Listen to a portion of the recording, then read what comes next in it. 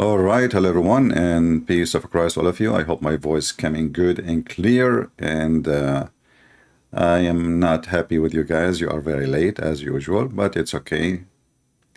I forgive you. All right. I learned that we as Arab, we are the only people who come on time. As an example, Allah, He's an Arab God, and the Christian believed that Jesus was crucified and He was Son of God. Allah, He came on time, just 600 years after, to tell them, hey, it was not Jesus, it was someone else. Perfect timing. I mean, He is so early, you know. And then I said to myself, if Allah can be late 600 years, I can be at least, late for 600 minutes. I mean, what a big deal. Remember, time does not matter to Allah, yet His tree is growing. Anyway, today we have a topic which is very, very nice, Mimi Hijab and Lily Dawha, they open channels just to bash other Muslims. Just those people, anyone don't agree with them, they try to smear him. In one hand, they might make you a child molester if they want, and their prophet is a child molester. Or they may say you don't speak good English, or maybe you don't know Arabic, or you know what, you are an idiot, or what is your qualification, or you know what, I mean, the list is long. As long you don't agree with them, the list is long. If you agree with them, you are perfectly fine. A bunch of scumbags. So I found this video very interesting and matched perfectly with the late Allah. And I will open my Skype, by the way, if there is any Muslim would like to join us. And please, Muslim men, no Muslim girls. I mean, if Muslims consider Muslim women half a brain, why in the world I would discuss with somebody except to be half a brain? Because if you say you are a female and you are a Muslim, then that means you agreed that you are half a brain person. So why in the world I want to talk to you? We do not need, embarrassment for you as a half a brain person. Let us go to what Lily Dawha and Mimi Hijab, they are saying about a guy, his name is Shamsi. Shamsi is a guy who lost his teeth. He's an idiot, I have to agree. He is funny and stupid. He's funny in the way of stupidity, But, I mean, if I made a video about Shamsi, and I show people how stupid he is, you can say, okay, well, this is a Christian prince. What do you expect him to say about the Abduls? I mean, Christian prince cannot find one Abdul is smart. But those are Muslims who they open channels just to bash each other. Backstabbing, dogs biting, dogs fight, gossip, rumors, and false accusation to each other too. They are willing to do anything to put you down, to smear you, to paint you in the color they want. So here, Mimi Hijab and Lily Dawha decide to smear, or let us say, to color Shamsi. And the title of the video is Shamsi Aid LGBTQ over Muslims. What is the title is? Shamsi Aid. Shamsi is a Moroccan boy. He's trying to grow a beard, but it's not growing. I noticed like he have a difficulty to grow it. Shamsi aid LGBTQ over Muslims. And I wonder how that can happen. You see, your prophet himself, he aid LGBTQ, and he himself was a member of it. If you have my book, Sex and Allah, you will find that all the familia of Muhammad, they were LGBTQ. With no exception. And we can find the reference from your books. In fact, we cannot find one verse in the Quran, one verse, punishing any serious punishment for anyone is a member in LGBTQ in the Quran. Not even one verse. There's only one verse in the Quran saying, "Adhuhuma," which means hurt them. you open the interpretation, you will see it says, beat them with sandals. And you know, if somebody is a gay and you beat him with sandal, he might get excited, you know. What kind of a punishment this punishment is?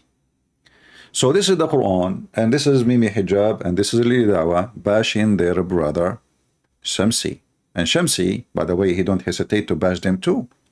Everybody bash everybody, because this is a bash religion. Allah himself, he have verses bashing people. As an example, when the uncle of Muhammad, actually Allah, he made a chapter about the uncle of Muhammad.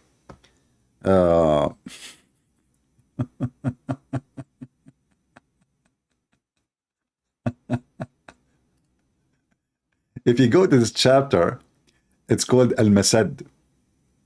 The whole chapter about the uncle of Muhammad and his wife. The whole chapter is 5 verses, and Allah making a statement about those people.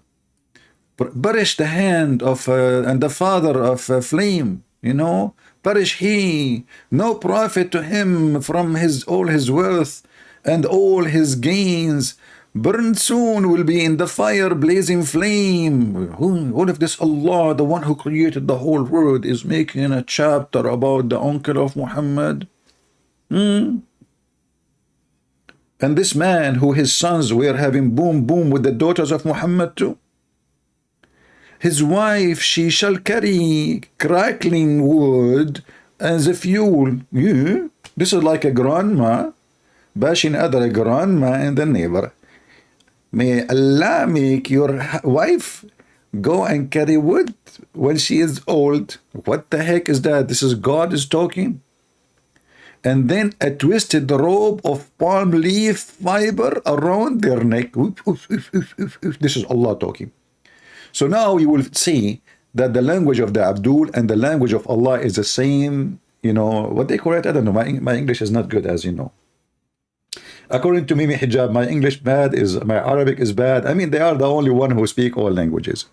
Now, I have to admit, for sure, his English is way better than mine, but doesn't make him smart. Still, he's a donkey. The Chinese, they said, he left as a donkey, he never come back as a horse. So it doesn't matter what school you go to, you idiot. If I grow up in England, I will speak a very good English. Very simple. I mean, a kid who is 2 years old or 5 years old in America, he speaks better American language than me. It's very simple, because when you are a child, you learn faster, and you know the language will be like hold in your brain forever. So when the Muhammadan, they try to bash somebody, they follow the method of their God. Their God, he smear people. Their God, he spread gossip about people, lies, just to make them look bad.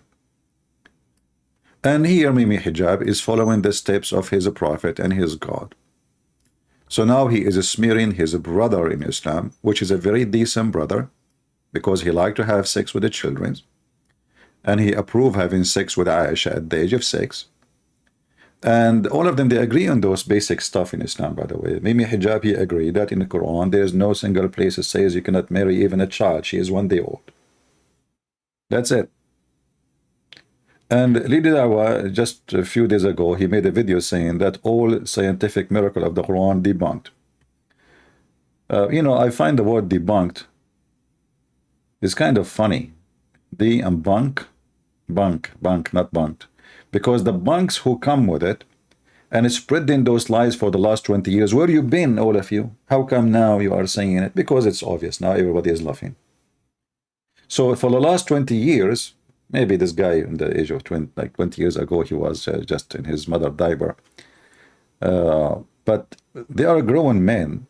And how come it took you all those years to say, and they are the one who used argument about scientific miracle of the Quran, but now they don't want to, you know, they decide that this is not working. People are laughing at us, and we debunk it. You know, I made my first book about the scientific miracle of the Quran 13 years or 14 years ago. So let us listen to Mimi Dawha and Lili Hijab, because they are married. I mean, look how it sit close next to each other. They're very cute, very cute. And they're bashing party. All right? Okay. Go. Start your bashing party. What do you want to say about this guy? Expose him, brother. Nifaq. It's action nifaq. Nifaq in Arabic mean hypocrisy. His action nifaq. This is the first of the video. His action is nifaq. What the heck? And isn't it you, Lili Dawha, who said in the other video that the Arab, they converted to Islam but they don't believe?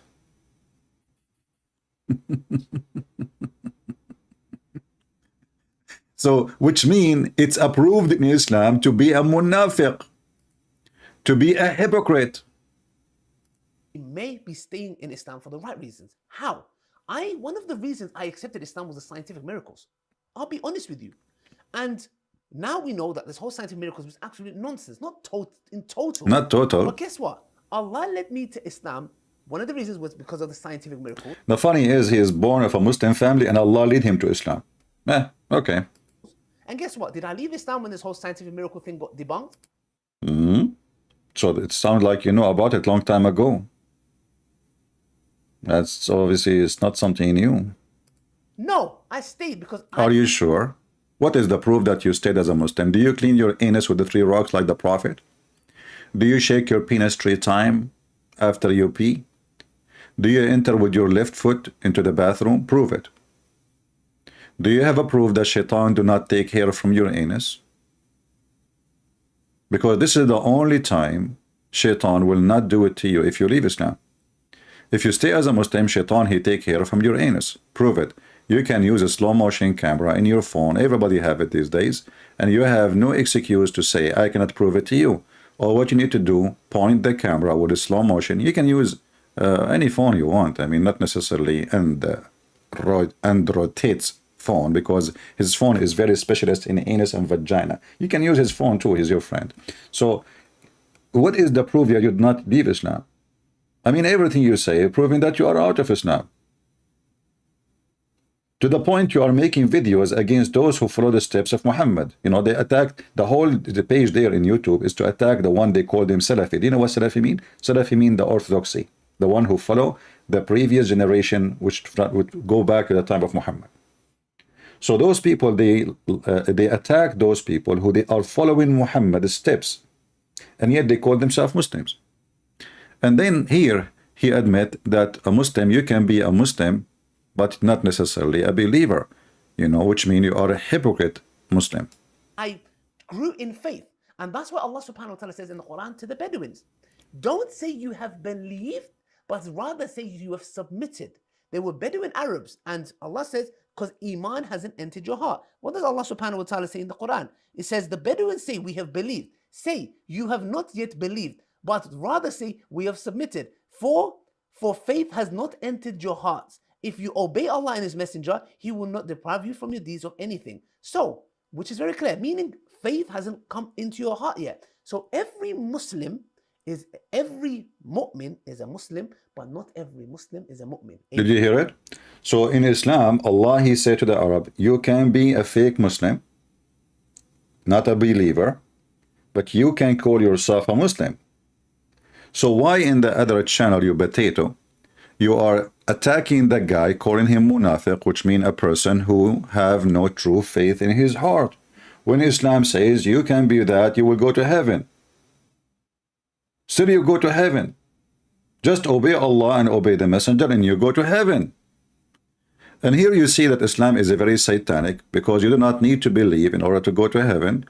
Just say words in your mouth, but this is totally against the Bible. The Bible speaks about those who praise the Lord with their lips, but their heart have nothing to do what they say, right? Those they will go to hell. In Islam, no.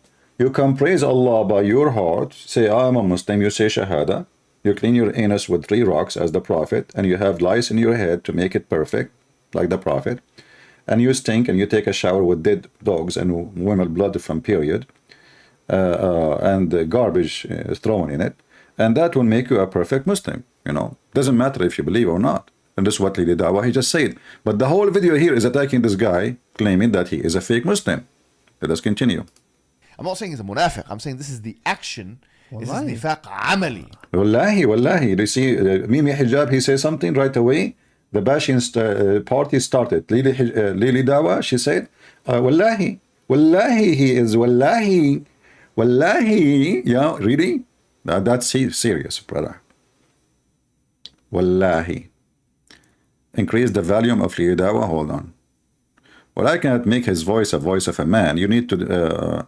okay, you know what? Lily Dawha, he sells something. No, Mimi Hijab, he sells something when he starts his video. I think Negla seed. Maybe if we buy some Negla seed and give it to Lily Dawha, her voice will become a voice of a male. And what I can do, I mean, his voice is, you know, hello.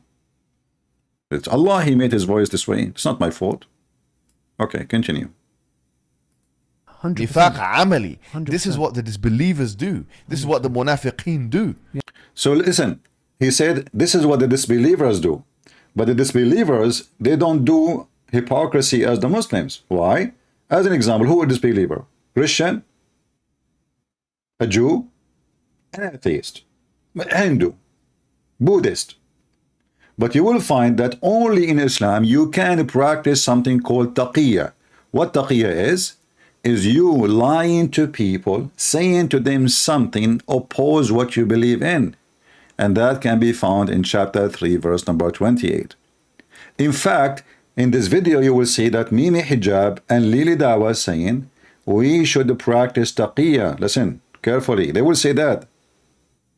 You're trying to get him locked up by sending him back there or getting him locked up here. Exactly. Let me tell you something. Let me tell you something. Look, Lily Dawha is getting upset. I never saw a woman before being upset like that.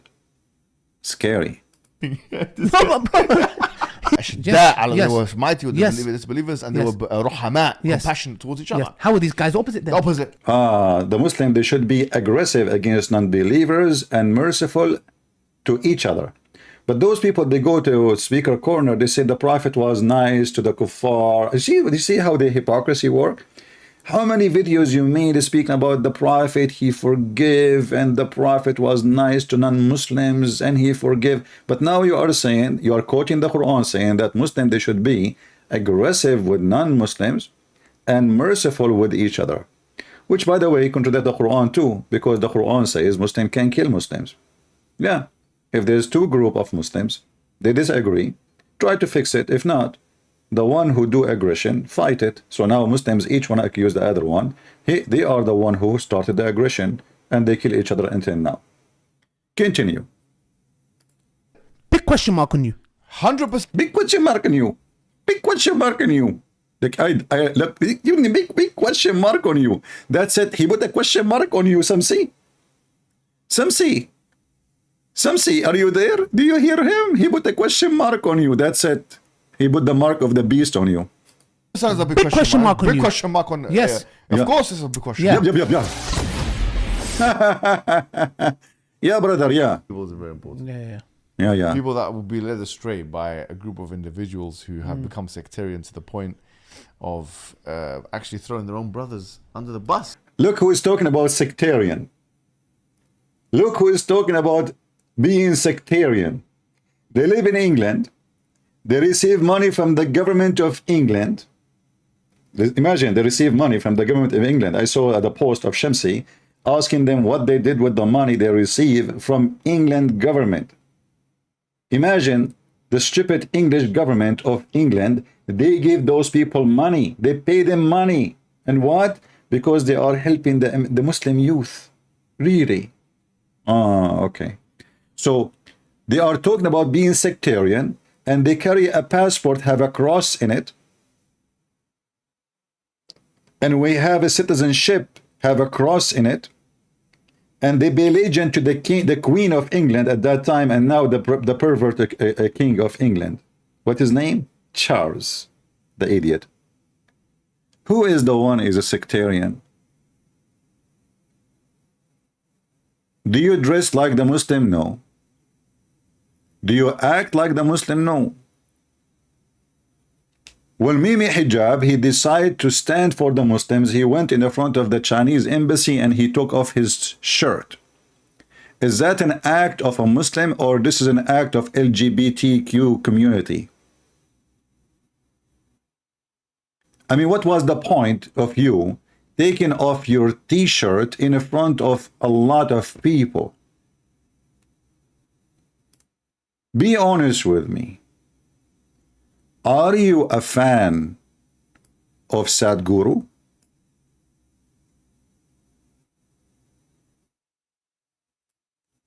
The hypocrite is you. Few months after your president, the president of Egypt, he went to Saudi Arabia and all Muslim leaders and kissed the ass, literally, and even they lick it, of the Chinese president. How come you don't make a video against the government of Egypt as long you are a man? You are the man, not sectarian. And the funny is, in their channel, they have videos about Salafi, who they say we should not speak against our rulers in public. So how come you don't dare to speak against your ruler, Mimi Hijab? Huh? You forgot the Muslim Chinese? They are supposedly in jail, and the Chinese government, they are raping them, making communist baby from them. Which I believe it's a big fat lie. What happened? How come you don't have a stand against your president, your country, where you're coming from? Or, you know, the same as Lily Dawha, you know, Erdogan is the puppy in the, you know, between the testicles of the Chinese president.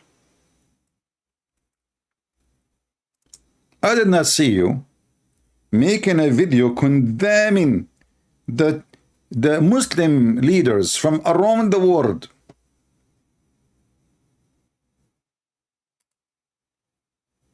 Hugging and kissing and licking the Chinese president. Why?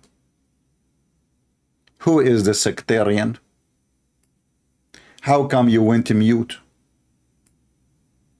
Why you did not do striptease in the front of the Egyptian embassy? I mean, I'm sure the Egyptian government, they will appreciate your nipples. The nipples, boy. I'm really disappointed of you. I thought you will make a big noise. And the funny is, in the same channel, they are accusing the Salafi who say we should not speak against a Muslim ruler in public. Okay, that means you support speaking against a Muslim ruler if he is doing bad. Is inviting the Chinese president and kissing their ass and sign a lot of deal with the Chinese is a good action, Mimi Hijab? You forgot your striptease t-shirt? Let me search for it in the, I will type Mimi Hijab naked. Muhammad Hijab naked. Here we go.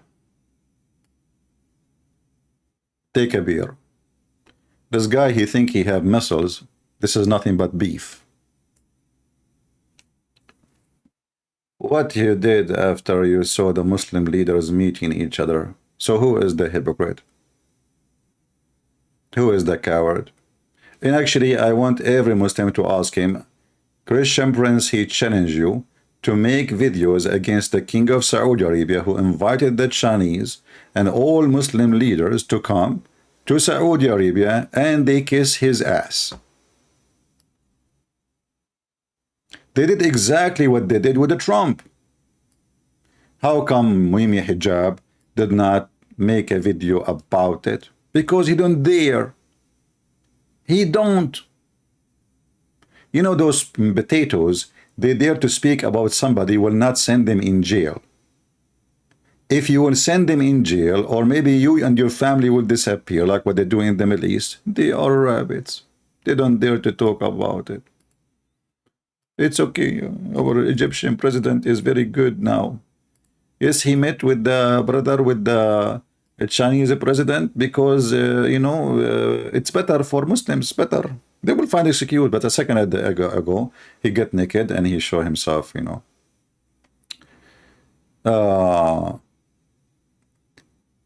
I see in other videos, Muslims,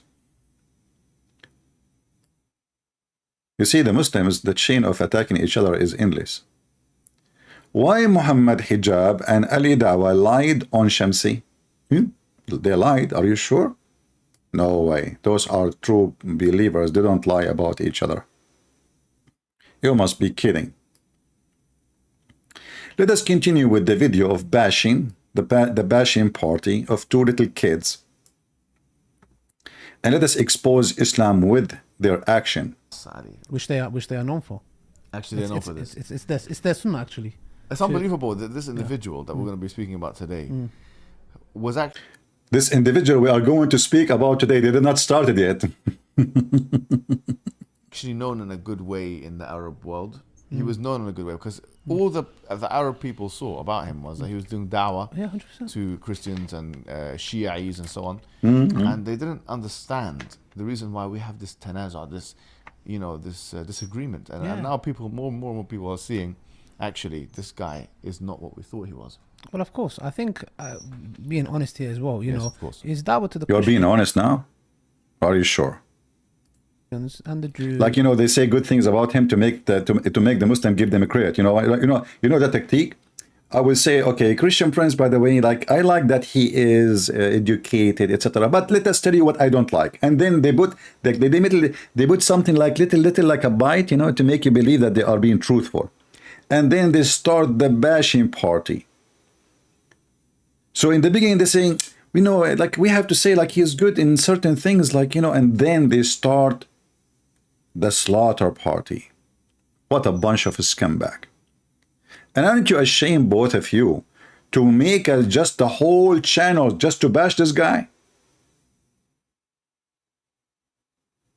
Do you even have a shame? And the disbelievers is very good. Is very good. It's very good. I would be lying or to ask him to he's very good. He's very good. He said Jesus cannot be God because he's a baby. He's very good. But you stupid Muslims, you forgot that the baby Jesus, he spoke in the cradle. Can your baby Muhammad speak in the cradle? Can his God make him speak in the cradle? When Jesus do miracles when he is a baby, they say Allah, he made him do it. When they want, it's Allah. When they want, it's not Jesus. So they remember that Jesus was a baby, but they don't remember that Jesus, he spoke in the cradle way better than Muhammad when he had 40 years old. An angel came to him and he squeezed him. Still Muhammad did not know what's happening. He went to his wife. He says, what's wrong with me, Khadija? Obviously, he's mentally ill. Nobody was squeezing him. I mean, why in the world the angel will squeeze a man 3 times? Looked like the angel Jibreel was confused about what is ketchup and what is mayonnaise. So he have a bunch of Muhammad in front of him and he starts squeezing. Which one is the mayonnaise? So the Muhammadan, when they want, they remember that Jesus was a baby, but they don't want to remember that Jesus is the Word of God and he spoke even in the cradle, which means the person is just born and he is doing miracles. Muhammad is 40 years old, 0 miracles. Muhammad is 50 years old, 0 miracle. Muhammad now is going to die, 60 years old, and 0 miracle. Muhammad is dead, and he have no miracle. And not only that, he died by poison like a rat. A Jewish woman, she went to Walmart. At that time, by the way, there's a proven evidence from Sahih al-Bukhari that Walmart store was open. And the Jewish woman, she went to Walmart. She bought from the grocery. Some hadiths say she got it from 7-Eleven. We are not sure really, because the Muslim reference, as you know, it's very historical, proven to be true. They have a lot of evidence about Jesus. This is why they came 600 years after Jesus to tell us about Jesus. But they don't accept the ones who wrote the Bible about Jesus 20 years after Jesus. He was not there 20 years after Jesus, brother. They accept Muhammad who came 600 years after Jesus. I mean, do you see the stupidity and the hypocrisy of those people, those puppies? Continue, puppy. Argument's sake, if I didn't dislike him, to even make dua against him not to do this would be actually against our deen. Why? Because he's good at what he's doing, alhamdulillah, and should carry on. And the reason why he's good is because he sticks to the basics. How he stick to the basic, and you are bashing him about everything he do. Look, they are saying he stick to the basic. And if you hear what he will say after, you will not believe it. To that, and to your lane. He's actually No, it's true. No, but that's your basically lane. the most important things like That's your tawheed, lane. bring people to tawheed Yes, and this kind of yes. stuff. Like, and it's a good lane. It's an honourable thing, bro. It's an honourable. It's the Stick to most It's an honorable thing. In 2 minutes from now, you will see they bash him that he don't speak good English. They bash him he don't speak Arabic. So how he is doing da'wah? How somebody don't speak Arabic, he don't speak English. So what language he used to do da'wah? Gibberish. Harut and Marut language. honourable lane. Yeah, stick to that lane that you're qualified in. Yeah. Yeah. But the thing is, Now he is a qualified. Remember, in the minute 2.7 in the video, Shamsi is a qualified. Remember that. In the minute 2.7, 2 minutes and 7 seconds, Lili Dawah, he said that Shamsi is a qualified. 2 minutes after, Shamsi is not a qualified. Well, he's not qualified anyway. He's not qualified at all, actually. It's not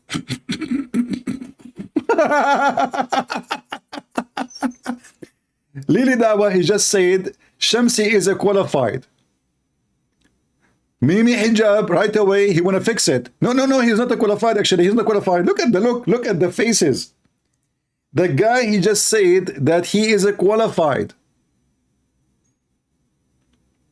We have two monkeys coming from the jungle of Amazon. One, he gave certificate of qualifications to Shamsi. The other one, he just jumped. He said, actually, no, he's not a qualified. Listen carefully again. and it's a good lane. it's an honourable thing, bro. It's an honourable. It's the most He's honorable. He is a good thing, okay, and continue. honourable lane. Yeah, stick to that lane that you're qualified in. Yeah. That lane qualified him. You heard it? This is not my words. Mimi, bite him. But the thing is, Well, bro, he's not qualified anyway. He's not qualified at all, actually. To talk about. No? Imagine he is an individual that talks about tabdiya. yes. I mean, tabdiya. Yes. You talk about tabdiya. You know what? I want to ask you, Muslims, do you understand even what this guy is saying supposedly? I mean, how this video is in Arabic? Is it in Arabic or in English? But I will tell you what they are using those words. They are assuming that the one who's listening is the one who is a Muslim and he knew a few Arabic words. So now we can bash, so the Christian, they will not understand. So they're accusing the guy of fabrication, adding stuff is not there. Okay, continue. To get someone Yeah, out bro. of Ahlul Sunnah wal Jama'ah. Yeah, actually, there's people that follow him that Yes. say to me that he is wrong for doing that towards myself and many people. Yeah, Yeah. of course, yes. And these are people. Look. A second ago, they were saying he's a good guy, he stuck the basic, etc. And now the bashing part is started. There's many people, they told me about what he do. What he do, tell us. People that kind of like, are okay with him. So Our problem yeah. with him is not that he's doing da'wah. Of course Our not, problem bro. with him is that he is now effectively harming the Muslims. And this example here that we're going to speak about today Yes. is a shocking example, isn't it? Really? Guys, it's a shocking example. He's harming the Muslim. How? Well, it is. And I've said this to you before. We had a phone conversation. Yes. Sometimes, I talk a lot about taking the akal over the knuckle. I repeat the statement a lot because Taking aql over the knuckle. If you remember, when this potato, he made a video about Gog and Magog. He said the problem with people that they take the aql over the knuckle. What does that mean? You think instead of just accepting what is being said, what is it transported to you? If we play this video here, I want to pass the part he is selling. What? I mean, can you believe it that this guy is even selling cat foods? He claimed that he is a man of God who is spreading dawah. And in his channel, which is about Allah, he want to sell you halal cat food. Have you ever heard of a halal cat food? Is that a food for Muslim cats? we're going to get straight into this video. There's a new brand on the scene called Alif. They make 100% halal raw cat food. They're a Halal raw cat food? Listen, Muslims. Lili Dawah is selling halal cat foods? Is that the same cat who refused to walk over the Quran and then David Wood get them busted with it? Halal cat food? What does that mean?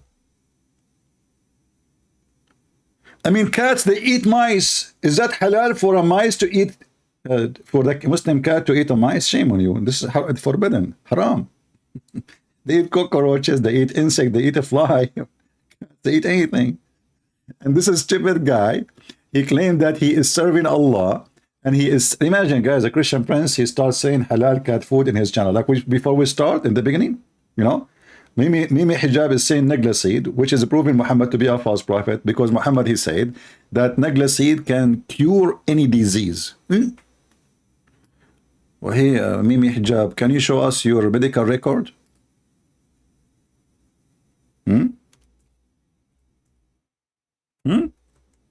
How many times you, how many times you took yourself and your wife and your child to the doctors, huh? Just give them, why you want to go to those kuffar doctors or Hindu Indian doctor, huh? Just give them the negla seed you are selling to everybody, the scam you are doing. This is additional proof that Muhammad is a, is a mentally ill person. He heard somebody saying that, negla seed, the Arab before Islam, and not only, I mean everybody, there is all kind of seed is usually, usually used for many purposes, and they are useful. This is not something new. But when Muhammad, he captures something, this guy, he exaggerates with his lies. So suddenly the negla seed can cure, is like, he's not saying beneficial. No. Listen carefully. Muhammad, when he lie, his lie is so big, the same as the ass of leading Muhammad Dawha. Because leading Hijab and Muhammad Dawha, yeah, merging together. Negla seed is not the remedy. You see, this says here remedy. It says shifa'un min kulli da. Shifa mean cure. Cure. Here they are using remedy. You can say it's close, but it's not the same. Here you see the translation is a healing. There is a healing black in the black common for all disease except death. Muhammad, he think death is a disease. Here, look at the translation. Here is the translation is accurate. It's a cure. So the stupid Muhammad, Hijab, he sell a product promoted by the stupid Muhammad, the prophet of Islam, and nothing but a scam. And actually, let us put that into test. Anyone he have a cancer, we give him the negla seed, because Muhammad, he said, indeed. And by the way, it says, it doesn't say, it just contained, it is the cure. And now, Lady Dawha, peace be upon her, she is sitting. This is different video. Hold on. All of them is good to play, they are funny. Which one? Where is the one? Where is the one? What? Not this one. I lost it. Not this one too. I have too many videos. Here we go. Finally.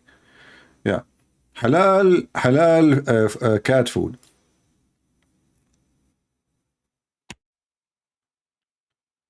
Halal cat food. Okay, continue.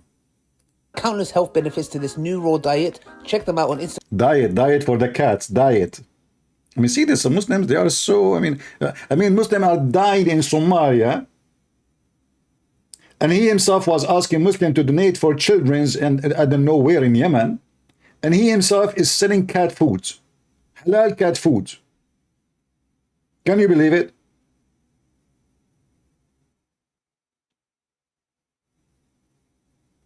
Can't you give your cat a leftover of your food instead of throwing it in the garbage?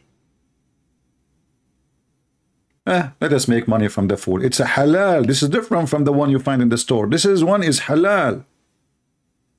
When we kill the mice for the cat, we say the name of Allah in the head of the cat, in the head of the mice before we slaughter it.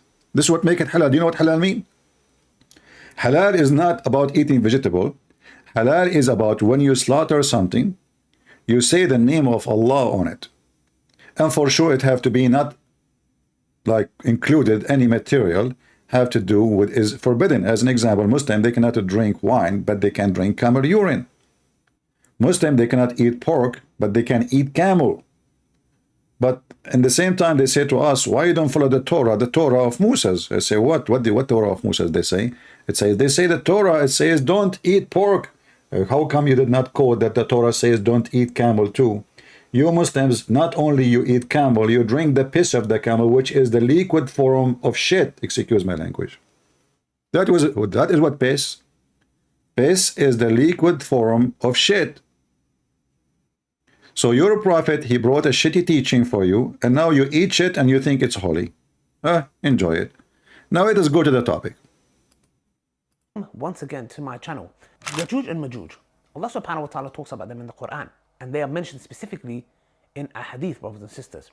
Now, one thing that a lot of people make a mistake, which I've seen, people of knowledge, is that they try to comprehend and understand who is Yajuj and Majuj? Where are they? How could they stay in a cave for so long and dig?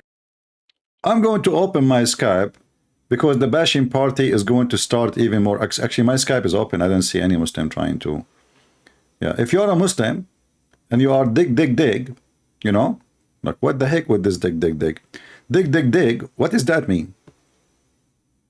Is that a new verse in the Quran? Dig. Where are they? How could they stay in a cave for so long and dig? And just when they're about to come out, and obviously there's issues, some say there's issues with that narration, some parts of it, are not authentic, whatever it means.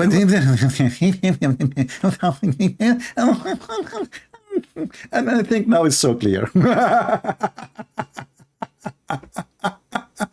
You know what? I have a suspicion about you. Are you sure you are not from the cat species? Because you are talking like a cat. Touching your nose. We understand nothing. What you just said? Parts of it, are not authentic, whatever it may be. I'm not trying to get into that, okay? And then Dhul Qarnayn, and there's so many speculations, etc. And a lot of people come and they're like, some people even get into doubt with this matter. No some way. individuals even leave Islam, and I'm like, what's the issue here? What is the issue? What is the problem? Dr. Riri Dawha, the cat doctor. Let me tell you guys the crux of the matter, because there are a lot of people and a lot of individuals who've tried to make people understand this and even push the narrative of these certain Don't even push the narrative, man. Leave the narrative alone. Already we have holes in it. What's wrong with people? We have a lot of holes in the narrative, and you are pushing the narrative. Do you even have a narrative?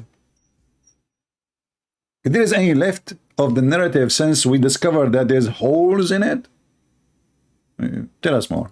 Muslims, that people are leaving Islam because of this, apparently, yeah. I just heard one. It's a bad idea. They call it leaving Islam because it's a bad idea. I mean, this is this guy. You know what? Why they don't hire you in England to be the one who make commentary about the football game? I mean, it would drive the people nuts. Bad idea. So somebody leaving Islam, which is a bad idea. This is your comment. It's a bad idea to leave Islam. I mean, what? Shouldn't you say you will go to hell? What bad idea? I mean, there's a good idea and bad idea in this. What? I mean, we say the word bad idea if somebody want to eat something, or you want to climb, etc., or go a trip which can be dangerous. But you don't say it's a bad idea for somebody leaving your religion. Tell us more. Individual, and most of his reasons were because he couldn't have intimacy with a lot of girls. Now you start bashing again. Somebody needed Islam, so because one needed Islam because he want to have intimacy with a lot of girls. And we know that in Islam, he made a video saying you can have secret wives and up to 4, which means in Islam you can have intimacy with a lot of women without leaving Islam. So you are saying you stupid, and people are laughing at you, because if somebody interested in having intimacy with many women in the same time without being in trouble, he should be a Muslim. He would not leave Islam. If you leave Islam and you have intimacy with more than women, you will be in problem, because even a girlfriend will not accept that. So you see, now go to the topic. What you want to say to us about naql and aql? Something along those lines. Okay, I don't think it was this issue at all. Yeah, it was more of his desire. What the heck is that? The point is this. Now he will go to the point. All of this before, it was not the point. It was the faucet. Now the drop of the point is coming. That we fall for this, and then what we try to do is, in return, is like, I know, let's try to bring it down to a logical level and try to explain it in a logical way. Now, how many videos this guy he made attacking Christianity says the Trinity is not logical? But as you see, the problem, you will have a problem in Islam if you try to be logical. And you are anti-Allah if you are logical. And you are making a trouble to Islam if you try to be logical. But the second you speak about Christianity, you say this is not logical. Do you see the hypocrisy and the scam of those people? I've seen many people do these videos. Okay, many people. One of those was Dr. Yasir Qadi. You know, the thing is now, it's Ramadan. I'm not here to... I'm not going to bash him in Ramadan. After Ramadan, I will screw him, okay? Just wait. In Ramadan, I'm a good Muslim. After Ramadan, I'm a bad Muslim. Talk about anybody, etc. Okay? I don't want to make anything to... Just shut up, man. Give us I mean, I don't know where he said that in the video, so I have to move. Let me move. I mean, this guy has a lot of crap, sorry. There's things I agree with also. So the thing is here, it's just, I don't want to get into the details and the nitty-gritty. The point I'm trying to make is, he also done a video on this matter. The point I'm trying to say, and what I don't understand is this: why do we have to understand everything in the context where, why does it always have to be logical? Why does it have to be something where we're like, oh, explain it to me logically, or, you know, I'm going to start doubting things? This is exactly why Shaitan fell into disbelief. So why you are making a video against Shamsi and trying to be logical about what he do, if logic is not halal in Islam? Why we need to understand things logically? Isn't it you Muslim, you dummy? Believe that every action a human being does, it was a predestiny? Which means if Shamsi he says something or he did something, this is a predestiny. So are you against Allah or against Shamsi?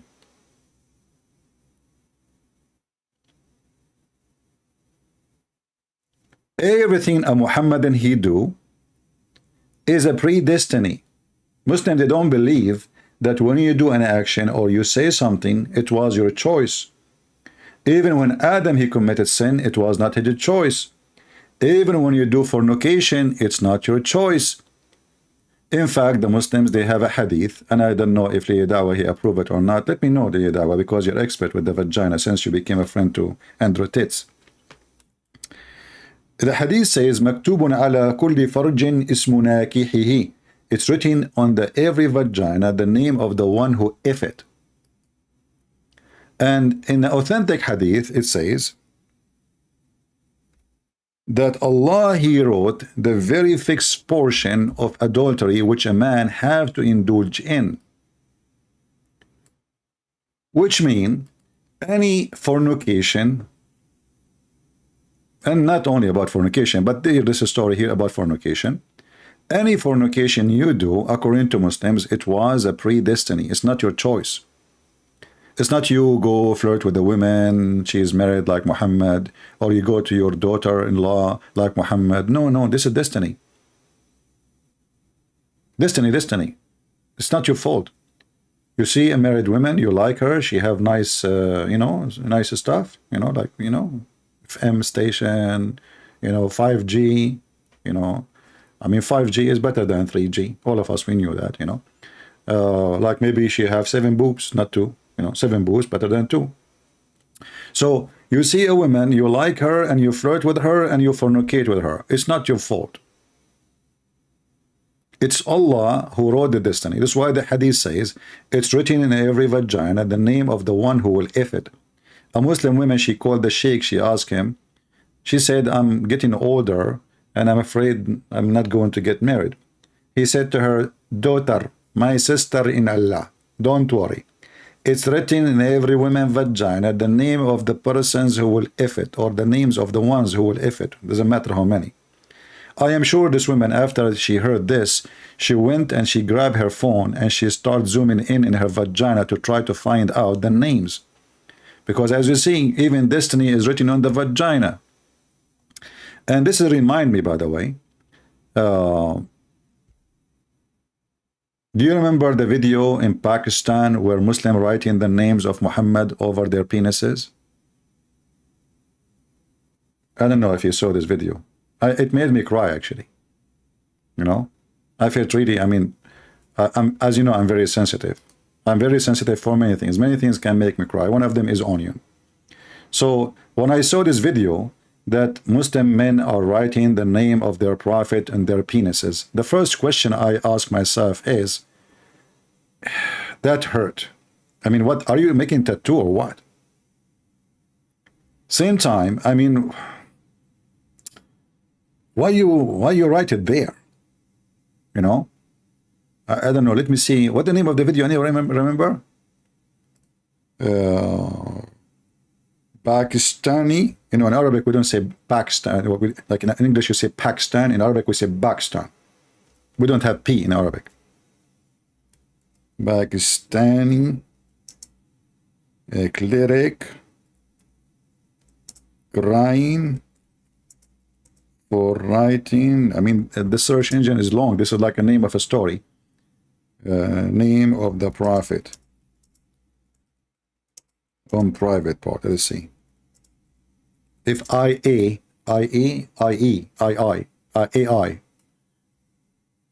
Pakistani, okay. What the name of the video? Anyone remember? Anyone remember the video? Because if we will play it, you will feel too. You will sympathize. I mean, my English is really horrible. With the prophet. Anyway, if somebody remember the name of the video, let me know. It exists in the what his name, brother Adam Seeker. Okay, hold on. Let me search for Adam Seeker page. Hold on. Adam Seeker.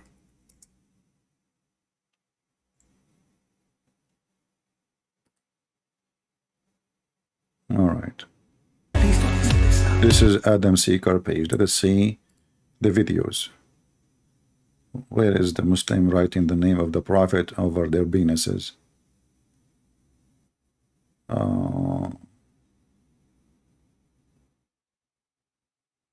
Wait. It should be here somewhere. I'm looking in the penis section. Sorry.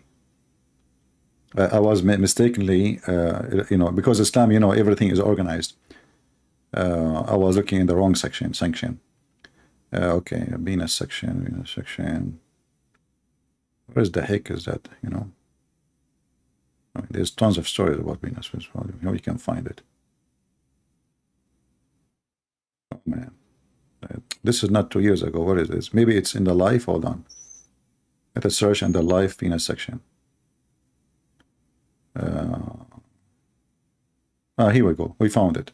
I think so. Yeah, here we go. We found it. I hope, you know, guys, you are not sensitive and you will not be crying, because this is really case sensitive story, and we have to be sincere and feel for the Muhammadan. I mean, imagine the Muslim, they keep saying to us, people converting to Islam, and then what they get us. No, not this is not the video. No, this is not the video. I got the wrong video. Hold on. Where is the video? Wait. Anyone knows the name of the video? I can't find it. Don't tell me he took it down.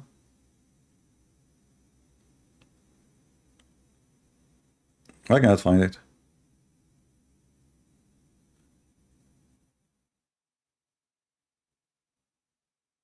Oh boy. Okay, I don't know. In Hatun Tash. Okay, what's the name of the video in Hatun Tash? Give me the name of the video. Because you know, my plan today, I want to make all of you cry. I want to make you cry. When you see those sheikhs are crying, you know, you will feel really bad. You might even convert to Islam.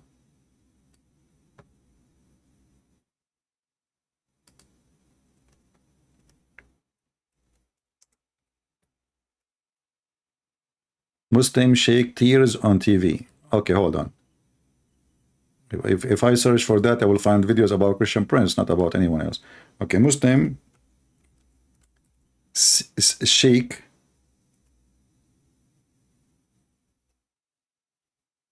sheikhs in tears on TV. All right, let's see if we can find that. All right, we found it.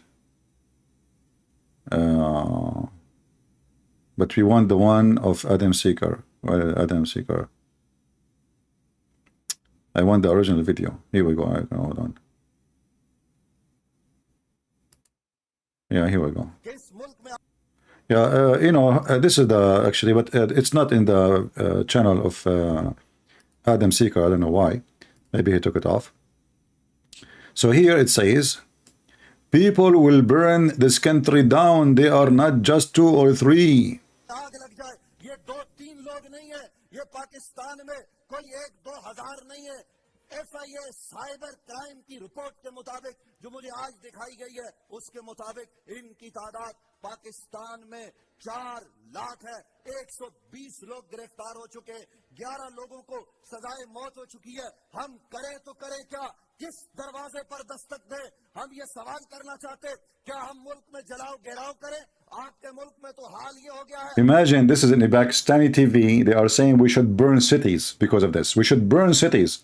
They are teaching violence against their own country. This is how filthy Islam is. Why? Because Muslims write in the name of the Prophet in their penises. I mean, you Muslim, why in the world you do that? Don't write it over your penis. I mean, what about your anus? Maybe the penis is the one making them like, upset. I mean, try different location. Just try. I mean, aren't you bored from the same place? You write everything. You go to Pakistan, you give him your phone number, he grab it, and he start writing what's your phone number, sir? Why you are writing the phone number of the guy over the penis? Is that like a tradition in Pakistan, brother? No. They write only the name of the Prophet, because it's a private prophet. He is very private, brother. He is the only prophet sent for all mankind. Okay? आपके यहाँ lectures दे रहे, और ये किसी एक घर की कहानी नहीं है, अब घर घर की कहानी बन चुकी है। एक आलिम दीन तौहीन करते हुए पकड़ा गया। आज उन्होंने a scholar, let me translate for you because most of you don't understand Pakistani. As you know, I'm black, blonde, African American from Japan, plus Pakistan, something, like that. So they cut even Muslim clerics, scholars, they are doing blaspheming against the Prophet. Muslim cleric, scholar, brother, even scholars, they are writing the name of the Prophet on their penises and they are insulting the Prophet. Who's left in this country?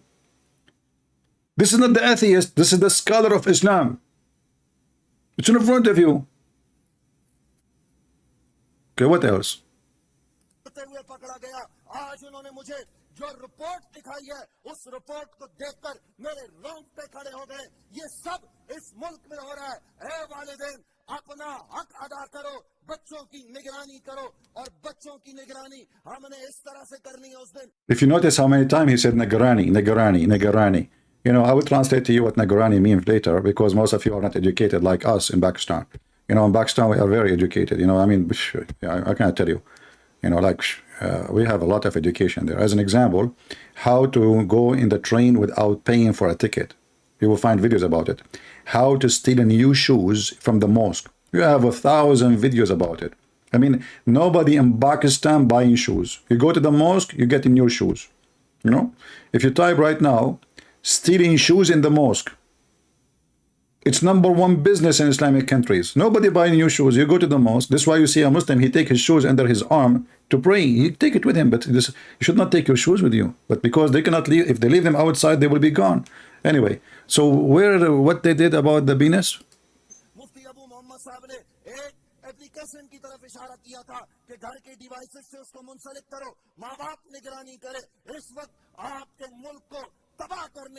This is an organized conspiracy to destroy our country. How? They are writing the name of the Prophet on their penises.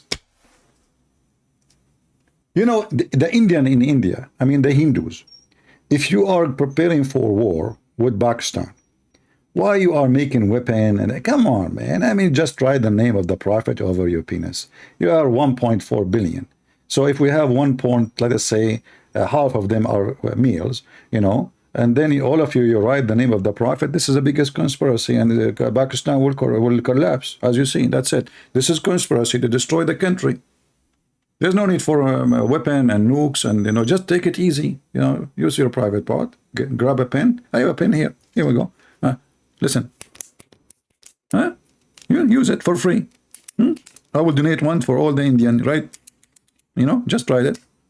If you don't know how to write it in Arabic, I will teach you. Okay. So now this is a conspiracy to write the Prophet name over the private part, and all the drama. Let us go to the drama where they start crying.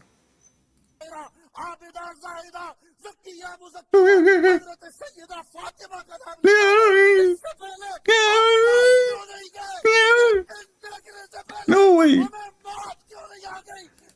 Man, you will lose the baby in your belly. What are you doing? इस वक्त ये कहा जा रहा है कि हम 7 अप्रैल को पाकिस्तान में तहफ्फुज़ नामूस रिसालत का दिन मनाने जा रहे हैं। मोहतरम फैसल कुरैशी साहब, उलमा आगाही फराम करे। ए वालिदैन, रब्बे तौबा का वास्ता, कुरान का वास्ता, उठो और किरदार अदा करो और अपने बच्चों को, अपने मुल्क को और इस्लाम को बचाओ।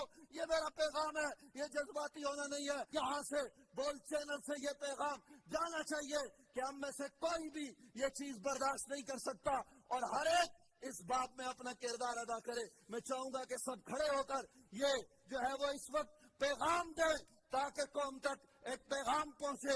नबी अलैहिस्सलाम की इज्जत और नामूस जिस मुल्क में महफूज नहीं, कुछ भी महफूज नहीं है। किबला, बात को उस तरह से डिस्कस नहीं किया जा रहा है जिस तरह से Second ago you were crying. How come you stop crying so fast, man? I mean, all of this is a movie. It's an act. A second ago he have his hand over his face and he's crying too. And now look, now the crying is stopped suddenly. You know? I mean, how fast, you know? Yeah, what else? What else? दिखाएं और उनको बताएं कि ये क्या These pigs who are doing those things should be shown to the whole world. ये जो लोग हैं जिनको सजाए मौत दी They should be sentenced to death. Imagine this, how filthy. This is a TV station. जिनके साथ ये सब इन सबकी शक्लें दिखानी चाहिए ताकि वो What a bunch of scumbag. They come to the West and then they say, no, in Islam, we are tolerance. Islam, we don't teach violence. And Islam, here we go. Yeah. Look at those two. You know, those two, they will say to you that being LGBT is not bad as being a Christian. Just wait. I believe it's a very profound thing, and I believe we apply this. But sometimes, you know, this brother has oppressed a lot of people, and I'm not talking about like myself. There's people who's oppressed where he's justified people not entering the masajid, the houses of Allah, bro. His group is known for physically attacking brothers, physically. Man, his group is known for physically attacking brothers. So Mimi Hijab, when he took off his t-shirt and he was challenging people like in the front of the embassy, he was not trying to do something physically, or it was a show? Obviously it was a show. Let us see, we have somebody trying to call me. All right. Let us see. There's nothing wrong with him marrying Aisha. Coward Pakistani. Coward, what? Kafir? Oh, he think I'm this guy, this Muslim, he think I'm from Pakistan. Let's call him.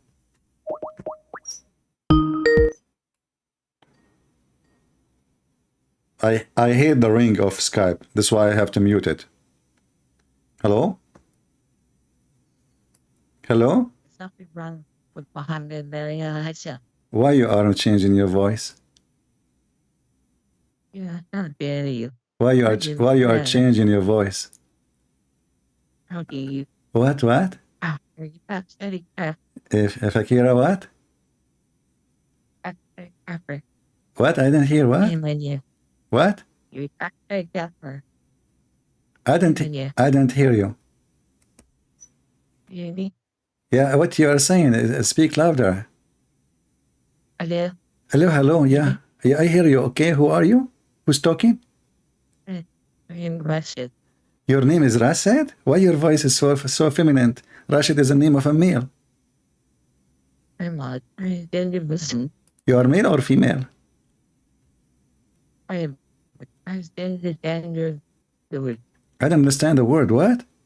You sound like Jibreel when he talk. I'm like, Mom, why do you read this in her? What? Mom, why do you You just take a hike, potato. You're using voice changer, I think. Do we have any real Muslim here have a voice of a male? Huh? Anyone? Unbelievable. Continue, Bashin.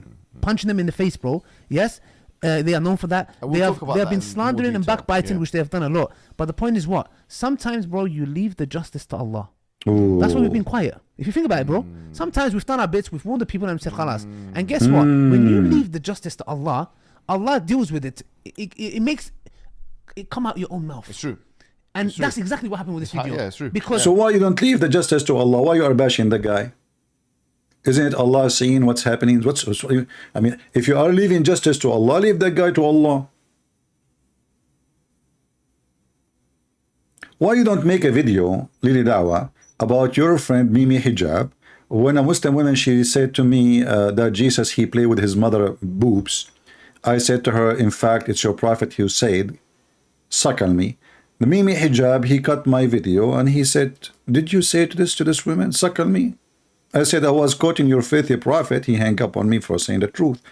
But this is Mimi Hijab. He go around and he was asking a Muslim sheikh, making fun of Allah prophet teaching and command from Allah, because this was a verse from the Quran, to give Muslim women, she should give her tits to any stranger before she can sit with him.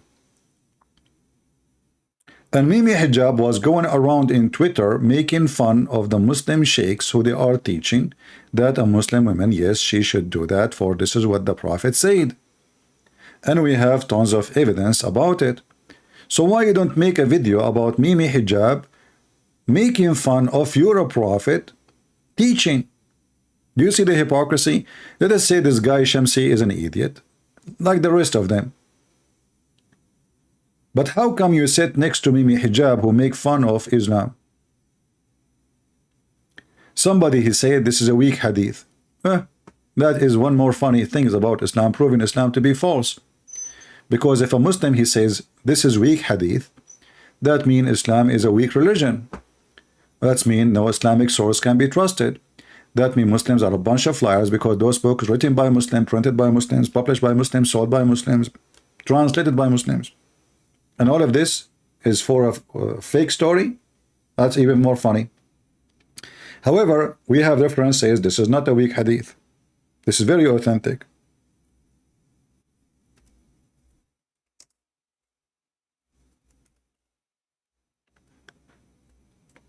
And you know, like the story about the goat eating the hadith or the verses in the Quran, I find it very embarrassing and very stupid. I don't think it's really what happened. I think the one who ate those verses, it was the Muslims, not the goat. I mean, the Muslims, they say, hold on, wrong typo. Okay. As you see, all of those are Sahih hadith. Even Aisha, she ordered her sisters to, you see here, they read. It says Sahih. Do you want me to sing it for you? Sahih, Sahih, Sahih, Sahih, Sahih, Sahih. Huh? Sahih, Sahih, Sahih. Because the Muslim, they don't see. It says Sahih, they say to you Da'if. It says there, Sahih, it's Da'if. It says in front of me, in your language, I forgot you don't speak Arabic, you're a donkey like your prophet. Okay. It's Sahih. All of this is Sahih. It's Quran. Those are verses in the Quran.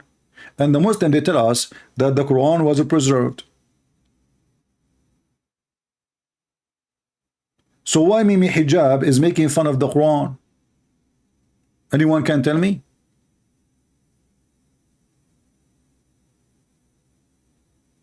You tell me. All those references are authentic reference. That this was in the Quran. 10 times suckling. 10 times. A Muslim woman, she have to suckle an adult man who have a beard. In fact, if this verse stay in the Quran, I don't mind to convert to Islam when I am hungry or thirsty. And I will be sure to go only, like, I don't want to go on, you know, those women who didn't have nice, you know, milk, you know, I will choose my source of milk, you know. Yeah. Look at this. The Quran used to have 10 times breastfeeding for adult. That's so good. You know, they say that Muhammad is, the Muslim, they say Islam is a conservative religion. I mean, do you see how conservative it is? A lot of vitivity. It's a conservative. Are you sure it's a conservative? So your wife, she wear burqa, but now if you come home and you find a man in the lap of your wife, playing with her boobs, sucking her nipples, you say nothing? You know? That's so good. So Mimi Hijab, he could not take it that this is exist in his book, and because he is a fraud, and he is not a decent man, he going around and make fun of the Holy Prophet, peace be upon him. And you know how much I respect Muhammad. I mean, that really hurt when I see Mimi Hijab is insulting the Prophet and the Quran and the teaching of Allah, and he go make fun of Muslim, decent Muslim women who give only their boobs to certain neighbors, not all the neighbors. I mean, imagine if a Muslim woman, she live in a sky building, like, you know, in Dubai, like 60 floor. According to the Quran, this woman, she have to suckle everyone he go in the elevator. So how many family there will be in this building? 2,000 people, 3,000 people. She have to suckle all them in. Otherwise, it's haram for her, brother, to go in the elevator alone with them. And the same story if she go in the airplane, or in the bus, or in the train. That is the Islamic teaching. It's in front of you. And Aisha, she used to order her sisters to give their boobs to anyone when attend to meet her. I mean, imagine you want to see the wife of the Prophet, her secretary, she gave you her boobs. If there's any of you Muslim businessmen and have a secretary, she gave her boobs? Because I'm planning to come and visit you for consultation purpose. Don't take me wrong. I hope your secretary is there. You know? Like, Alhamdulillah, Alhamdulillah, Alhamdulillah. This is a Muslim guy. This is a comedy. Somebody make those character about, you know, or here, look at this one. Oh, this one is even better.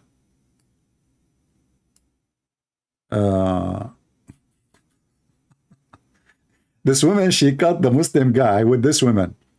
And he is saying to her, the woman in yellow is the wife. The woman in the burqa behind him. She's asking, who is this woman you are with? He said, don't take me wrong. She suckled me, so now she is my mother. This is a guy, he came home, he found a guy in the lap of his wife. He said, the wife, she said to him, don't misunderstood. We are doing breastfeeding for adult, okay?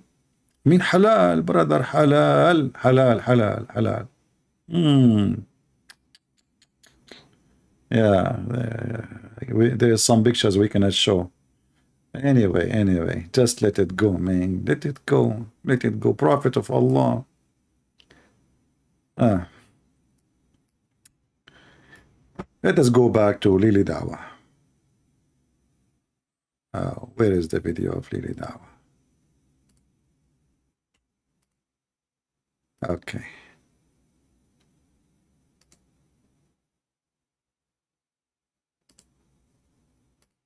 His own tongue You're right. testified That's right. literally about who he really was. And the That's whole true. of Arab world saw what we was telling people. We don't have a personal problem with the brother. Yes, he has right. a problem with every single person. Everyone's an Absolutely. innovator. Everyone.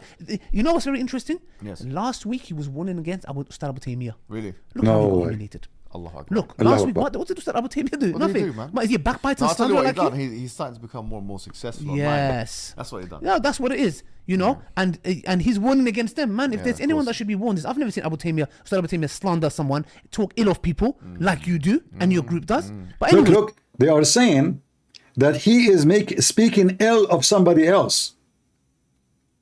And that make him bad. When he have like this guy, he have 100 videos speaking ill of Muslims. I mean, do you see the stupidity and the hypocrisy of those people? So they are saying he is bad because he's speaking ill of Muslims. But what are you doing now? I mean, the whole conversation is just to bash one guy. And you are saying that he is bad because he speaks ill of people. But isn't this what you are doing? What is the name of this guy, the blonde guy, Mimi Hijab? He have a page for him in Facebook. He have like 100 videos just to bash the guy.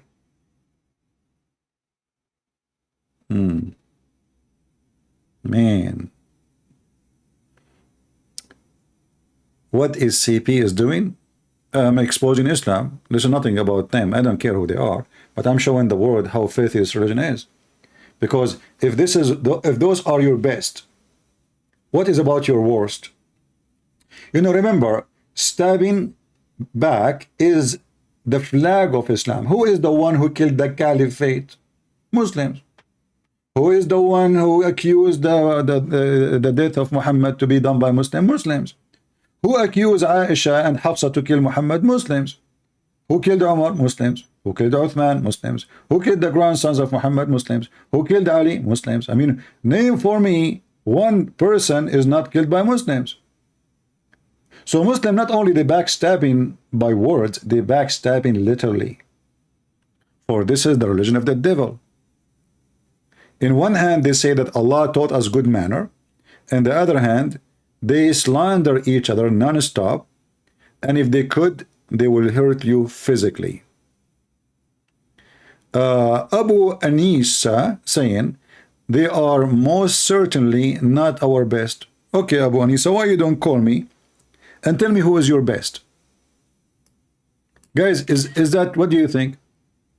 I am interested to hear from Abu Anisa, who is your best? Is your best the companion of the Prophet which the Quran spoke about them? Do you agree that the companion of the Prophet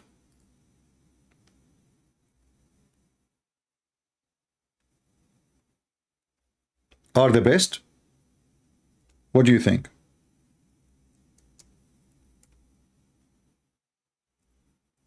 Any Muslim would like to call us?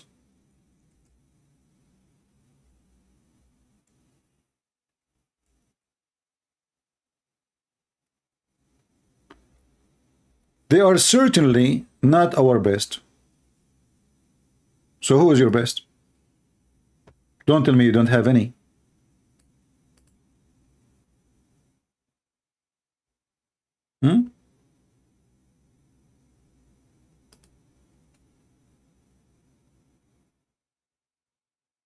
Isn't it Umar who burned the house of Fatima? And he even burned her and caused her to die?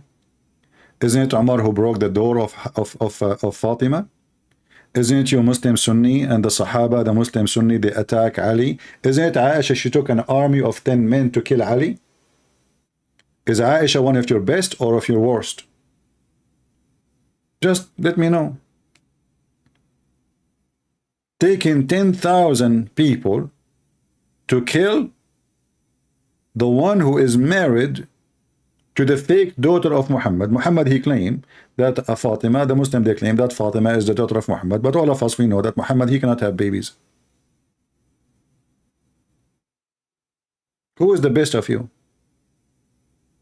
What about Muhammad? Is he the best of you? He went to his own house, his own son's house, when the husband is not there, and he flirted with the wife, and later he took his wife from his son. Is that the best of you? Don't tell me Muhammad is not the best of you. Isn't it your Prophet Muhammad who made Khadija's father drunk?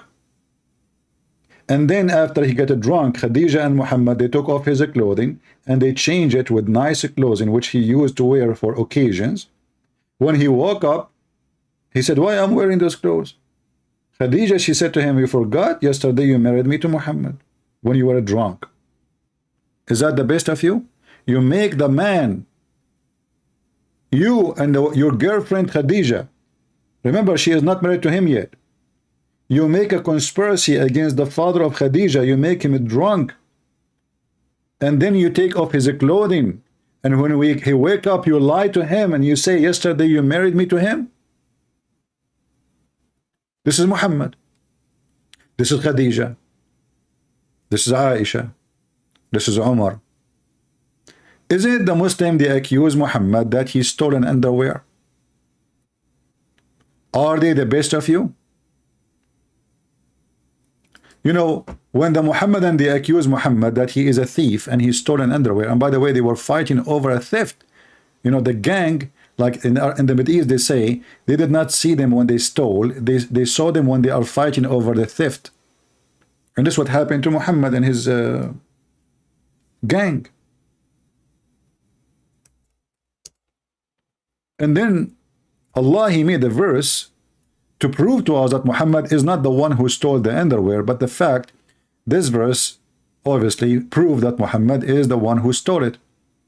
Because if Allah is all-knowing, shouldn't Allah tell us who took it? Until now, this panty is missing, and there's no proof that Muhammad is not the one who took it. In fact, this verse proved that he is the one who took it. Because if it is somebody else, Allah should say who took it. Can't Allah say who took the panty? And what kind of God he made a verse about a missing panty? He make a verse about a missing panty. What he will do if it was a bra? He will make a book.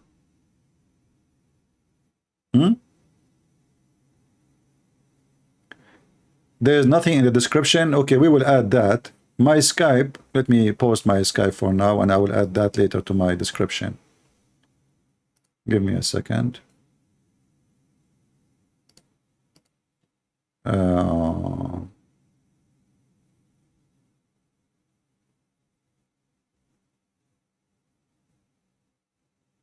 Let us see. All right. This is my Skype. I will post it, and later I will add this in the default of the description.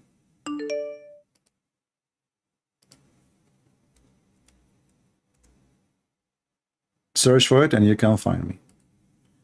Let us see a Muslim trying to call us. Let us call him.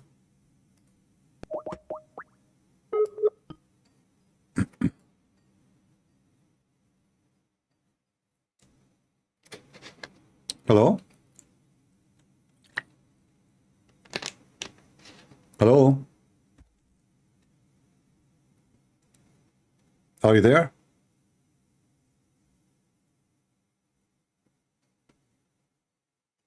What? Hello? I don't know. He was making a funny noise. Okay. Sound like he's a kid. If we have any real Muslim, please feel free, join us, and we will be happy to hear you. So as you see, this is a religion, everybody bashing everybody, and there's no decency in this religion. Muhammad himself, he was bashed by his followers, his companions. His companions kill each other. They slaughter each other literally. They accuse each other of theft and lying and killing. There's a guy, his name Khalid ibn al-Walid. He killed a man. He cooked his head. He cooked his head. In the same night, he raped his wife. And this man is a Muslim.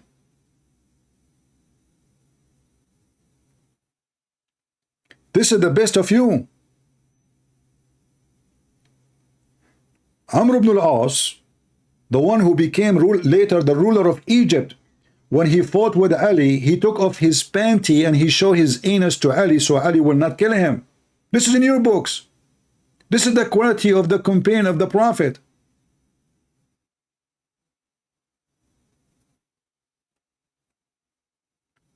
A sheikh will call you and you will run and hide.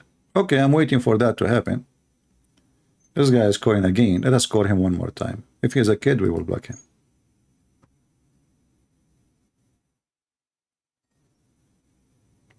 Hello? May Allah guide me to the truth. May Allah guide me to the truth.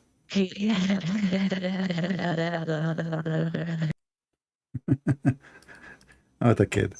All right. Let me block him. Do we have any brave Muslim would like to call us? Let us go back to the bashing party. Lady Dawha, bashing, great brother in Islam. His name is Shamsi. Shamsi, peace be upon him, who lost his teeth and says he is receiving good money these days. He fix it. Brother, where is the video? I'm getting... Oh boy. Here we go. The last one. So what happened? What happened, Hijab? What happened? Tell us more about what's happened, drama. You know? Can you tell us, please, what's happening? Go ahead.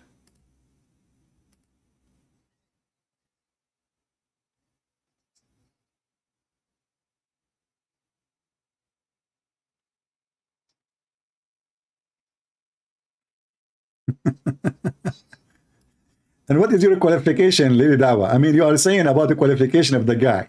What is your degrees in Islam, both of you? Can somebody tell me who is those guys? They are talking about the qualification of other Muslim, but I would like to see your degrees of a qualification. Mimi Hijab, you graduated from England, English Kuffar University. They taught you about Islam? What you learn? What is your qualification, you and your girlfriend?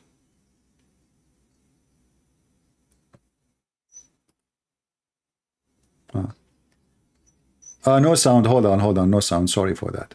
No problem. We were playing. We did not miss a lot anyway. They are just bashing. We will go back.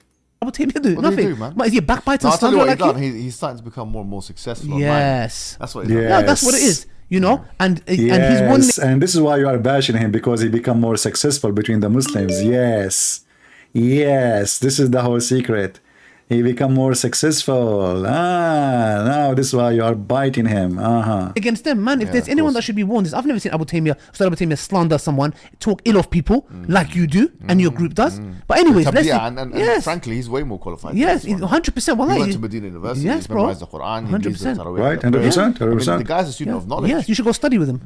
No, you should go study with him. Yeah. No, I'm being honest. You should go study with him. I mean, the point is that he's got some tamakkun. I mean, the guy's got some security knowledge, and he doesn't go around making tabdiya of individuals like this. Unless most of the heads of the S pubs who are absolutely kicked out of these places. They have no qualifications. Anyways, let's move forward. That was in sync, mashallah. The first thing, let's show the people the video in Arabic, and then I'll kind of translate what's going on. Yes. All right, so let's see the first clip. I think this is extremely disturbing, bro. It's so distasteful. Let's take guys, it's extremely disturbing. Look what happened. That's it, and then come back and respond in kind.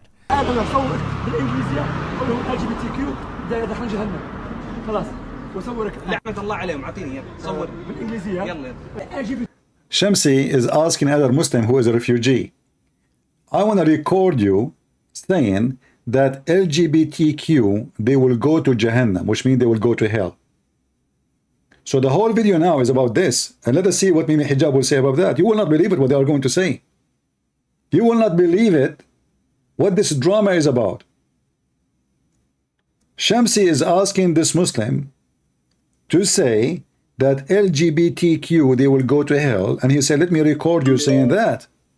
Listen carefully.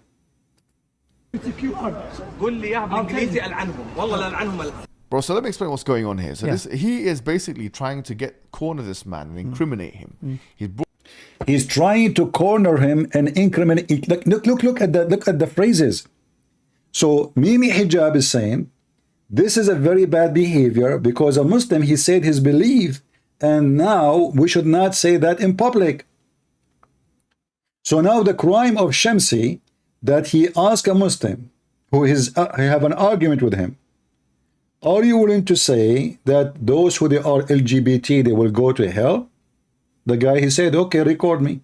Mimi Hijab and Lily Dawha saying that the evil Shamsi is trying to send this man to jail, which means Mimi Hijab and Lily Dawha, they don't dare to say that LGBT, they will go to hell according to Islam.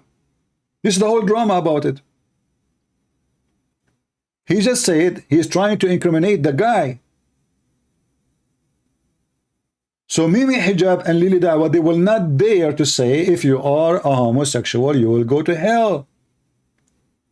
So now it turned to be, the accusation is, how you force somebody to say his belief. Can you believe it? What is the drama is about? That we Muslim, we should not say in public what we believe in, no more. Because that will incriminate us. They are cowards. Those two people, they are cowards. They are accusing the guy of being bad, but they are the one who is being bad in reality, because simply they are being hypocrite. They are talking about the guy being hypocrite, but now they are saying we should practice hypocrisy. We should not say that, even if we believe in it. Let us see. Brought his phone out and he's trying to get him to say words of curse about the LGBTQ people, homosexual people, and so on, and he wants him to say it in English language so that he can be implicated, and so that for whatever consequences that may happen to him would happen to him by people who understand the English language. See, so when those cowards, they speak in Arabic, they say as they wish, but when they speak in English, they speak differently. Do you see why Muslims are not trustworthy? In the old days, if you go in Saudi Arabia airline, you will see a brochure welcoming you in English, welcome to the Kingdom of Saudi Arabia, where guests are welcome and we treat you nicely. The page in Arabic, there's a prayer. It says, Allah, pray like this. Allah, don't make us die in the land of the Najis, the Kuffar. Allah, don't make us die in the land of the infidels. Allah, don't make us fail in their hand. Allah, I mean, this is the to flight. This is the Saudi airline. So the page in English welcoming you, the page in Arabic cursing you. In the same brochure. So in other words, he's trying to incriminate him by saying that curse the LGBT, do this and do This first one he's doing is basically is directly trying to incriminate him. Exactly, yeah. I mean, just imagine for a second. Yeah. Just imagine I go Speaker's Corner. Yeah. And I go to Shamsi and I go, listen, curse the LGBTQT. Imagine, it's disgusting, bro. Okay, imagine. Imagine, disgusting, bro. Look at the skin back. Imagine, disgusting, bro. Mimi Hijab saying this is disgusting to say. Can you believe it? So they are saying we should not say that. We Muslim, we should lie. We cannot say that in public.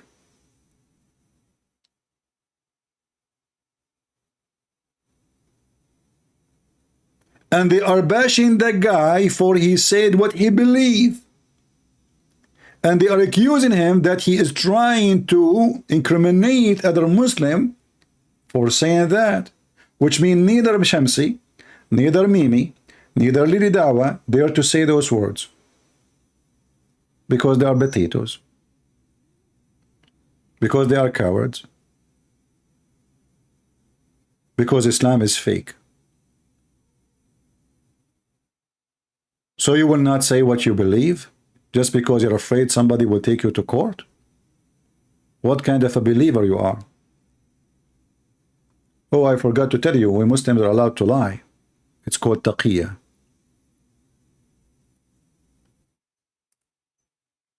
Let us see, there's somebody trying to call. I don't know if he's a Muslim. We will give him a chance.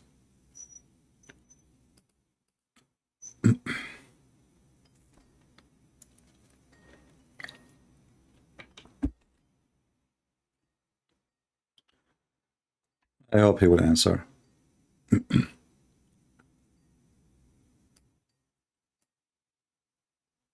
Let us play the video until he's not answering. Let us see the other guy. Let me join. Join what?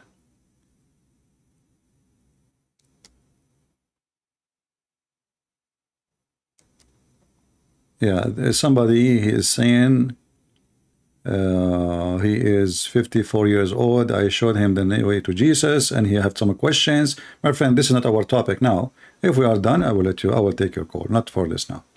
Let us continue with this Abdul.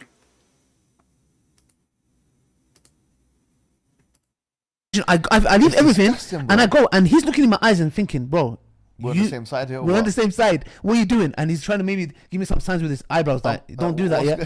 Do you see the Muslim saying to him, don't do that, don't do that. We are on the same side. We are on the same side. Do you see the devil? Do you see the devil? The Muslim saying to the other Muslim, he was moving his eyebrows. Don't do that. Don't do that. Don't do that. We are on the same side. Do you see? You see the filth? Do you see the garbage?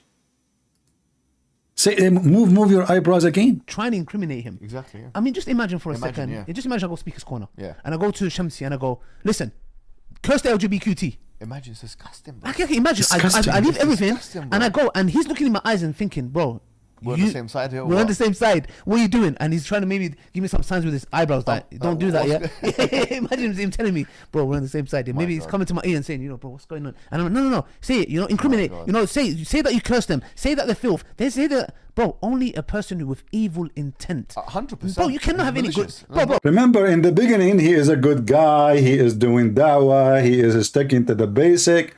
And now we reach the point he is an evil intent. Can you believe it?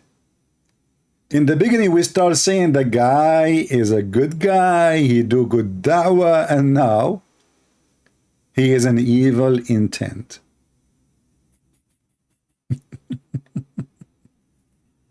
What else? No chance. you cannot No have chance. goodness in you. He's trying to throw a Muslim under the bus Impossible. on an issue which he agreed. Aren't you throwing... Okay, hold on, listen. He says he is trying to throw a Muslim under the bus in an issue which he agree about. So what's your problem? Do you agree about it? Why you don't say it if you agree about it? So now both of you agree about cursing the LGBT, but you don't dare to say it because you are the man who get naked in the front of the Chinese embassy, but you are afraid to say a word in front of the LGBT because maybe they will F you. Excuse me. Is that the reason? Is that the reason you are saying why you will not say the curse word to the LGBT community because you're afraid you will be effed by them? Maybe legally, not physically, and maybe physically, we do not know. Is that the reason you're afraid to say it?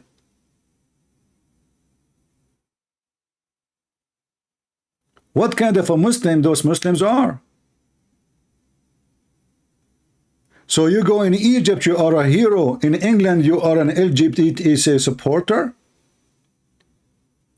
So if we ask you now, is the LGBT community in Islam are cursed? You will not say yes, they are? Is that what you are saying? That's what he is saying. He will not say such a thing.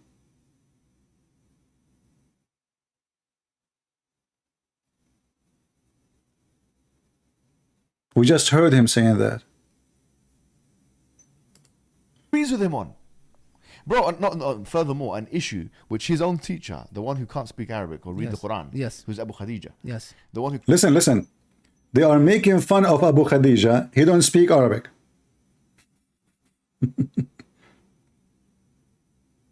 Listen. They are making fun of the guy who claimed to be a sheikh. All of them, they are self-acclaimed sheikhs. So this guy, he don't speak Arabic. But all the Muslims in your TV, Zakir Naik don't speak Arabic.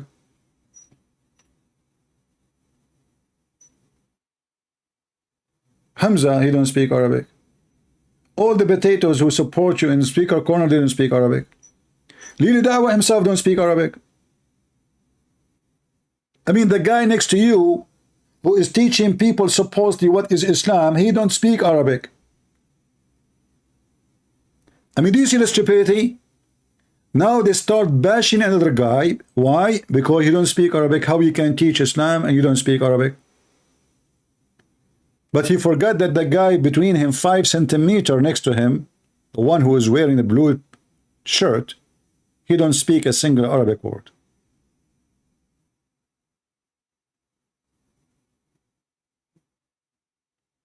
He's a Kurdish from Turkey. Do you see the hypocrisy of those people? So now they start putting other person down. If you don't remember, Abu Khadija is the one we played his video or a video Mimi Hijab he made about him, bashing him too. Mimi Hijab, he said that those Muslims like Abu Khadija, the Muslim Salafi, which means the Orthodoxy. Let me find the video.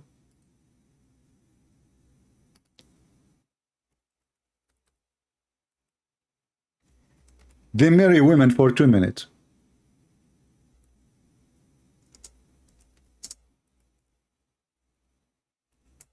In England, having sex with Muslim women is the best and the easiest business. And Mimi Hijab himself will show you, not me. It takes a few minutes to have a Muslim woman in your bed, according to Mimi Hijab. And not only that, they marry them in the elevator. Because he said it's 2-3 minutes. You marry a Muslim woman for 2-3 minutes. 2-3 minutes, not 2 hours. All you're happy to do, you and your friends, yeah, is acquiesce to the fact that you guys are going around, yeah, marrying people for 2 minutes and 3 minutes and 5 minutes and 1 hour, 2 hours, whatever it may be. 2 minutes, 3 minutes. Did you hear it?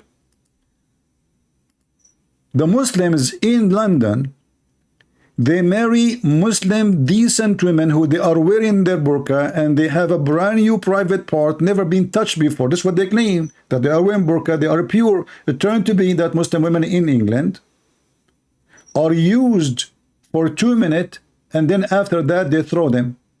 2 minutes. All you're happy to do, you and your friends, yeah, is acquiesce to the fact that you guys are going around, yeah, marrying people for 2 minutes and 3 minutes and 5 minutes and 1 hour, 2 hours. 2 minutes. I mean, you see, you Mimi Hijab, you are really a big fat liar. Have you ever heard of a man he can finish in 2 minutes? I mean, even a rabbit will take him longer. 2 minutes. Are we talking about a bird?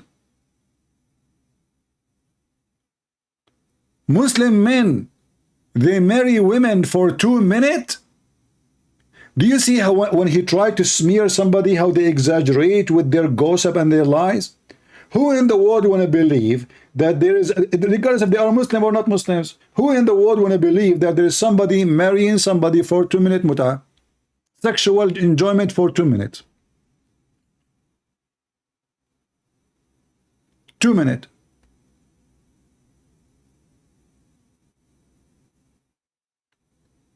Do you see how they exaggerate with their lies when they try to bash somebody?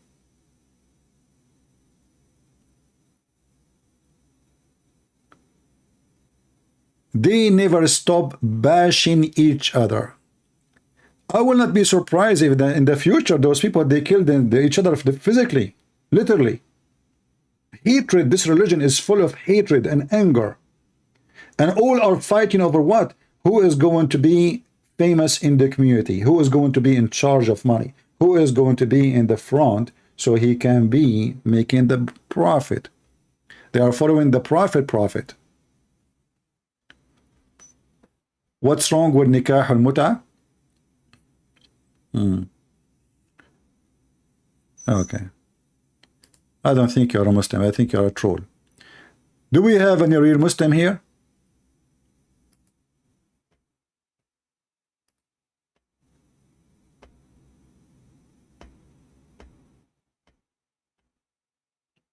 Any Muslim have a comment about the bashing party? Continue. Can't speak Arabic or read the Quran. Who's Abu Khadija? He cannot speak Arabic, he cannot read the Quran. Can your prophet read Arabic? Can your prophet Muhammad himself speak English? Can he read his own book?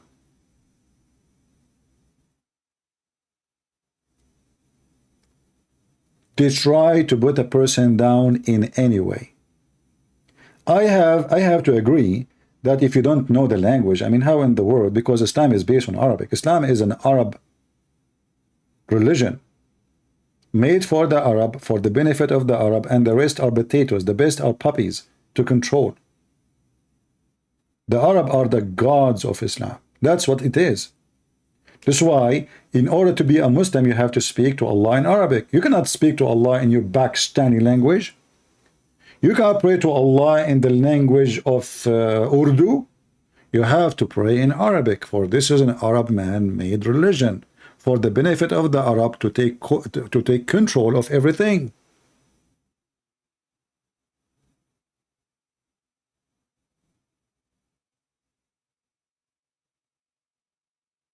Islam is not just a religion. Islam is a hate crime against humanity, discriminate anyone is not an Arab, discriminate and favor, depend who you are. So if you are, as an example, Muhammad himself, he claimed that Allah, he favor certain families. This discrimination start from the beginning. So Allah, he favor a family, and this is Muhammad's family, and that family is favored from the tribe, and that tribe is favored from the clan, and that clan favored from the etc. So all of it is about discrimination, discrimination, discrimination. And when the Quran says that you are the best nation for mankind, was speaking to the Arab, not to non-Muslim, non-Arab. And what the Quran says about being the best for mankind, the Muslim, they say, he is, you know, those Arab Muslims, they are the best for mankind, for the benefit of mankind. What is the benefit of mankind? When you hear the word benefit, you will believe it. It says for the benefit. I mean, what's wrong with that? You know, for the benefit. I don't see anything wrong with that, as long as it's for the benefit. Let us find the hadith.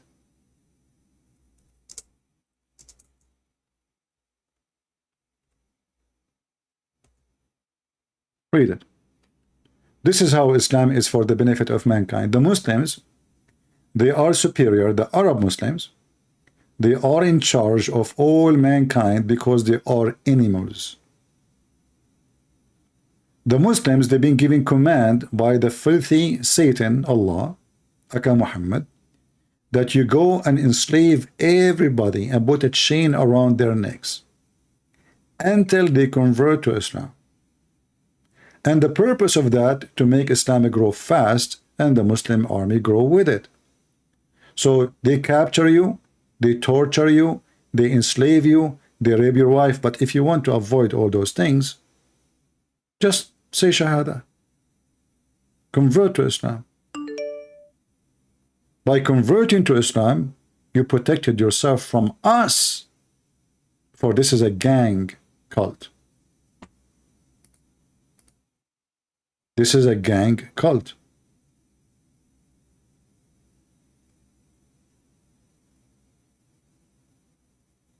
I see many people trying to call me. I do not know why. You have to be a Muslim to call me. Don't text me and call me if you are not a Muslim. If you have a question, post it in the chat, not in Skype. Otherwise, you force me to block you.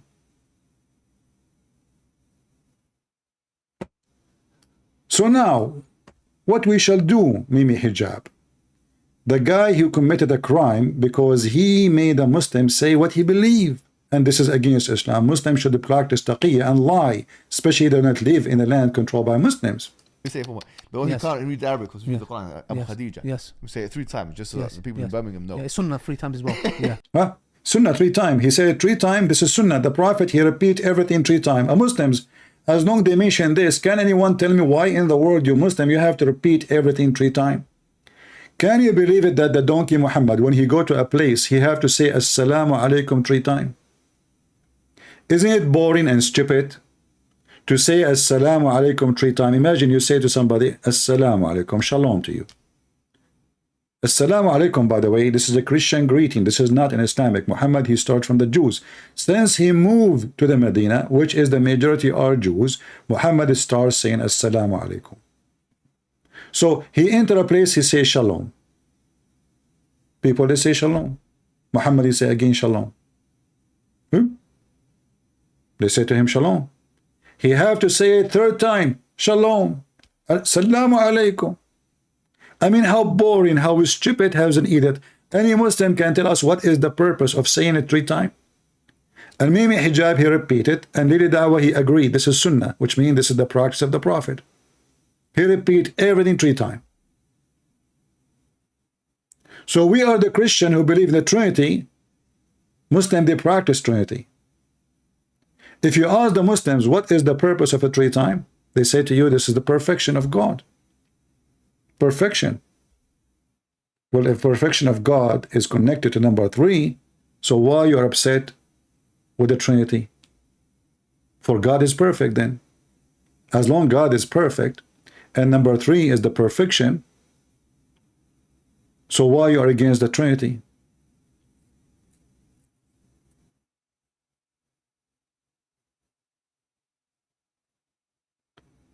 Every single act Muhammad he do or he say, he have to repeat it 3 times.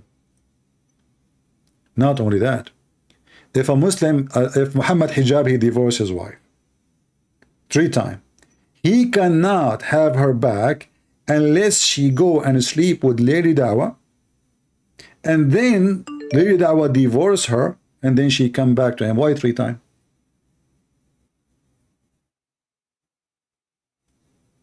Can every woman do mut'ah, or it is a business decision? A woman who is not a virgin, she can do mut'ah by her command, which means by her decision. But if she is a virgin, her father have to agree. All right? Depend if he is virgin or not. Let us see this guy. I will give him one more time chance. If you don't answer, I will block him this time.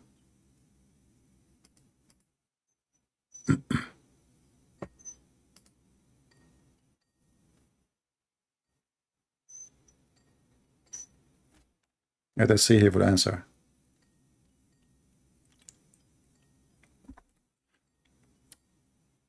If you don't answer this time, I will block you. Hello?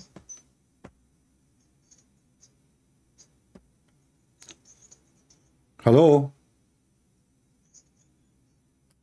Who is talking? Abu Hubba. Who? Abu Hubba. Oh, I don't know. I feel like you are changing your voice. Can you speak normal? From Nigeria.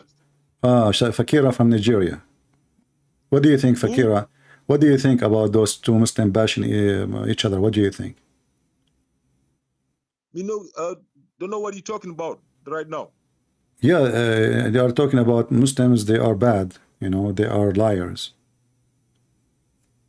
Oh, everybody lies. Yeah. You wanna run? I'm gonna whoop you again. And so CP. you lie. Run again, So you lie. CP. So you lie. You change your voice. You know, last time you called me. Yeah. Listen. So you can Listen. Let us show everybody who run. Last time you called me and you said to me that the shayateen is the one who is teaching magic. But the verse saying that the one who is teaching magic is the angels. So who is lying loud and public? Who is the one who said the F? Who is the one who said the F word to his prophet? Me or you? Who is the one? Who is the one who described Allah as a big brother and Muhammad is a smaller brother? Okay, listen. No, I don't talk to someone like you. You are a low class person. You are a scumbag. You are a scumbag. You are a scumbag. You are a scumbag. You have no time here. At least bring us a man. You are a person who say the F word to your prophet live on air, in my presence. And not to mention you said the F word to my mother and etc. You are a scumbag. I am so disappointed that people of Nigeria are like you if this is the case. I hope not. You are the lowest ever I spoke to. And just to show the people how those people, they lie, they have no dignity. This person, he said he believed only in the Quran. When I asked him, what is the name of your prophet father? He gave me the name.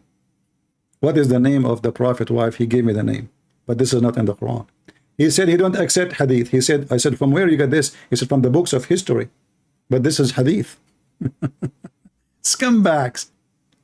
And the verse about Harut and Marut is so clear. Allah, he sent Harut and Marut to teach men. To teach men. The verse is so clear. That's why I'm not going to give you a chance to waste my time. But just to show people, thank you for reminding me how stupid and why the Quran is so stupid. And why the author of the Quran cannot be God. What kind of God he want to send 2 angels to teach magic? And the purpose is to make man and wife divorce. This potato he called and he says it is not the angels who they are doing that. Read with me. Harut and Marut, but neither of those 2 angels taught anyone such a thing.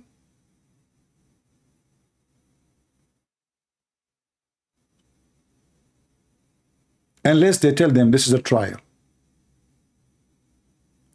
If you don't like this translation, we can use different translation. This is Hilali and Khan. All of you are the same bunch of liars.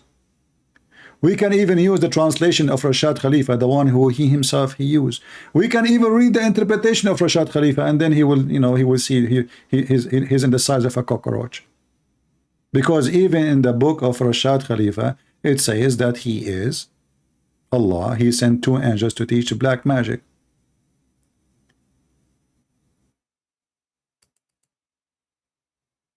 Oh, this is in French. This is Shakira. The stupid Muhammad, he copied a legend story from the Armenian about 2 angels. Their name is Harut and Marut. And those angels, they came down to earth to teach men. They opened Harry Potter school. And when they teach any man, they don't teach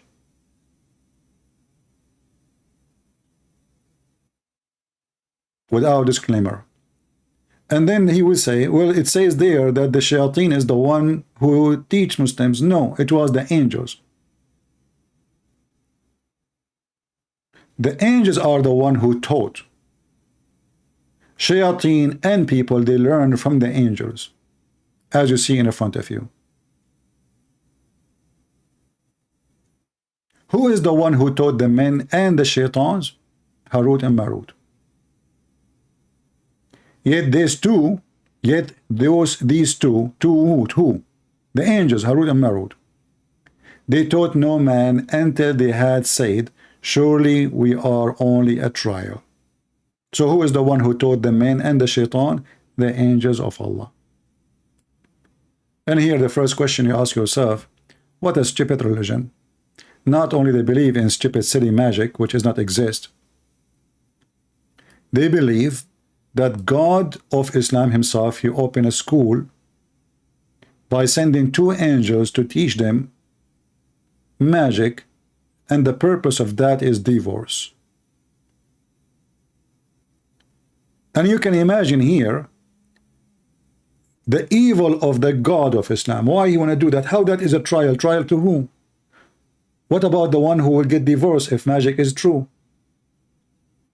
And when Muhammad, he received magic according to the Muslim Sunni and the Hadith, did Allah do that intend to make Muhammad receive satanic verses and he can become under the influence of black magic? In the case of Muhammad, Satan, he threw words in the mouth of Muhammad.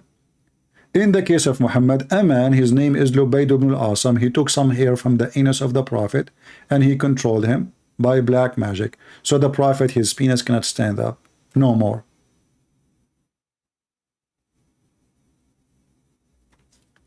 I cannot find one decent Muslim. And we can open the interpretation for this verse. He will say to you, I don't accept interpretation. Right away you will notice that they are liars. Because if Islam is a religion, then the interpretation should be the same for everybody. Especially all of them, they are Muslim Sunni. We're not talking about Shia. You see, those bashing videos we are showing you, those are Muslim Sunni. All of them, they are Sunni. This is not Shia, Sunni, Ahmadiyya. No, no. Those are Sunni. All of them, they are Muslim Sunni. And as you see, the Muslim Sunni, they hate each other to death. And inside the Islamic Sunni cult, there's a millions of religions. Each one of them, he give you different understanding, different interpretation, different answer. If you have the same God, you should have the same answer. If you have the same prophet, you should have the same prophecy.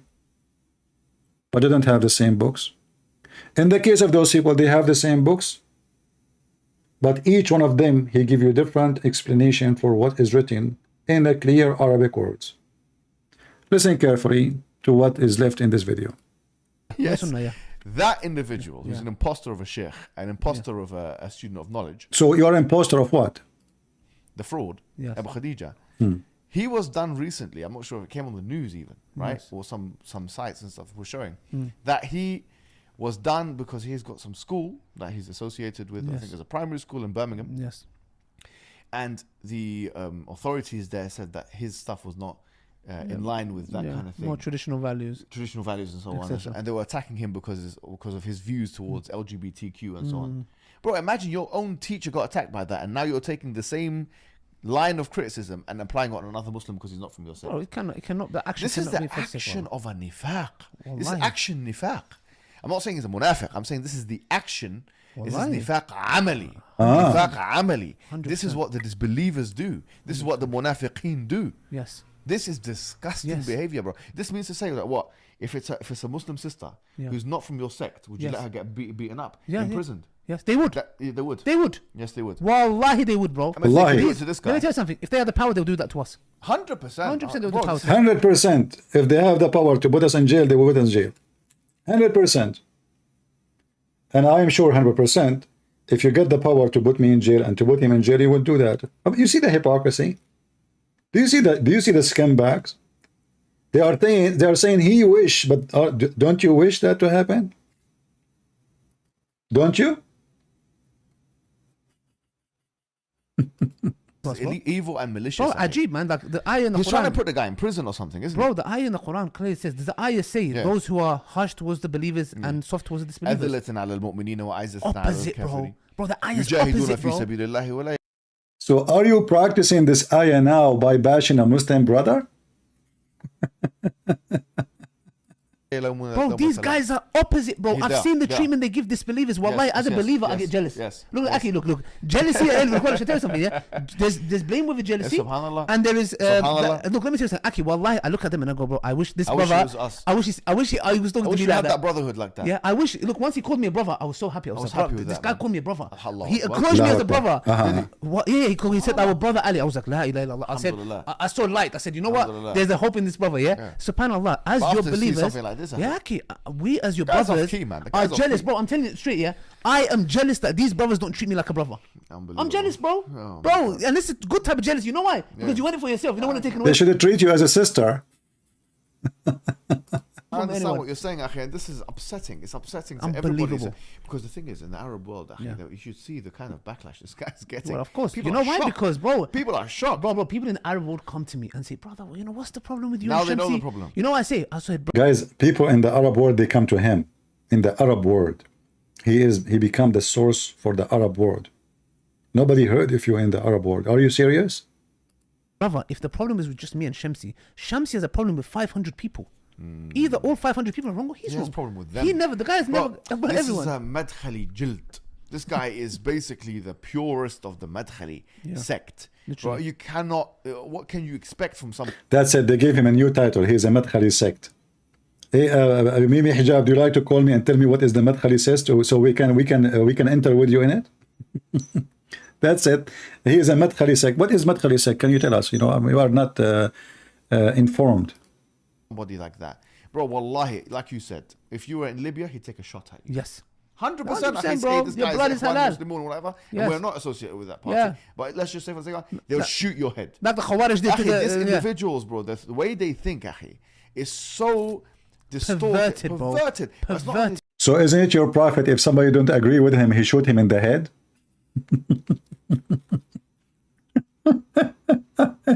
Isn't it your prophet, he ordered a Muslim should shoot a Muslim if he disagree with him and if the other Muslim is wrong? Isn't it this is a practice of Islam? I have a challenge for those two potatoes, and I want every single Muslim to take to my challenge to them. Do they dare to condemn the behavior of Aisha when she took 10,000 men to kill Ali and all those who support Ali and his family? Do you dare to go and say in video that the one who wanna kill someone like Ali, obviously he is the filth of the filth? Do you dare? You don't. You don't. So here we go. Aisha, she wanna shoot Ali in the head. And she killed thousands of Muslims. Why you don't condemn her then? You are going after this poor guy? We'll see in the next clip here.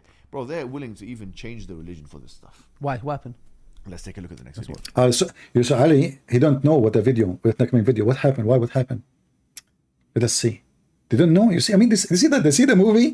I mean, you both sit down, you put the videos together, and now Ali is asking why. What happened? I mean, this is good if you are making a movie.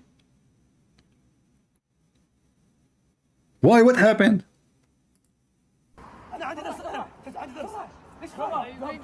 في صحيح مسلم الحديث مو محتاج فيه. تعال مش عندي يجيك الدرس ليش يجيك؟ بعدين نتكلم. انا اجي درس اسمع اجي درسك وتقول لي لو زنى وشرب على التلفاز الحاكم ما نسوي له شيء. المثليه ولا الله له ولد؟ المثليه يدخلوا حلال يدخلوا حلال يدخلوا حلال من عند الله. هم يحللوا ان الله له ولد. يقول لي لا المثليه اعظم. Now they are talking about the Christians. Now they are talking about the Christian. Who is bad? The LGBTQ or the Christians? Listen carefully to the opinion of those and the opinion of Mimi Hijab. يا شمسي ايش فاهم في الدين انت؟ ايش فاهم؟ حللت تكاد السماوات يتفطرن. لا تقفوا ما ليس لك به. لا تقفوا ليس لك علم. لا تقفوا للمثليه. اذا حلت عند الله يدخلوا لعنه الله على المثليه. So let me explain what's going on in this video. Explain. In this video, he's effectively saying to him, look, the guy's asked the Saudi brother. Who is this Saudi brother? I don't know. I don't know him. Okay. I don't know him. What's he doing in the UK? I don't know. I have no idea. Like, I don't know exactly what's going on, right? Okay. I think he's sought asylum or he's got Ghani. I don't know exactly what he's doing. Okay. But this individual here, they're having this discussion, and he was talking about Abyssinia or Ethiopia or whatever, and the Najashi and whatever. And yeah, we know the Sahabis ran to... And I think he was trying to make the point that, you know, sometimes you can go to a non-believing person for safe haven, right? Of course.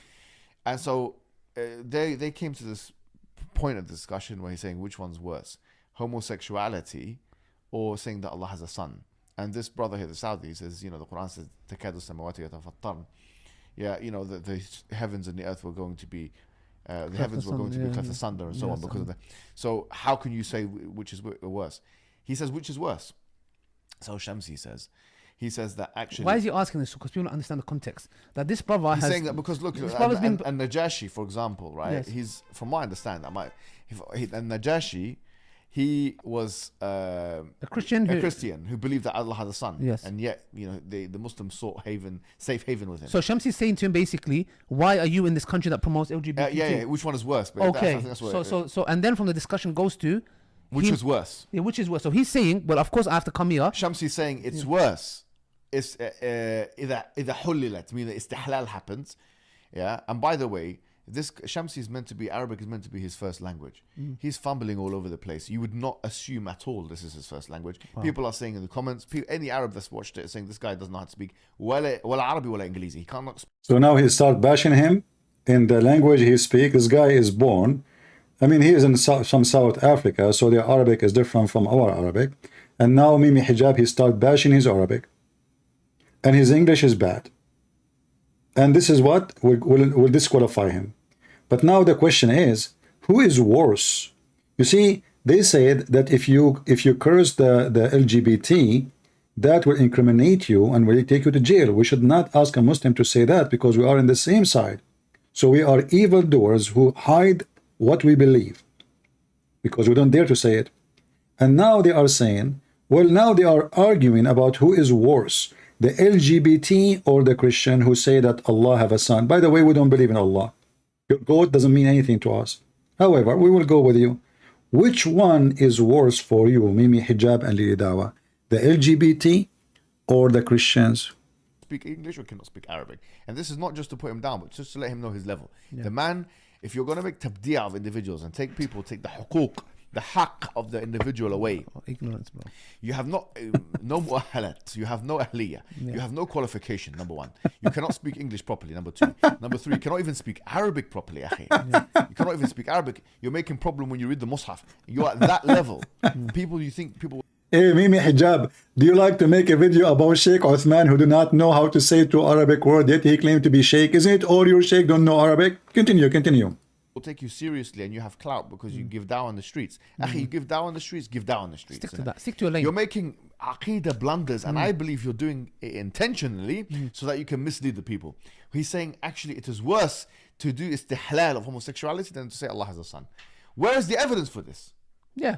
Where is the evidence for this? You stupid son of Muta. Isn't it your stupid Quran saying that you Muslim can eat our food and you can even marry Christian women? So how saying that Allah have a son is worse than being a gay or homosexual, yet you have no problem that you have kids from a woman, she worship God which is not your God? Are you allowed in Islam to marry an LGBT community? You will say no. So who is the worst?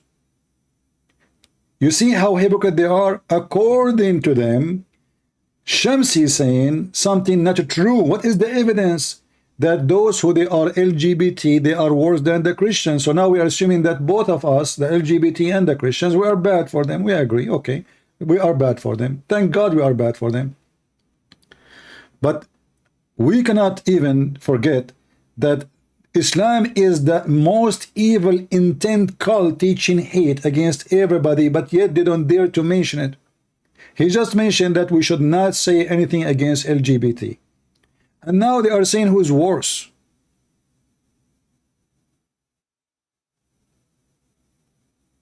Can you believe it? And what is the evidence that LGBT are better than Christians according to Mimi Hijab? Can you give us the evidence? They quote a verse, the guy in the video, he quote a verse from the chapter of 19, verse number 90. But the Quran itself, you stupid, says that you can marry Christian women. The Quran says that a Christian will go to heaven. Isn't it the Quran says that those who they are Jews and those who they are Christians and those who they are Sabian, they will go to heaven and have no fear? So how the LGBT, is the LGBT community, they will go to heaven in Islam? Yes. Just to make it clear, in Islam, if you are an LGBT, you go to heaven. And I challenge live on air any Muslim to say I am lying.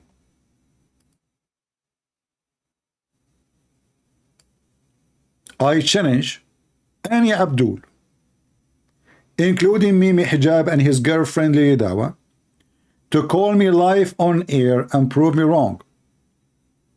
LGBT in Islam, they will go to heaven. In Christianity, you cannot. If you are a gambler, fornicator, drunken person, even if you are a person who keep drinking and are drunk, all those, they will not go to heaven. You see, we are not like the Muslims who don't dare to say their belief. We here, we say what our Bible say. Liars, fornicators, thieves, criminals, LGBT, whatever you want, whoever don't obey the teaching of the Lord, he will not go to heaven, period. In Islam, no. In Islam, there's only one sin, if we can call it a sin, will not make you go to heaven. Let us see, we have Abdul maybe trying to call me.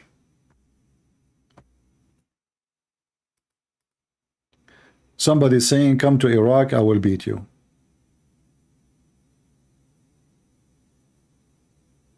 He will beat me like a dog.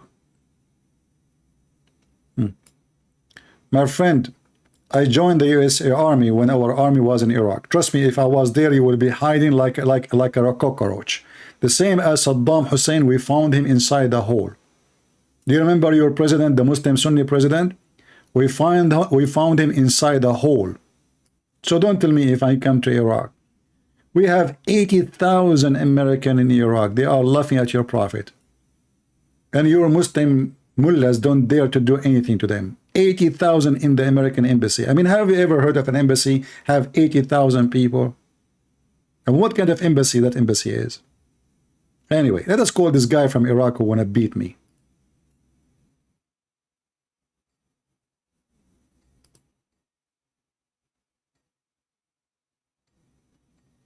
We are calling him.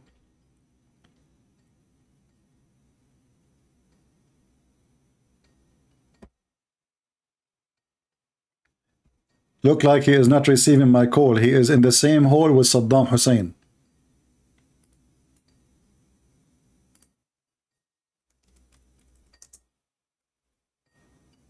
Answer, answer.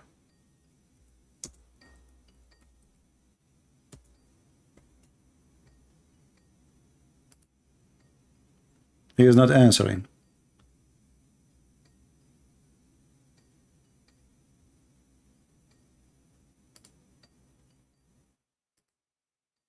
All right, coward.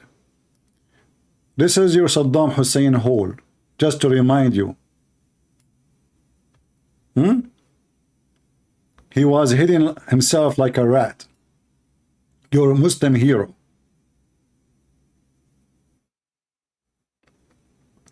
Literally like a rat. Look at the hole he is sitting inside. The hero of Islam. And when they got him out of the rat hole, he did not take a shower maybe for 2 months, 3 months. All of you are heroes. 2,000 Marines, American Marines, was controlling the country. It's called Afghanistan. And when they decide to withdraw, you claim victory. They are running away. But they told you they will leave 4 years ago. In fact, they have an agreement even with them to take over. 20 years controlling Afghanistan, and the Taliban is 180,000 fighter. 2,000 Marines. Only. 2,000, not 3,000. Let's see, we have another one trying to call.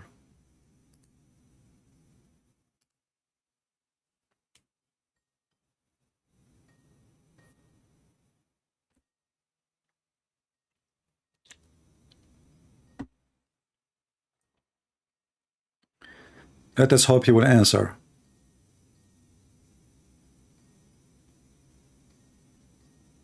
He is not answering. Hello? Must be Fakira again. Hello? Hey, Fakira, how are you doing? Do you have your boyfriend with you, Fakira? Why you keep calling me? I mean, don't you have enough? Honestly, how many times I spanked you and you keep calling? Why you are changing your voice? I mean, don't you have a dignity? I mean, if you are a man, speak like a man, but you are not. You don't speak Arabic, you do not know Arabic, and you are a Nigerian, and you change your voice sometime to be a female, sometime to be a transgender, sometime, I don't know. Listen. Why you keep calling me? Don't you have enough videos of you being busted? Be honest. Do you are you became addicted to spanking? Are you become addicted to spanking?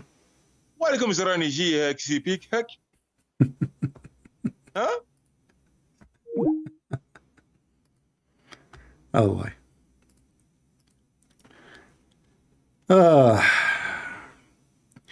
Do we have any brave Muhammadan? He can talk like a man. Do we have anyone is a real man between you?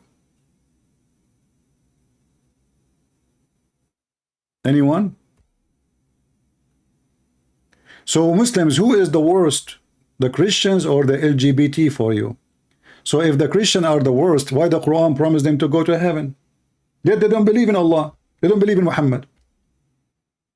I mean, do you see the stupidity of those people? Oh, they will say to you, Muhammad at that time in the beginning, he was trying to make them Christian believe in him. So he promised them heaven, you know, yeah. And later he says, no, they will not, you know. In the Quran, not a single place state that if you are a homosexual, you will go to hell.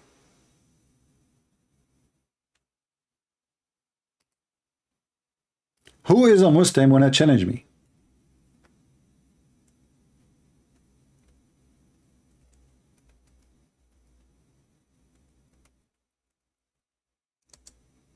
Any Muslim?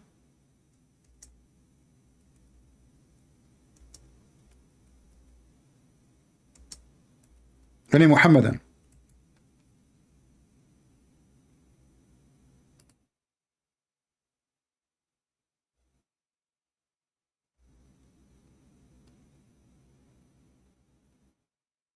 Who dare?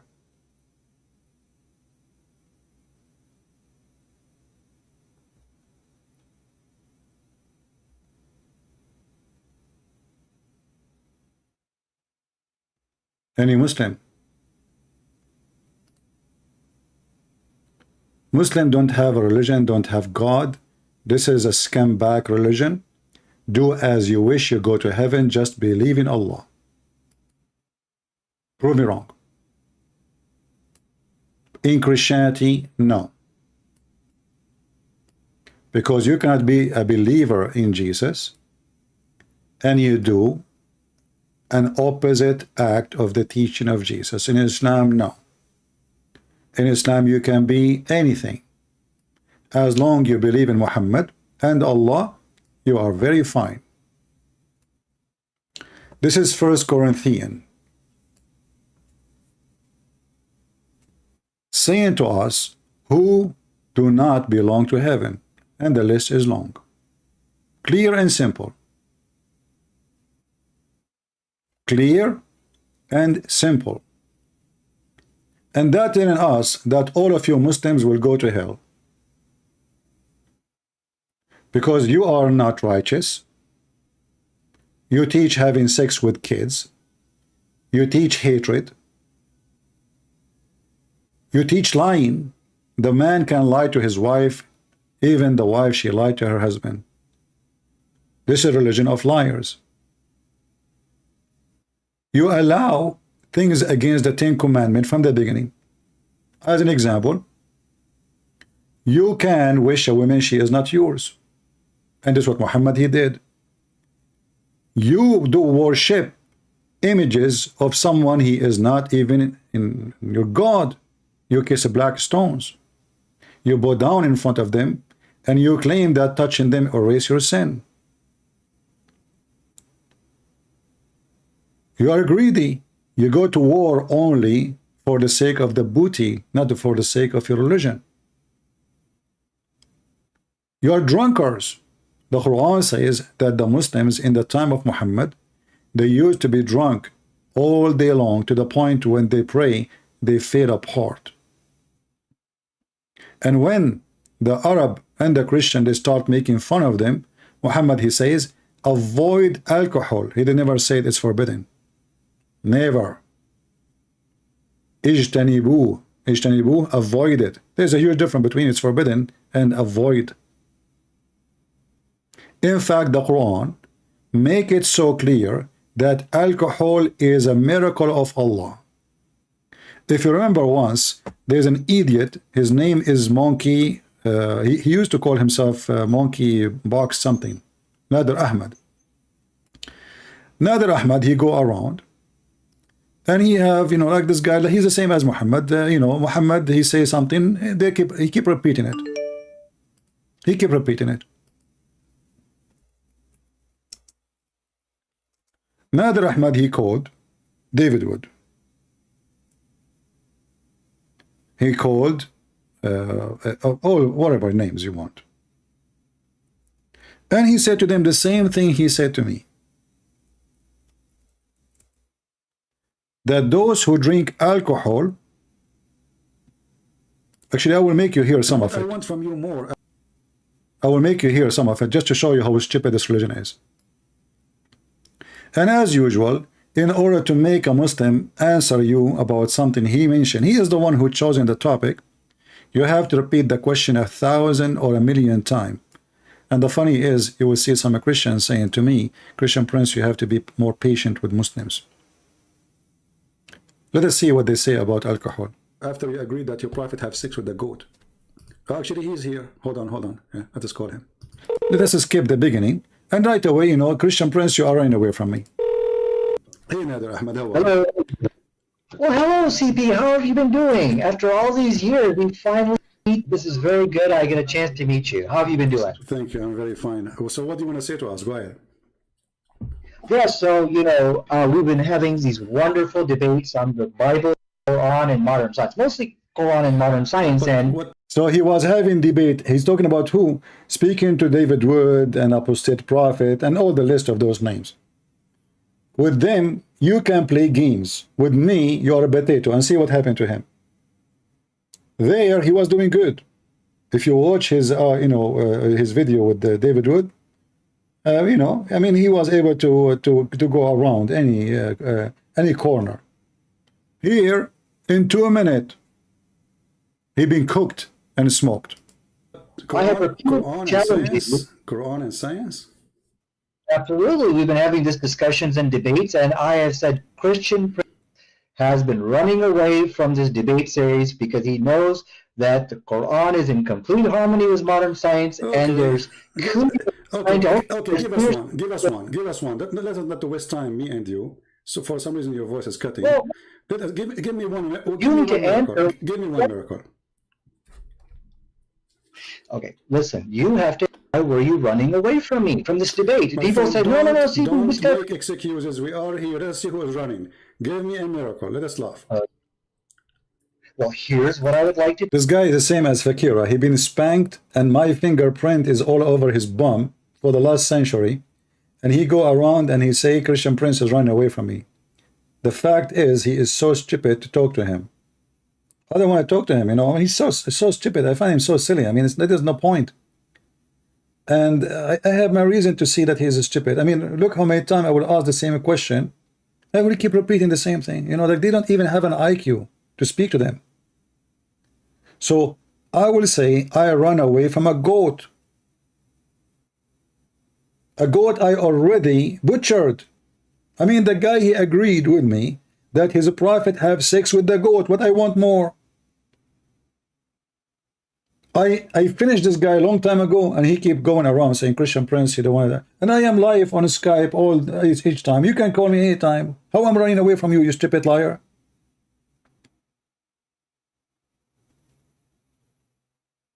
And I say to myself, let me give him one more chance, the same as I do to Fakira. Maybe now he got smarter after 10 years. I left him for 10 years. I did not talk to him. 10 years since the last time he slaughtered his prophet. After 10 years, he come to me with this. I will skip the beginning, and I will go where he start the topic, because he will waste like 15 minutes just to talk about nothing, as usual. Okay. Debate on this topic. So that's the agreement here. Okay, so let me go ahead and go to the verse in chapter 5, verse 90. Okay. It says, forbidden teachings of the Quran, the Muslim women are 50 times less likely to give to give birth to a baby who has fetal alcohol syndrome. The study said you got to go to the Christians because of the influence of the Bible. So the question tonight, which Christian Prince needs to answer here. So you remember, this is the topic now. This is the question, this is the challenge. In the minute 5:22 in this video.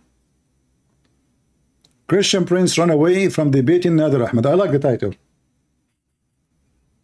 So the book of Quran and the Bible, they gave an answer to this question of alcohol. And when we look at the Quranic answer, it is a far superior answer. What is the Quran answer? Until now, you did not give me the verse from the Quran, remember. We are talking about chapter what? What did you say? What chapter? Chapter 5, verse 9. What chapter? Chapter 5, verse 9. Chapter 5, verse 90. Chapter 5, verse 90. Okay, tell me about it. Go ahead. Now we know what you're talking about. Go ahead. Okay, and then I'll tell you about it, but I'm following the rules because I know you will not run away from me, and we'll debate on this topic. So that's the agreement here. Okay, so let me go ahead and go to the verse in chapter 5, verse 90. Okay. It says, forbidden is alcohol, any kind of intoxicant, gambling. Okay. So from the study here, they pointed out that Muslim women are 50 times less likely to give birth to a fetal alcohol because of the teachings of the Quran. Now, the question is here, which you need to answer, is how is it that the Quran gave a better response? Where is speaking about the alcohol is bad, where it says that? No, it says for you forbidden is any kind of intoxicants. But where it says and it's because bad of that, where it says it's bad for your health in the verse you quote for me. that is bad for your health. No, it is completely forbidden for Muslims. This is clear. Okay, and from the study again. Another. I'm asking you a very simple question. You say that this is about health. I'm asking you, why in the verse never say anything about health? It says this is from shaitan, that's all. Because it's from shaitan, don't do it, correct?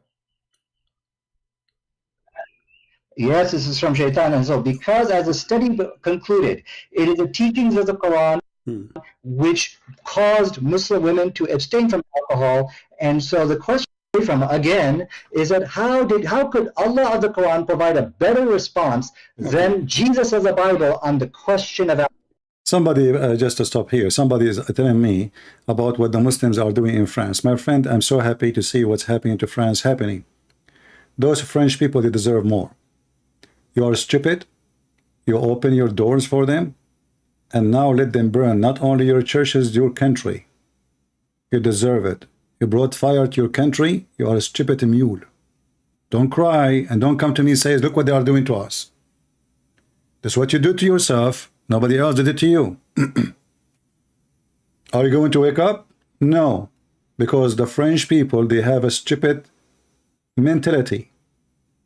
They became so liberal. Even the one who claimed to be Christian there, he is an atheist in somehow, some form. Very open-minded. Stupid. So don't cry. I mean, you bring all those people who have no background check, you give them citizenship, you give them papers, you give them housing, and then you complain for they are burning your country. Are you stupid or what? Yes, you are. So good for them, bad for you. Actually, I wish that the Muslim will take over France so they can teach you how to believe and how to behave for the rest of your life. You deny God, you stay away from God, you promote everything ugly against God, you discriminate the Christians, you allow a president who is not a Christian, you allow a government which is against the Bible, and then you complain why this is happening to you. You deserve it. You deserve it. And you deserve more. The same will happen in England. The same will happen in Spain. The same will happen in Sweden. The same will happen in all those European countries. Your women are going naked in the beach. You promote the most evil things a man can promote. And then you are wondering why this is happening. God will unleash every scumbag against you.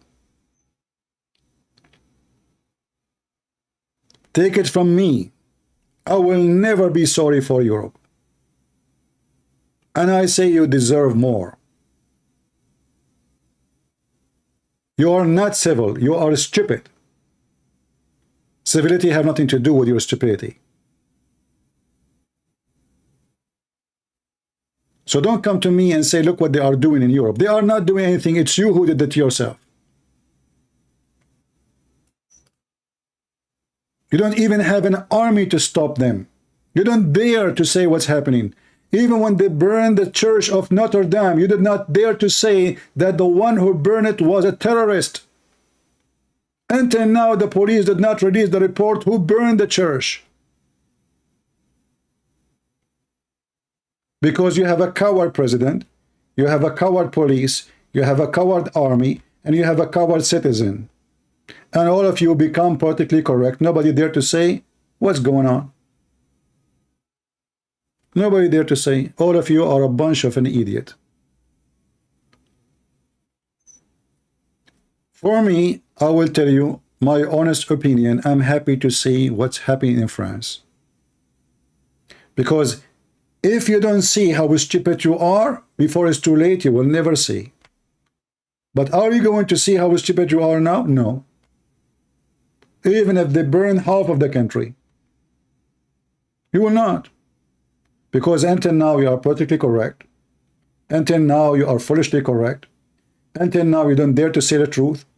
Until now they don't dare to say the one who is doing this is certain group, certain people, certain religion. They just keep saying immigrant. But it's not true. Is the Christian immigrant burning cars? No. Is the Arab Christian immigrant burning the cars? No. Why they don't dare to say? Because they are cowards. Me, myself, actually, I watch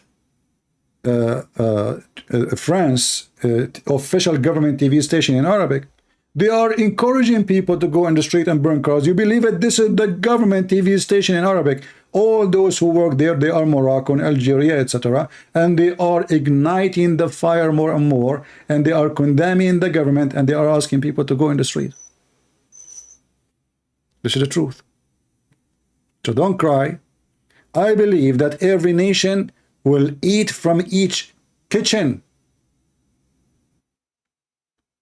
When you stay away from God, God will take his protection away from you. And this is what will happen and what's happening to Europe. Your government is a bunch of dummies. Your president is not even a man. Your police, even if a police now, if you want to stop somebody, he don't dare to stop anybody. Because everybody will blame him. Everybody become guilty if he's a police. So who's going to make a law and order? Nobody.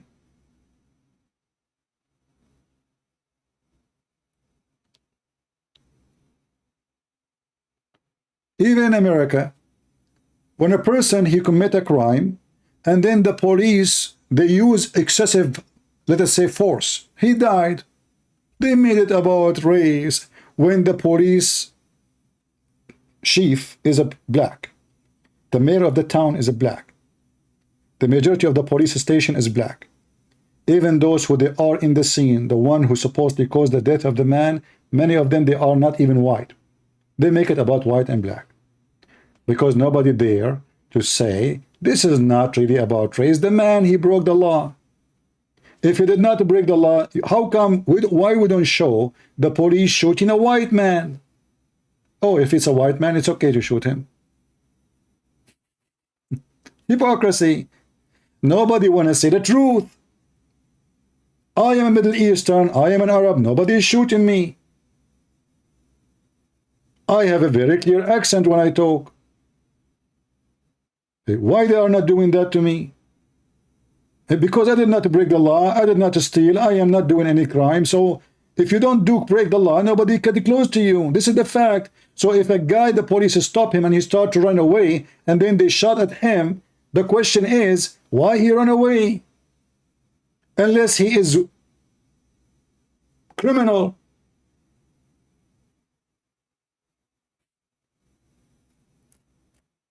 Always the hypocrite, they try to make it either about hatred, religious, etc. But the truth is, if this guy was an Arab or a Christian Arab or a French, how many times the police in France, they shot at somebody ran away? How come if it is one of those, we cannot shoot at them? So you can shoot at somebody, he is a French citizen, but we cannot shoot at you if you are an immigrant from Morocco? How come more than, there's a huge number, if we go right now and check, what is the percentage of Muslims in jail in France? We will see that the percentage is 5-6 times more than their percentage in the population. Gang, drugs, prostitution.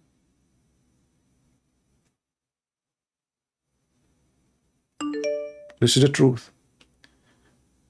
أنت كذاب. لماذا لم توافق قط على أن النبي محمد في جزيرة قبرص كان في جزيرة قبرص. A guy is saying to me, you're a liar. Why you don't agree that Prophet Muhammad was in Cyprus? Yeah, my friend, your prophet was in Cyprus and he speaks Greek too. I remember the chapter of Calamera. Do you remember it? Do you remember the chapter of Calamera?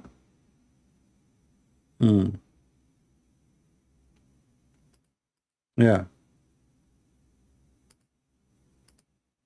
Let us continue. So this guy now, he come to us and he says, alcohol in Quran is forbidden, and this is a clear scientific evidence that the Quran is the book of God. How is that? there is a huge number of those Christian women, they give birth a defect because of alcohol.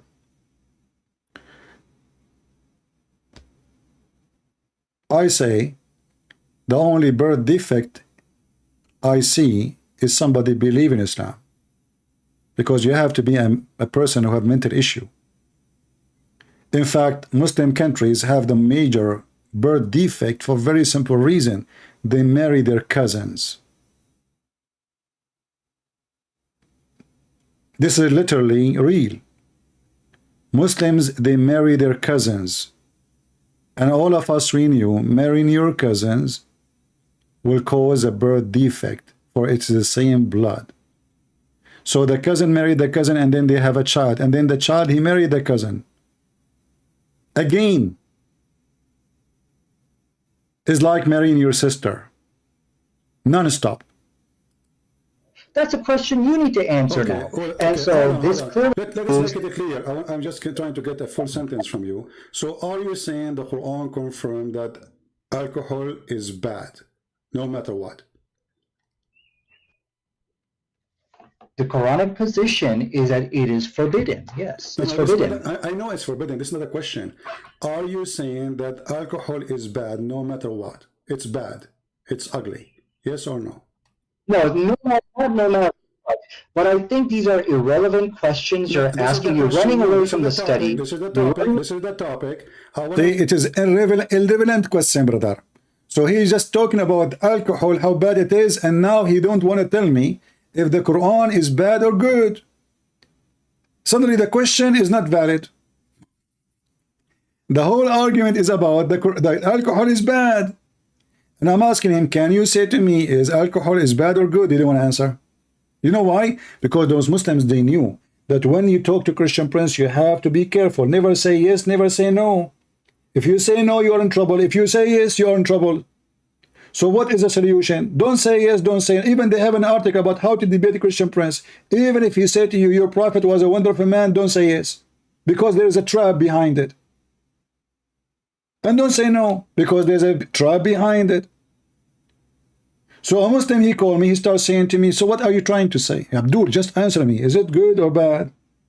What are you trying to imply? Like, Abdul, my question, is it good or bad?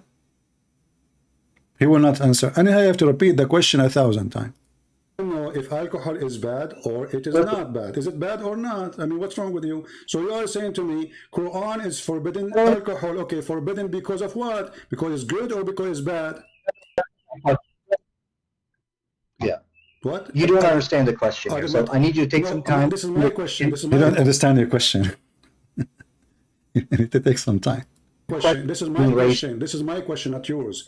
The Quran forbid alcohol. Is it because it is bad or because it's good? You're saying, okay, so you're saying alcohol is forbidden in the Quran. Is it because it's bad or good? Why you are in trouble? Very simple question. How many times I need to repeat? Listen carefully. The Quran forbid alcohol. That's wonderful. Does the Quran forbid the alcohol because it is bad or because it's good? So the reasons why the Quran forbade, there's actually a reason in the Quran. They said there's some good outweighs the good. Why you don't give me the answer? And so the issue here. Why you are making a speech? I mean, the answer is very simple. Allah forbid alcohol because it's bad, or Allah forbid the alcohol because it's good. Which one? Choose one.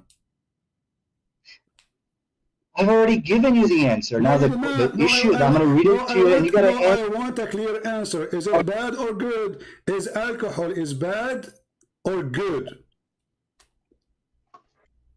See, CP, I need you to stop interrupting me. I know you're scared. I know this is the point you are not able to answer. This is how you debate Muslims. Somebody asking me, why you don't debate Muhammad Hijab? I called him, he hung up on me, don't you know? The coward, he told the Muslims, who you want me to debate? And he put a list. They told him, Christian Prince, he's making out of Muslim, leave Islam. I called him, he hung up on me in less than 6 minutes, 7 times. Don't you know? Coward, he did not even allow me to say anything. So is it bad or good? I have to repeat the question 1 billion times. And he is afraid to say, because he knew the second he say the answer, Allah will be fried. He did not know what Christian Prince will say next, but he knew that Christian Prince, he will say something horrible. So is it bad or good? The same topic he have and he brought to David Wood and the rest.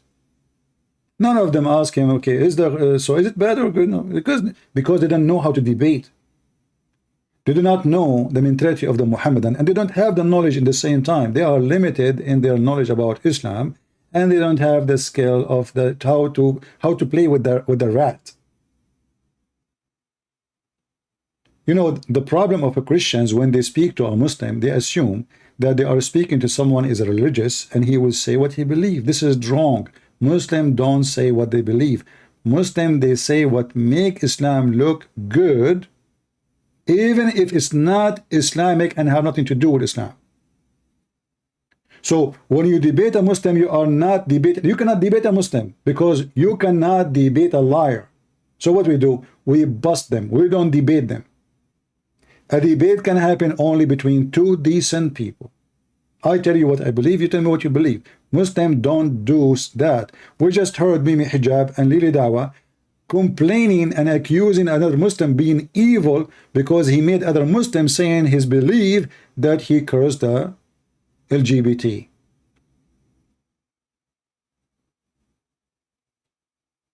They will not say that. They will not say what they believe. So now the question, is alcohol bad or good? And here we go. I will keep saying the same question for the coming 20 minutes. One word, is it bad or good? You are the one who chose the topic. Everybody is my witness, and now you don't dare to answer. What's wrong with you? Okay, Allah forbid alcohol because it's bad or because it's good? CP, you gotta let me, don't interrupt me. You have to let me answer. Okay, we're gonna have an intelligent. You're making a speech. I mean, the answer is very simple. You call me, you say, according to science, proving that women, they give birth and they have a defect in their birth. That's wonderful. That means alcohol is bad. So why you don't say it's bad? Is it bad or not? You know, the issue, the Quranic position on alcohol is that there is some good in it. My friend, aren't you the one who mentioned to me? Is it you who mentioned to me in the beginning saying that science proved that most of women who give a defect birth, the reason for defect birth, and you mentioned the word Christian specifically, the reason for that, the highest percentage is because of alcohol. So is alcohol is bad or good? Okay. You see, he is going mute. He is going silence. He is thinking what I should say. He tried to avoid it first time, second time, third time, first time, seventh time. But Christian Prince, he keep insisting. This is something they don't face with others. With others, you can avoid the question by just ignoring it. With the Christian Prince, no. He hold you from your tail until you say the answer. He did his best to ignore the question, but Christian Prince, he will not let go. Never let go with Abdul. For this is the strategy. They jump like monkeys from a topic to topic. And he will not answer the question you ask him because he knew, especially if he knew you. Let's see. Okay, your question, if I understand your question, you're saying that overall alcohol a good or bad? Now he's trying to understand the question. After 1,000 times repeating the question, I am trying to understand your question.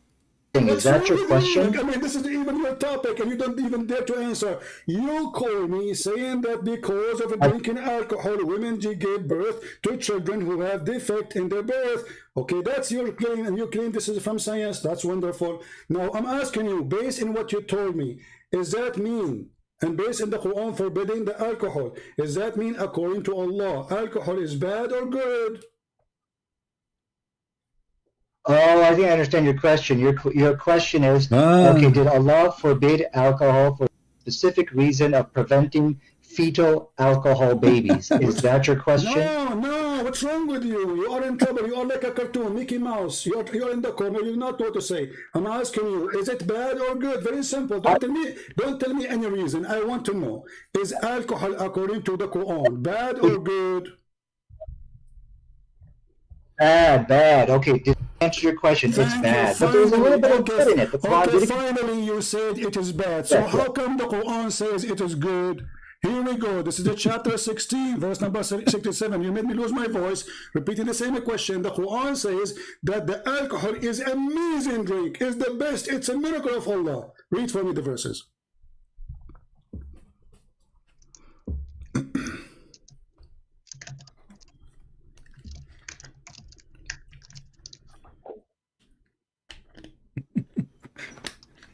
Anyway, you can watch the rest of the video.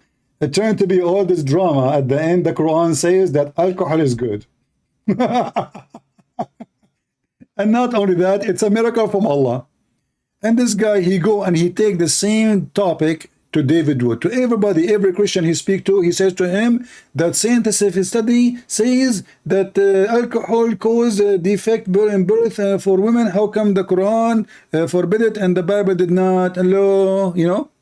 And now we found that the Quran actually claiming that even alcohol is made by Allah. It's a miracle for those who have wisdom. It's in front of you. The one who have wisdom. It's a sign from Allah. So when you see somebody is drunk, it's a sign from Allah. It's a miracle. Even alcohol, you see, in the Bible we have Jesus making a real miracle. He made the water wine. Okay, we can say this is a sign of God, right? But here, the God of Islam, even he claimed that when people get drunk, they are the wise one, and they should appreciate the miracle of Allah, which is alcohol. Abdul Bambu, I have no time for kids. Your prophet was in Cyprus. Okay, do you have reference for your prophet was in Cyprus so we can put him in the screen so we can laugh? Give me the reference.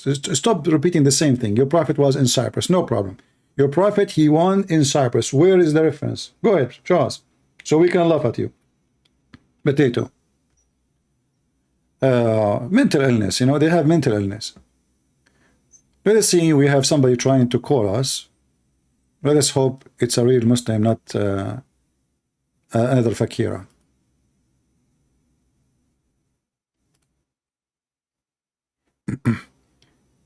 If you are a Muslim and you are interested to join us, feel free. Just call me in Skype.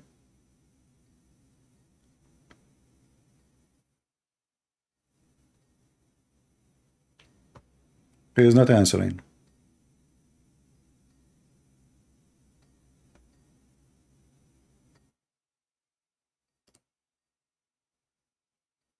All right, let's hang up on him. He is not answering.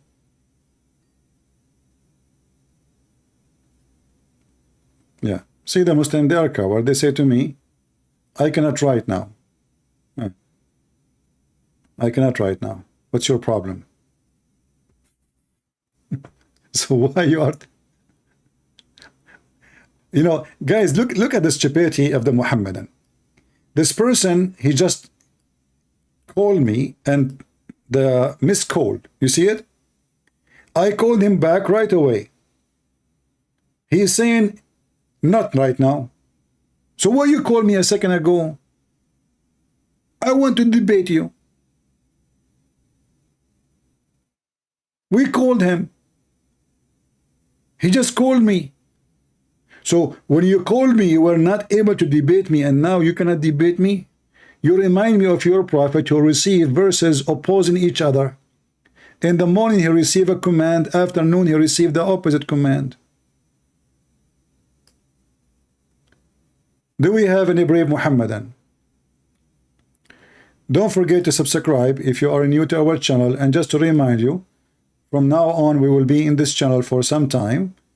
I was going live in my other channel. However, always you can receive an update by Patreon.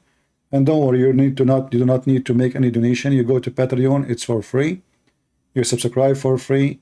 You do not need to make any donation. Our service is for free, and we know that the majority here are very cheap and they like free things. They love free things, right? But no problem. We are serving the Lord. After all, do we have any brave Muhammadan?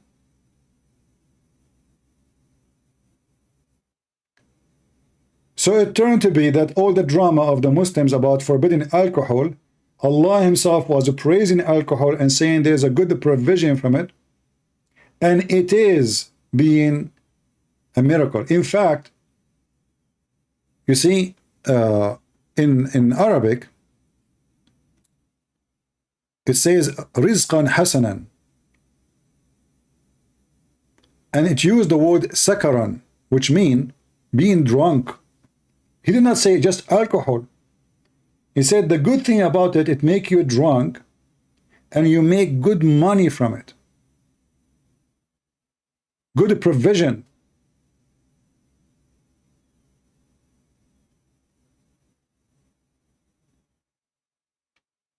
Do we have any Muhammadan who would like to join us live on air? So when those potato, they say, which one is worse, homosexual or Christians, Mimi Hijab, and his girlfriend, Mimi Dawha? We find it very funny that they are talking about who is the worst when the major number of people in jail, criminals, are Muslims in England and in France and in Holland and in Sweden. We find it funny that they are speaking against homosexual, claiming that they have a better ethic, but in their countries is the most fraudest country ever you can imagine. I don't want to mention where Lily Dawah is coming from. It is Turkey. If you don't believe what Turkey is, and if you don't know, go and check what Turkey is. Drugs, thieves, scams, prostitution. When they ask Erdogan, minister of religion, why you don't ban the bars and the alcohol? Isn't it this is an Islamic government? He said, who is going to pay for our salary if we do so? What about Egypt, where almost every citizen take hashish? Where if you go in the bus, 99% you will lose your wallet unless you hug it between your both hands. Can a woman, she go in the bus in Egypt without sexually being molested by 1,000 men? Remember, those are the countries where they have ethic. They speak too much of ethic, but they have zero of it. And when a Muslim, he want to seek refuge, why he don't go to Muslim countries who have a good ethic? Why they go to the countries of the bad ethic people? It's just a question. Why those even they are in London? Why Mimi Hijab is not in Egypt? Which one is better? A country who have a mosque in every corner, or a country where homosexuals are allowed? And even they have a festival. And they don't even dare to say anything about it.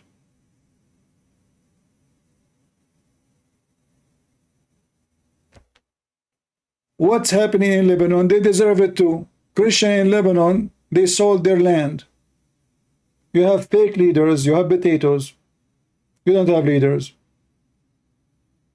Christians in Lebanon, Jewish in Israel, they need someone like David.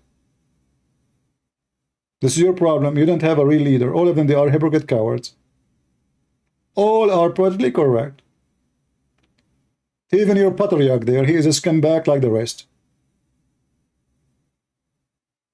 You don't dare to say the problem is Islam. They don't dare to say it. Cowards. The problem is not politics. The problem is not money. The problem is not anything. It is Islam. Islam is a problem. Bring Islam to any country, the country is going to collapse. It doesn't, even if it's heaven. Name for me one country Islam came to it and become a better country. The only countries can be successful if Islam just a name, like in Dubai as an example. Islam is just a name. It's just a pure name. There's not, when I say pure, I mean I don't mean Islam is a pure. I mean it's just a title. In reality, nothing in Dubai have to do anything with Islam. There's nothing Islamic there except the mosque. This is the truth.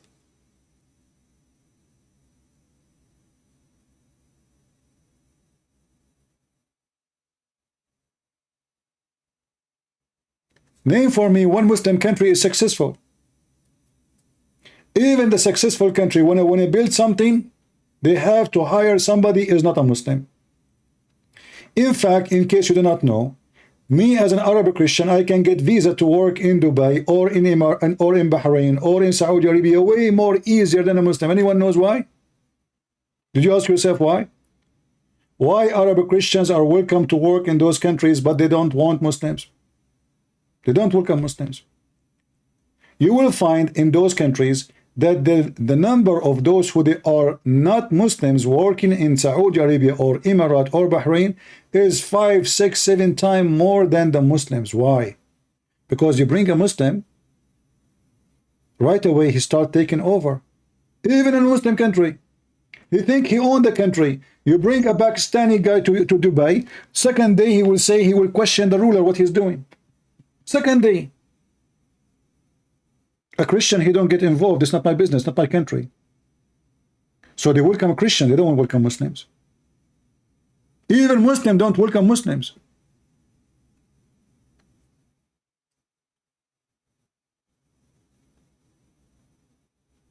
Go and see what Erdogan is doing to the Syrian. They want to kick them out, they want to ship them to Europe, they want to kick them anywhere, but they don't want to have them no more. What about the Palestinian? What about those, what they call them, the one kicked out from Indonesia and Malaysia, what is it called them? They were supposedly discriminated in Myanmar. Muslim, they kicked them out. They kicked them out from Indonesia. They kicked them out from all Islamic. Nobody want to take them. Who want to take them? The stupid Australian, the stupid French, the stupid Swedish. They don't know what they are asking for.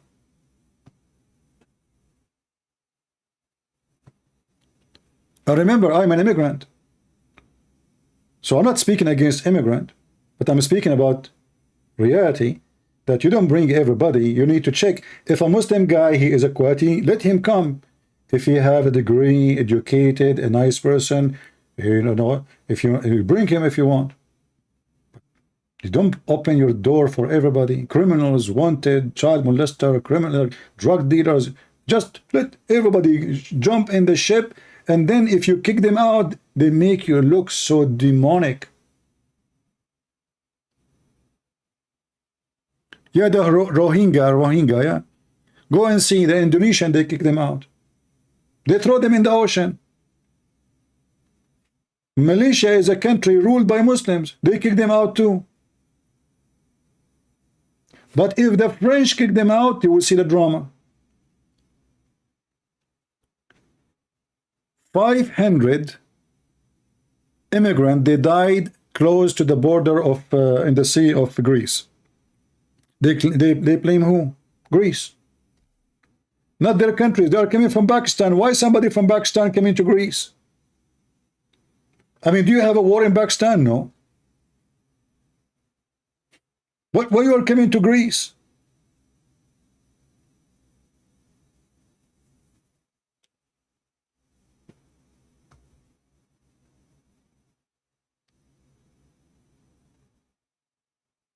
Do we have any Muhammadan?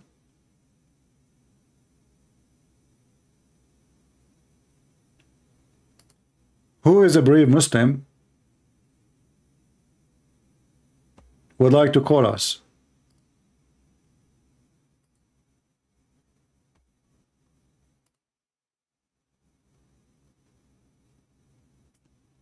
Anyone? Did you enjoy the bashing story of Mimi Hijab and Lily Dawha to Shamsi? Muhammad Hijab, he have a page for every single Muslim who don't agree with him, full of videos to bash them.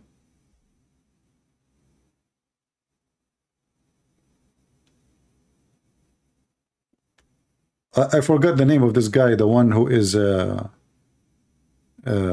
blonde guy who is, you know, he became a Muslim long time ago and he went to Saudi Arabia supposedly, and Mimi Hijab, he have tons of videos to insult him. Actually, if I go on his page here, this page, I will find a long list of videos is nothing but to bash those people. Look, this is their page. All those videos is to attack Muslims.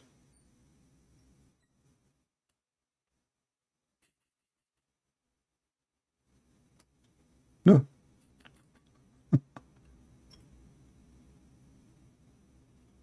All of them. Not a single video is not about attacking the Muslims. Sajid, look, here they are bashing a guy, his name is Sajid. You want to watch this video too?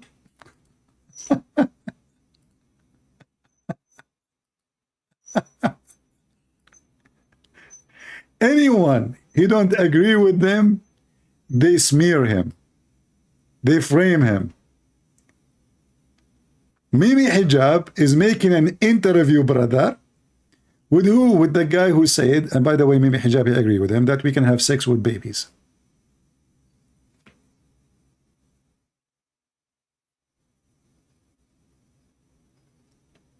In the beginning, they say you are good. After 2 minutes, they give you a finger.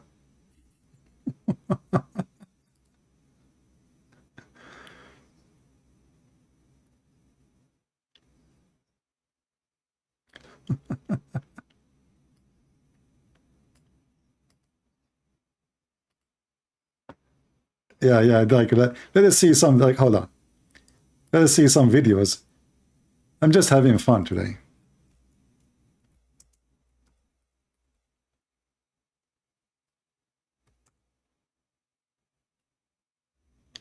Let us laugh together.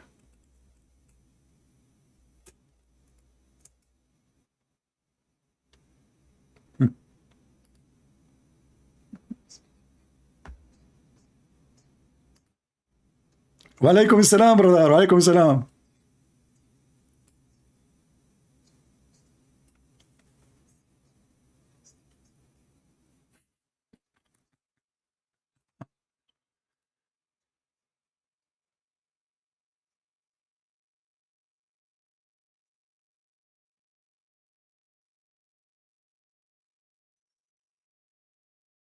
No sound? Hold on, sorry. I think the genie, he did that. The genie, okay, no problem. Hijab responds. Now, this video was not posted to Muhammad Hijab's main YouTube channel, but rather it was posted on a YouTube channel called SP Files, which has 161 videos, and it says that this channel will unveil the extremism of Salafi publications and its affiliates. So here we have an entire channel filled with videos from both Muhammad Hijab and Ali Dawha, where they are refuting Muslims. They are making videos against other Muslims. In fact, that is the entire purpose of this channel. But before moving on, let's talk a little bit about Salafi publications. For those of you who aren't familiar with the history, Salafi publications is a group that rose to prominence a few decades ago, where they took advantage of the fact that many people in the West lack knowledge of Islam. By and large, we do not have access to true scholars of Islam. We don't know the Arabic language. Yet as Muslims, we depend heavily on scholars to tell us what's haram, what's halal, to teach us the Qur'an and Sunnah. So what the brothers at Salafi publications did is they became the intermediaries between the lay Muslim in the West and the scholars of the Muslim world. This gave them great power and responsibility. And as Muslims, we must speak the truth, whether it is for or against us. So we must admit that. See, this is true. The Muslim, they should say the truth always. It's not, Islam does not teach that you can lie to your wife and to your husband. No. Islam does not teach that you can lie even to your brother so you can fix problem. We have to say the truth always. Islam does not teach you that you can play taqiyya, to speak nice to the Christians, but in your heart you hate them. We must have been taught to say the truth even against ourselves. True. That Salafi publications, they did many good things. However, unfortunately, some of those people who were given positions of power within the Salafi publications community were not as knowledgeable as they presented themselves. And they fell into some serious mistakes that caused a lot of issues. And from the biggest mistakes that some of them fell into was falsely labeling other Muslims as innovators.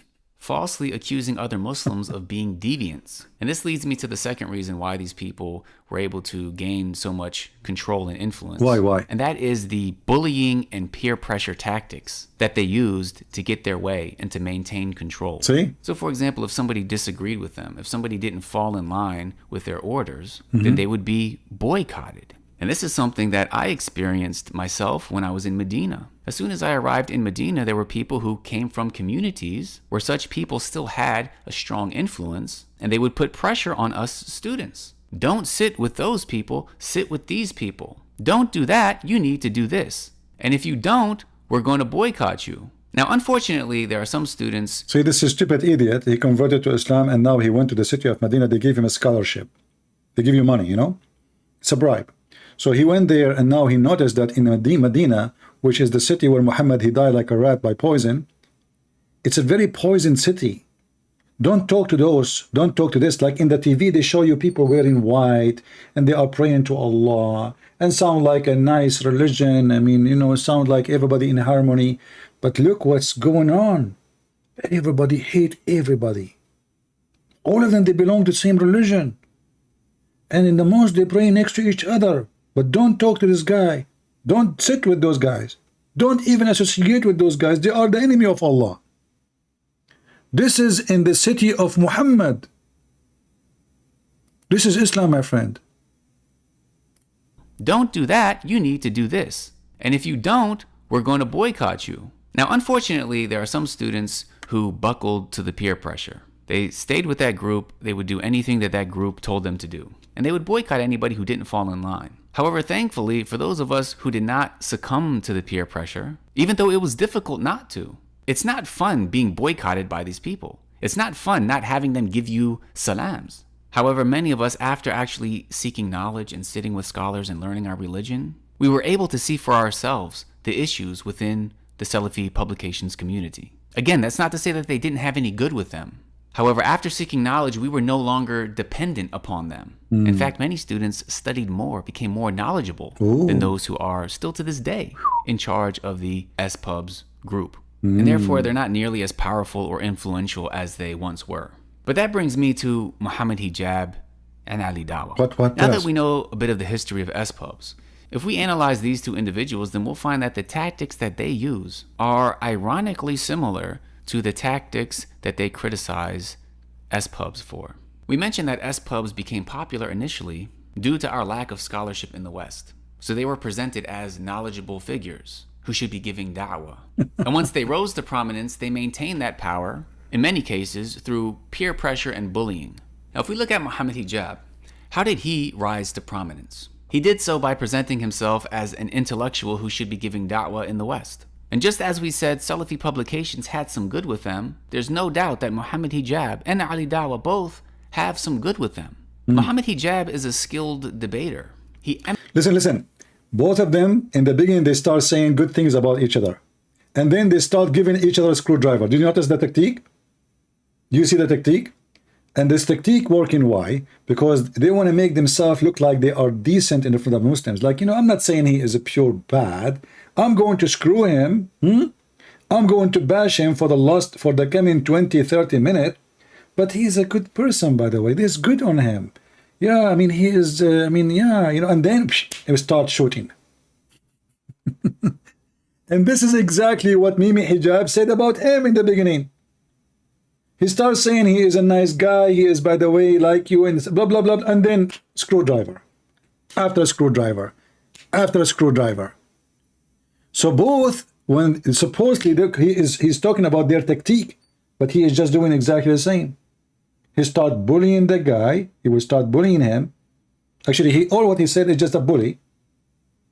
Even if it is something, or some of it is truth. But it's nothing different from what Mimi Hijab does. Emanates confidence. He has a stellar vocabulary. His word. Yeah, he have a confidence. And he is so good in debate. We ask him, do Allah have a hand? Who says so? Allah he pray for, not to. He have a good skills in debate. Christian Prince, did you say suckle me to the Muslim women? Did you say that Muslims, they have AIDS? This is the skill of debate, you coward. The Muslim women, she said to Christian Prince, you're single because Christian women, they have AIDS. I said, I will not marry you. In fact, all of us, we knew number one sex tourists in the world are Muslims. Every single one from the, especially from the oil countries, when he go abroad, he go for sex and drink and nightclubs and bars. And we know what they come back with. Yet they accuse you that you are the one who have AIDS. In fact, their prophet himself, maybe he was infected with sexual disease. Not maybe, actually, for sure. Why? How we know? If you know, if you read the hadith, you will see this.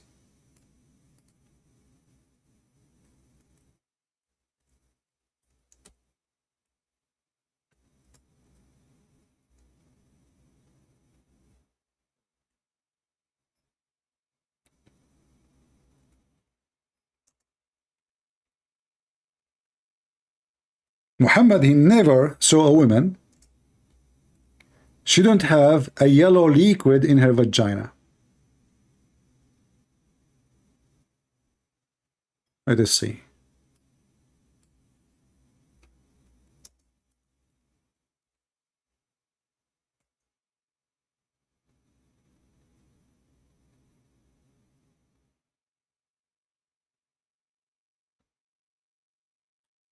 I'm trying to find the hadith. Hold on.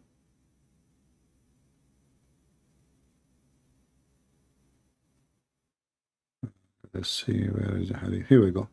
Read it.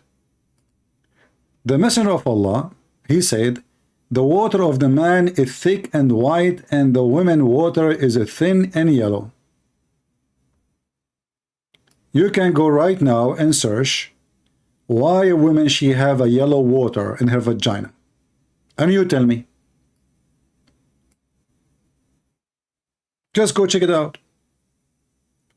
So all the women Muhammad he slept with, they have a sexual disease, sexual infection, and I cannot, I cannot claim that the Muslim women they are the one who have it. Maybe Muhammad he gave it to them because they are sleeping with him. But this is saying to you that Muhammad he never slept with the women. She don't have a yellow sexual discharge. And you know what yellow mean? Yellow is yellow. Yellow is yellow.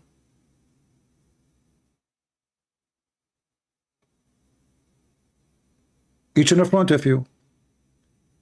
And according to Muhammad, all women they have yellow discharge, and this is how the baby is made. So the stupid Muhammad here is teaching you that women she have a sperm, it's yellow, and the man have a sperm, it is white and thick. When we mix them together, we have a baby, which is absolutely stupid. And not only that, he is saying the one who have orgasm first, the baby will look like him.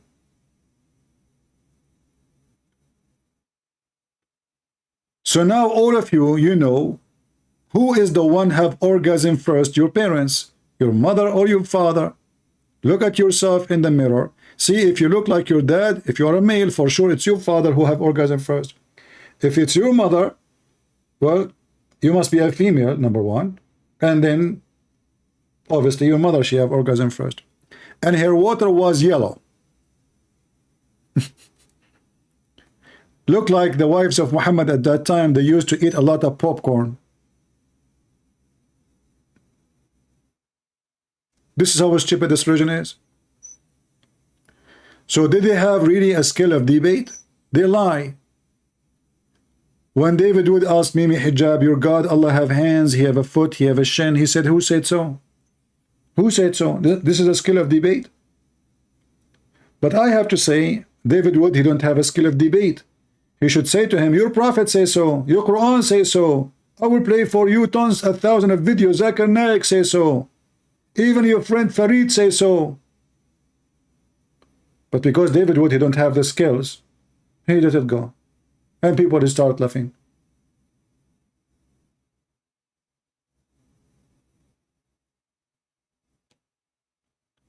So now this guy is trying to frame again, or some of what he says is true. and they keep attacking each other.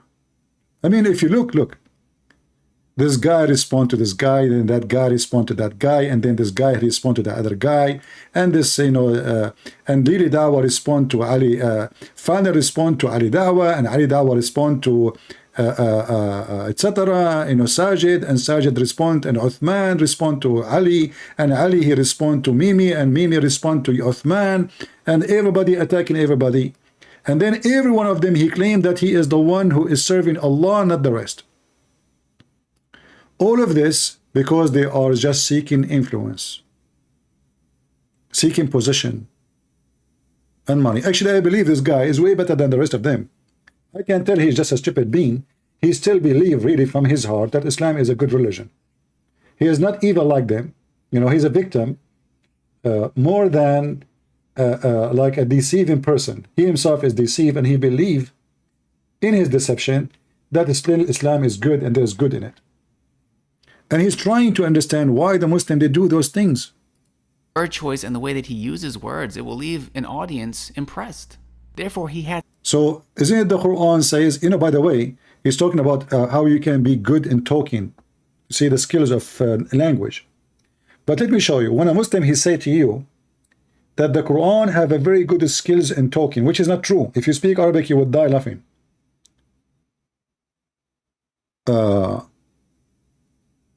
The Quran describe that the one who speak good, which means he have a skills of words, he is shaitan.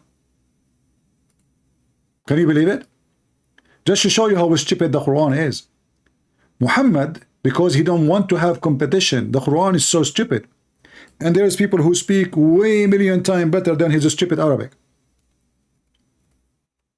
Muhammad, he have to come with something to make people not to listen to them.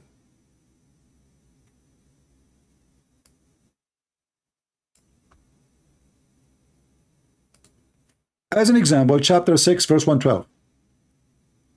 And thus do we make every prophet an enemy, shaitan, and from among them men and jinn, some of them suggesting to their vanished falsehood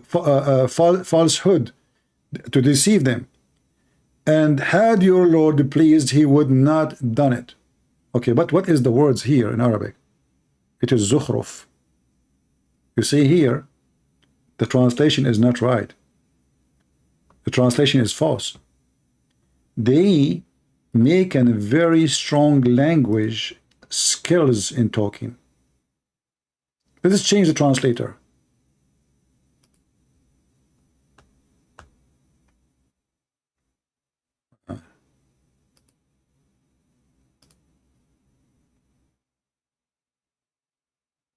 Do you see? Inspiring one another would adorn the speech. So the Quran confirmed that the one who have a skills of language, he is shaitan. He can adorn his speech. He can make it so eloquent. And this is in the Quran. So how the Muslim, they say that the Quran is very eloquent when the Quran saying that the one who speak with eloquent language is shaitan. Are you with me?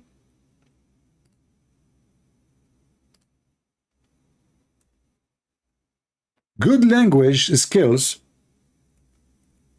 it is not God. God do not need to use a high quality words which nobody maybe understand.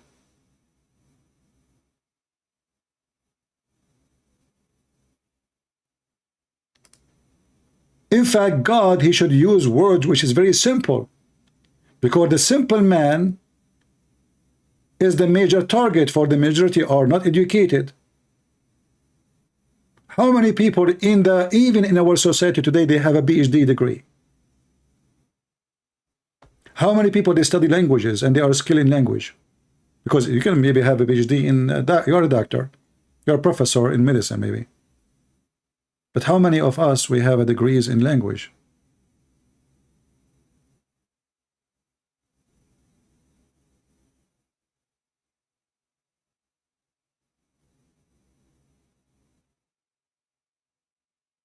And the Quran witness that those who have skill of language, they are the devil.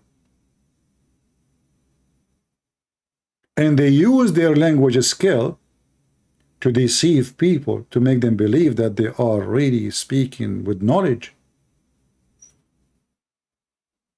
And if this is the case, and if the Quran or the Muslim claim that the Quran have eloquent language which is absolutely far from the truth, then that should go to the Quran too. Because why Allah he want to use such a language? In fact, in the Quran there's a chapter, it's called the chapter of Az-Zukhruf, which is decorating the words. Az-Zukhruf is nothing but decorating words. Why God need to decorate words? If you look at the Quran, you will see even the Muslim, they decorate the frame of the Quran. You will not find a Muslim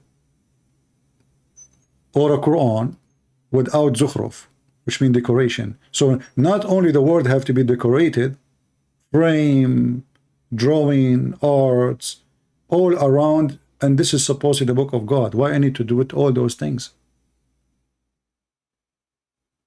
Like the book I'm going to use to the goat X experiment is very decorated. Too bad it's a Quran.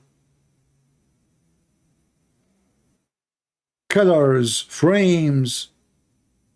Why? Because they don't want you to see how stupid the book is. They want you to focus in the art, which have nothing to do with God. So we put nice frames, and we put nice color and nice print and shiny pages, and we do Photoshop for images. The Quran, there's light coming on it. All of this to deceive you. God do not need those things. God do not depend in eloquent language. God, he's not the God of confusion. You see, eloquent needs somebody he understands those words.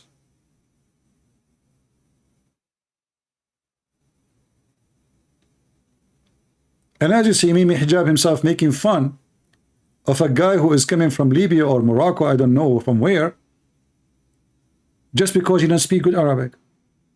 So how somebody he is from Pakistan will understand the Quran?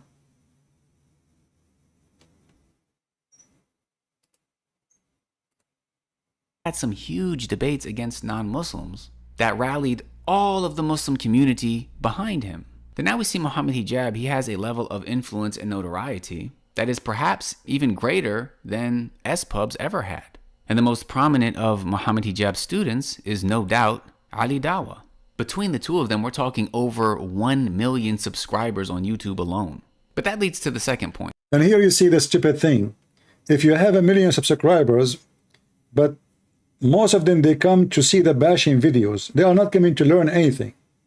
And when you say stupid things, that is even increase your number. As an example, we Christian watch their videos because we laugh.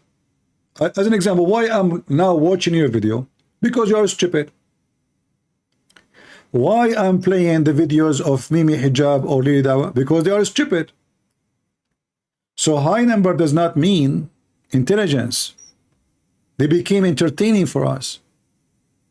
This is your friend saying clearly that all the scientific miracles of the Quran are debunked. And it's a lie. I didn't want to do a dedicated video to this. I was here with the brothers filming for the podcast, and I thought while I'm sat here, I'll quickly touch up on this quickly because it's not really that important. So in the Andrew Tate video that I did, I mentioned that the scientific miracles in the Quran got debunked. And for some odd reason, funnily enough, like as if they thought that it was a slip of the tongue. I'll repeat it again, very carefully.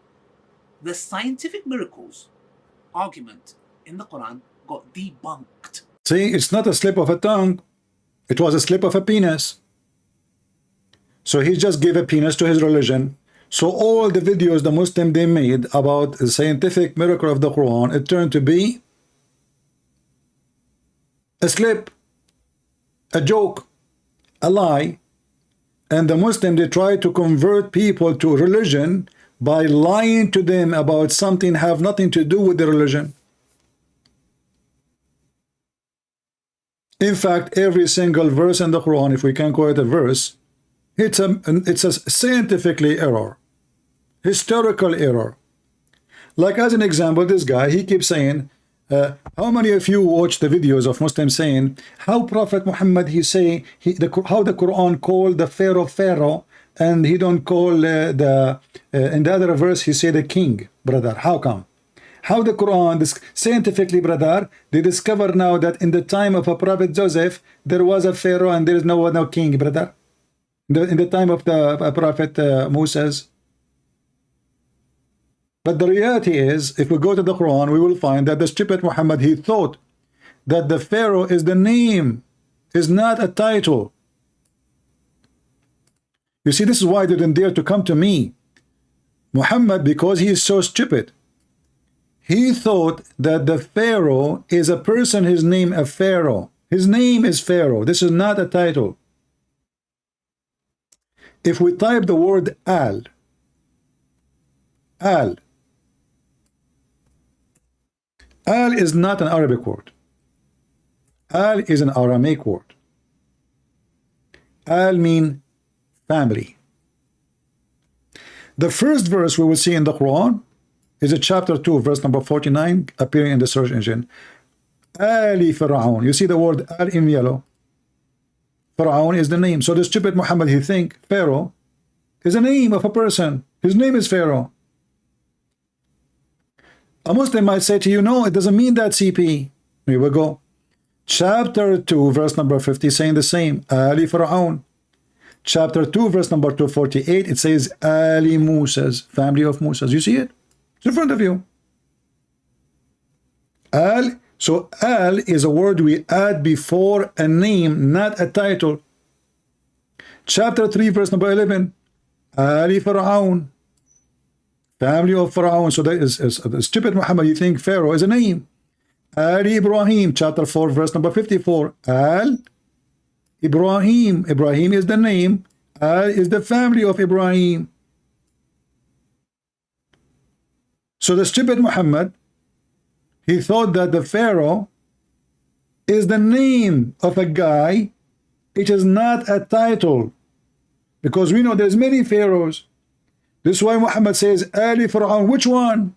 Let us say, for the sake of argument, they are saying this is Pharaoh. But it says family of Pharaoh, family of Moses, family of Abraham. So the second we say Moses, we know is Moses. The second we say Abraham, we know is Abraham. So who is Ali Fir'aun, the family of Fir'aun? So the Muslim, they lie and they claim this is a miracle. How the Quran knew that this is what the title was in the time of the Prophet, when the fact is the Quran is saying the opposite. As an example, you ask the Muslims, who is the Pharaoh they are talking about? They say they are talking about Ramses. Okay, what is the wife of Ramses? The wife, what's his wife name? Nefertari.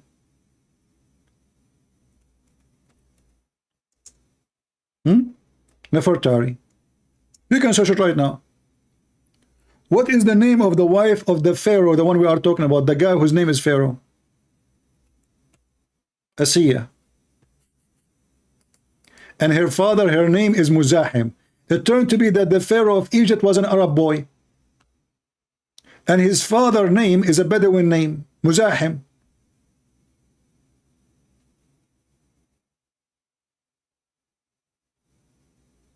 Can you believe it?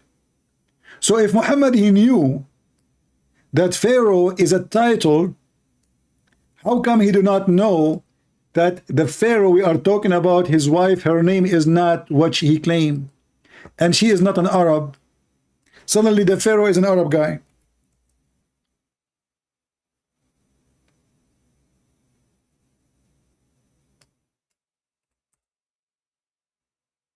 Let us see. Let me show you the hadith. Hold on, let me find it. So from Nefertari, which is every single history book agree, the name is Nefertari. Muhammad suddenly he changed the name.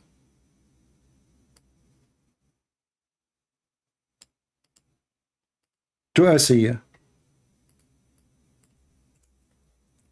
And this is a very authentic hadith. Al-Bukhari. See how the Muslim, they can fool you? They make up a lie and they surrounded you because you're an ignorant. You do not know. By the way, when I say ignorant, I'm not insulting you. I mean, all of us, we are ignorant about something. If you ask me to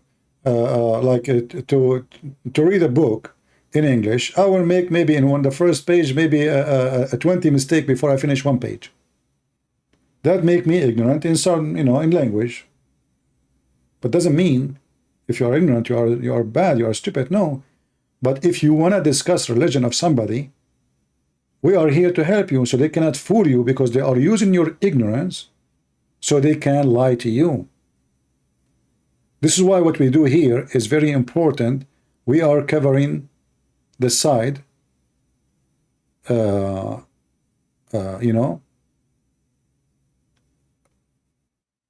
the ignorance. Sometime I make a title, you guys, you post for me, say CP, the title is wrong, you should be that way. I say thank you. Nothing, this is good. If somebody corrected me, this is good, right? So, but what the Muslim they do, they knew that 99.9999% of the population, they know nothing about Islam. And then they gather all their lies and they put it together in one frame and they try to make you believe in a lie. And then in 2 seconds, we can get them busted. If Muhammad knew about the Pharaoh, he should know that this is the wrong name.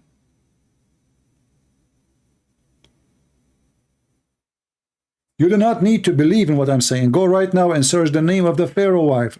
It is Nefertari. This is not from a Christian books. This is not from a Jewish books. This is history. Even the Egyptian museum agree.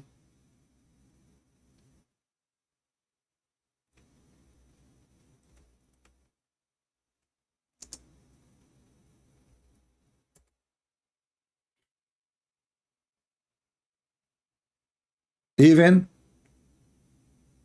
the Egyptian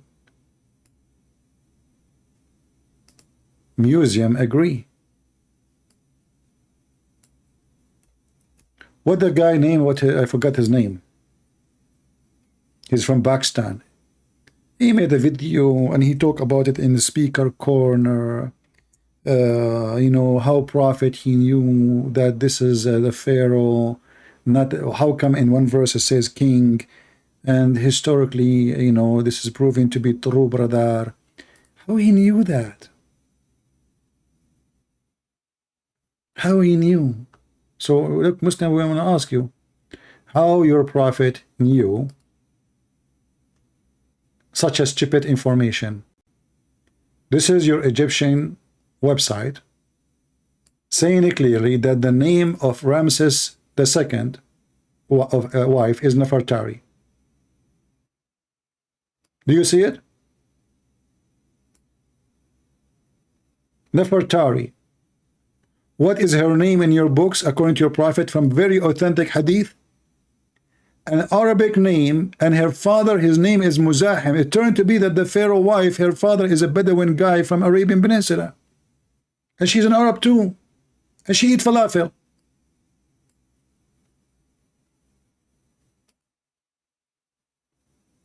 So do you see how easy to debunk their stupidity and their lies?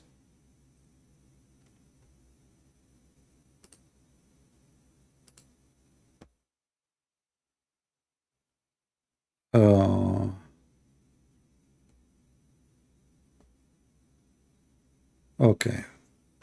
Somebody, he said he have a question in the behalf of a Muslim. He have a Muslim friend. Let us see what the question is.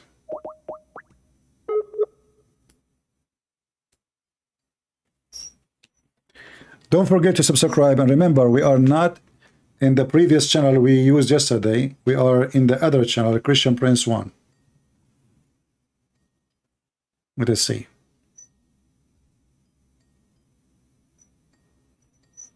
They don't even answer. I don't know. And people, they ask me for help and etc. And then when I try to call him, nobody answer. Okay, I have to hang up. I don't know what to do. Do we have any Muhammad and he have the courage to call me? Why you Muslims bully each other? You see, they are not saying like this guy, he do not know how to debate. No, no, they are really bashing each other horribly. It is a fraud. This is a religion of hatred. If Muslims, they claim that they are brothers to each other. So who killed Uthman? The brothers. Who killed Ali? The brothers. Who killed the grandsons of Muhammad? The brothers. Who killed Umar? The brother. Who took the hair from the beard of Uthman before they killed him? They torture him. They start taking his hair from his beard one by one. The brothers. Who is the one who took an army of 10,000 men to kill Ali and his family? Aisha. But the Muslims, they love each other, brother. So when they speak to you, they try to present for you false information about their religion. But the second you go and read the history of the garbage of the gang of Muhammad, you will see as soon Muhammad he died, they start biting each other, for they are all gang and criminals.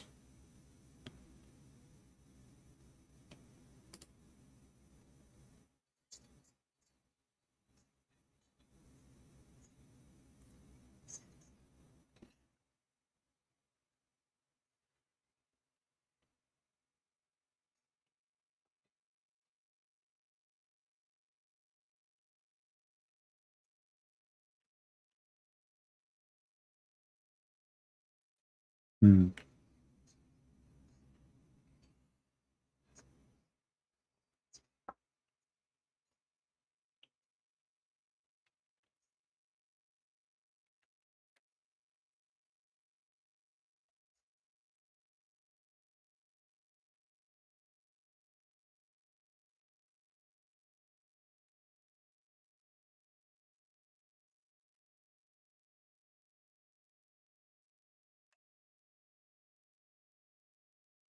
Look, look, look. Who's talking about the couch? He is laying down. I mean, he don't even want to sit down to talk, to record the video. Look, look at him. Look how he's sitting. He's sitting like a monkey, laying down in his back and bashing the other Muslim and talking about you are a freak of a what?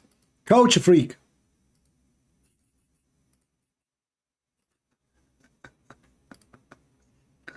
Oh, no sound. Hold on, hold on. Sorry. It's my fault again. I mute the microphone when I call Skype so the ring will not bother you. That's the whole story. Amongst the Muslims. However, I personally have never seen anyone from S-pubs verbally attack and threaten other Muslims the way that Muhammad Hijab has.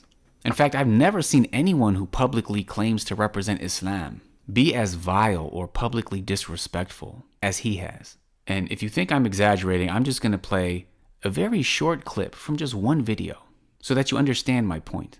This is disgusting behavior from a freak. You are a freak, bro. Bro, everyone can see through you right now. You're a clout-chasing monster.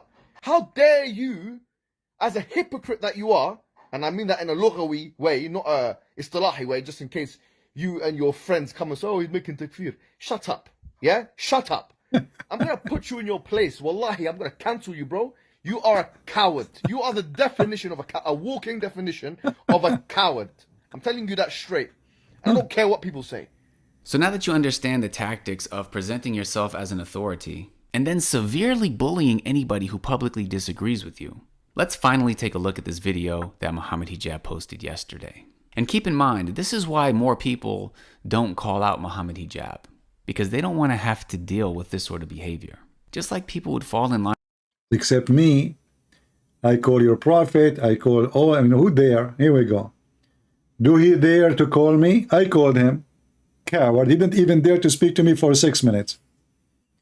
He is a bully, but he cannot bully me. He tried to bully me. Did you say that? I said to him, I was quoting your filthy prophet. 7 Muslims were listening.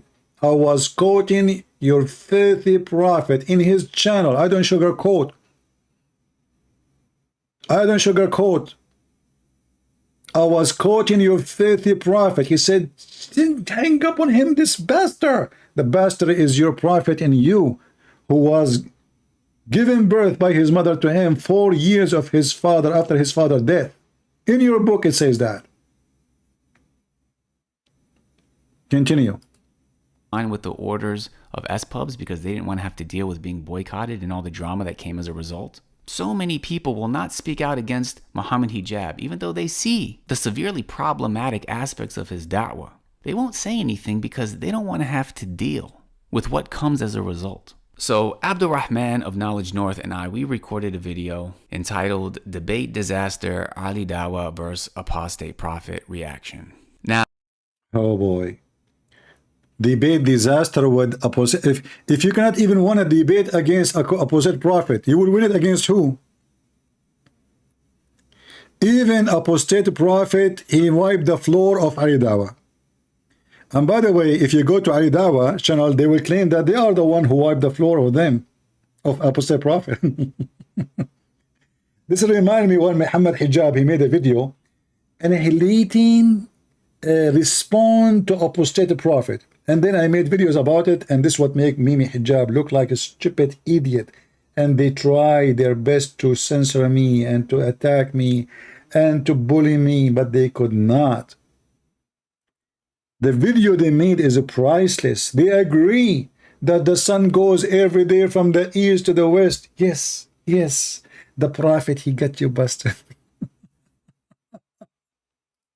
Now, this debate that happened between Ali Dawah and AP was a clear manifestation of Muhammad Hijab's da'wah. Ali Dawah is clearly Muhammad Hijab's student. He's clearly trying to... You don't dare to say his girlfriend? ...to imitate Muhammad Hijab. Now, not only was this debate truly embarrassing, but it has over 200,000 views. The fact that this disaster of a debate happened publicly in front of so many people meant that it needed to be addressed publicly. Not only that, but this isn't a one-time thing. This is a pattern of behavior. And not only that, maybe if Ali Dawah came out and him and his team apologized, they showed some sort of remorse, some sort of humility. You know what about we do this? Listen, instead of, you know, being like a widow who lost her husband and she don't know even who killed him, why you don't debate apostate prophet and do better? What do you think, guys? I mean, why you are bashing a Muslim? Okay, let us say he did a very bad debate. Okay, say he did a very bad, but why you are bashing the guy? What about you go and you challenge opposite prophet and you do better? You fix it. We don't fix it. Do you see how they are awkward and false people? Ali Dawah, he made a debate with opposite prophet. Opposite prophet, he wiped the floor with your prophet face. No problem. What about you? Call opposite prophet. Say to him, listen, Ali Dawah is a kid. I'm the man. Look at my beard. This is important from America. And look, I have many books behind me, yet I cannot read them. So why you don't call? I'm not going to ask you to debate me because you know you are no match. You will not even survive 1 minute. But I would like to see you challenging apostate prophet and you call him live on air and let us see if you can do better. The same topic. I don't know even what the debate they are talking about, Ali Dawah and opposite prophet. What about you do the same topic and let us see if you can do it. And by the way, if you want me to call you, just give me your Skype. All right? And for the benefit of your family, maybe you should buy insurance before I call you. I mean, your wife, she will get rich right away. You call me, I debate you, you have heart attack. Your wife, she will collect the insurance. Everybody is happy. But we have to make a deal. If your wife, she collect the insurance, you have to make some donation, man. I mean, come on. If it's not me, you will not get it. So who dare? The only Muslim they call me is a Muslim woman that I hang up on her yesterday, or Fakira. That's it. Where's the Muslims? Where is the Muhammadan? One Muslim from Nigeria, he called the Arab donkeys and dogs. He forgot that his prophet is an Arab. And he do not know the Quran in Arabic, and yet he said he do not need to know Arabic. And the second you say to him, any translation you accept, he will say to you, any translation. The second you start reading the translation, he said, I don't accept it. And then we say to him, which one you accept? He said, the Rashad Khalifa. But we said Rashad Khalifa is a person who claimed to be a prophet, and he claimed that the Quran is corrupt. He took verse from the Quran. He said, yes, he took verses, it's not there. What the heck? He took verses, is not there? How you can take verses from books, they are not there? So he's saying he took verses out of the book which should not be there, which means he agreed this book is corrupted. I mean, I cannot find one Muslim intelligent to have an intelligent conversation with us. Embarrassment, then Abdurrahman and I wouldn't have posted that video. But instead, Ali Dawha doubled down, tripled down, quadrupled down, tried to present himself as this victor, as if he did. You are jealous because his wife, she feed him life on air grape. Your wife, she cannot do that. This guy, he came home and he found a rag, prayer rag, brother, in the closet. And he want to show the people, and I'm talking about Sajid, he want to show the people that his wife, she prayed to Allah. So he take a video of the rag.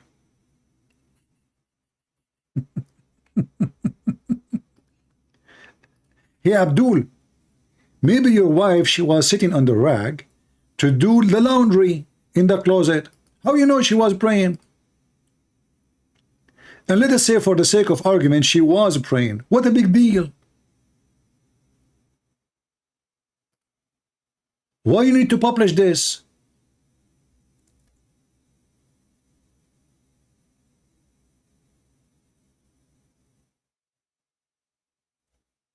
Imagine I come home and I found that where my wife, she prays supposedly, she have a rag to pray in the closet, and then I make a video, look, my alhamdulillah, my wife, she pray in the closet. Okay. She is not here right now, but I'm thinking she was praying to Allah. Why everybody need to know? Aren't you a hypocrite like them?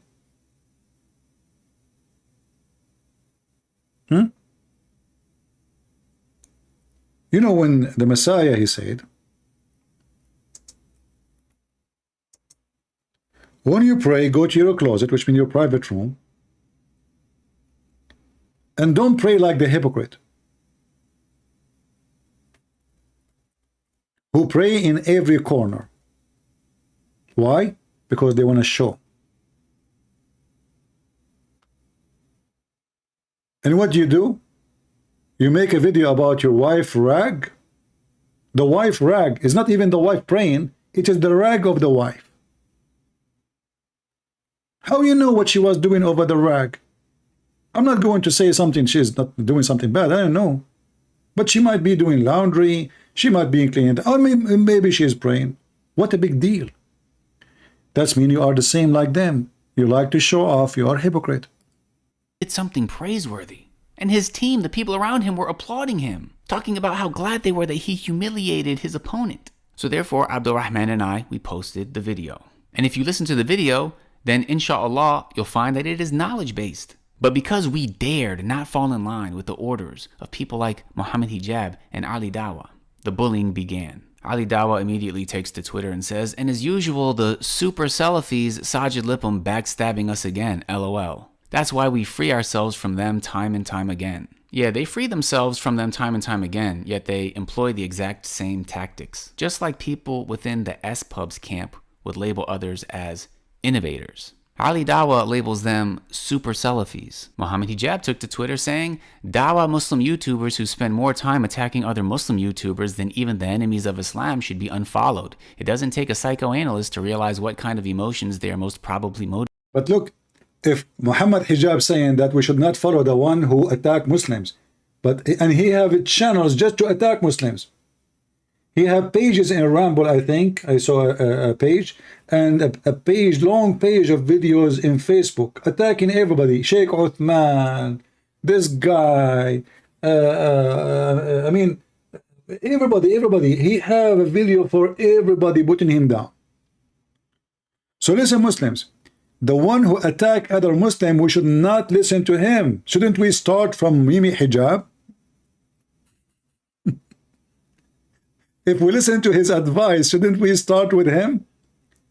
Just to make it simple for you, the Muslims are very smart people.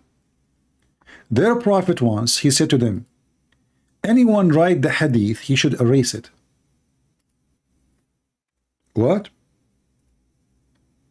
Anyone write down the hadith, you should erase it. Okay. You believe it or not, the Muslim, they wrote down, the Prophet said, anyone write down the hadith should erase it. This is the level of IQ when you become a Muslim. You become literally stupid. The guy just told you, don't write what I say, only Quran. You go on your right, the Prophet said, don't write what I say. I mean, do you see the stupidity?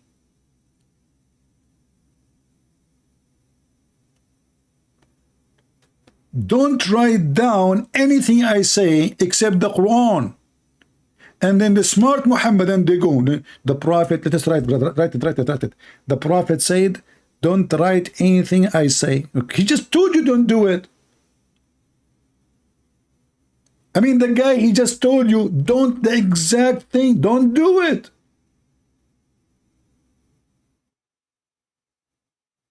And because the Prophet said, don't write what I say, they have 1,000,000 hadith.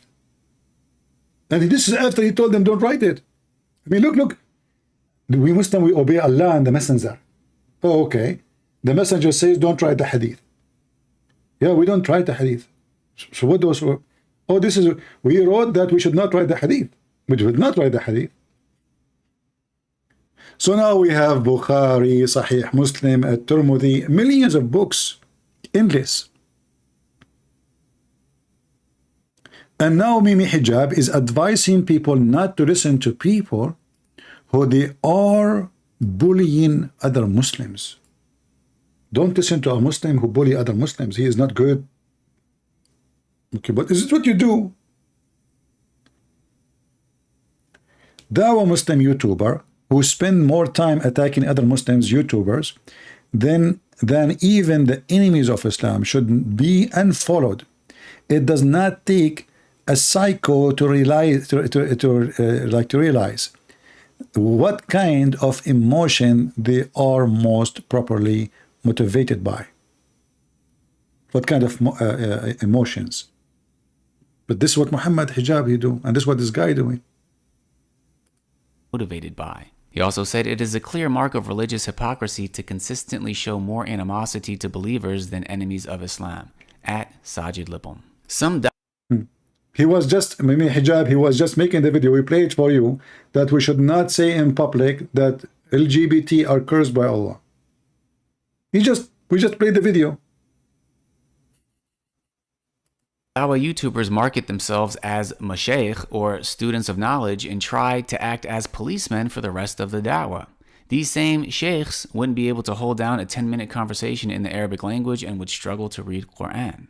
So you see how low the bar is? Because Muhammad Hijab can have a 10-minute conversation in Arabic, because he might not struggle as much as other people in reading the Qur'an, he's more qualified to police the rest of the da'wah. Speaking of spending time attacking other Muslim YouTubers, let's take a look at this video that Muhammad Hijab posted to the SP Files YouTube channel, which is completely dedicated to refuting other Muslims. The title is Sajid Backstabs Again. Muhammad Hijab responds. Ooh. So I'm being labeled as a backstabber. It's being implied that I'm two-faced, that I act as though I'm this well-wisher with the angel wings, but in reality, I'm an evil backstabber. Guys, but I have a comment about this.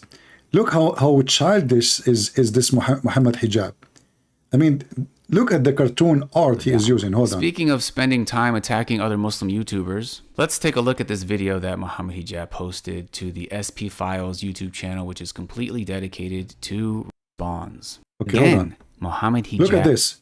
I don't know if you notice, he put a hand with the knife and angel wings. I mean, what is this? What is that? Is that a cartoon for kids? This is a video from Mimi Hijab to prove that this guy is a backstabber. Hijab responds. So I'm being labeled as a backstabber. It's being implied that I'm two-faced, that I act as though I'm this well-wisher with the angel wings, but in reality, I'm an evil backstabber.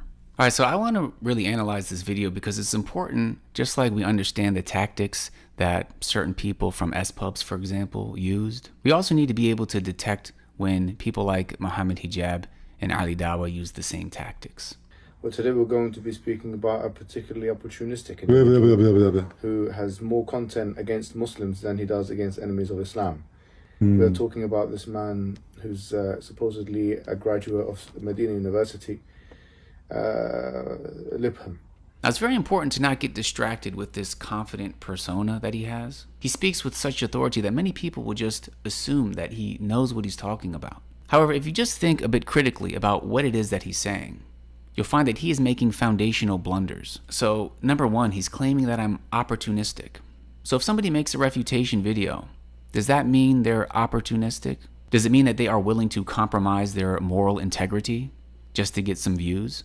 No, it doesn't apply to me, just like it doesn't apply to him. I'm not going to say that just because he jumps on an opportunity to refute somebody or debate somebody, that he's being opportunistic.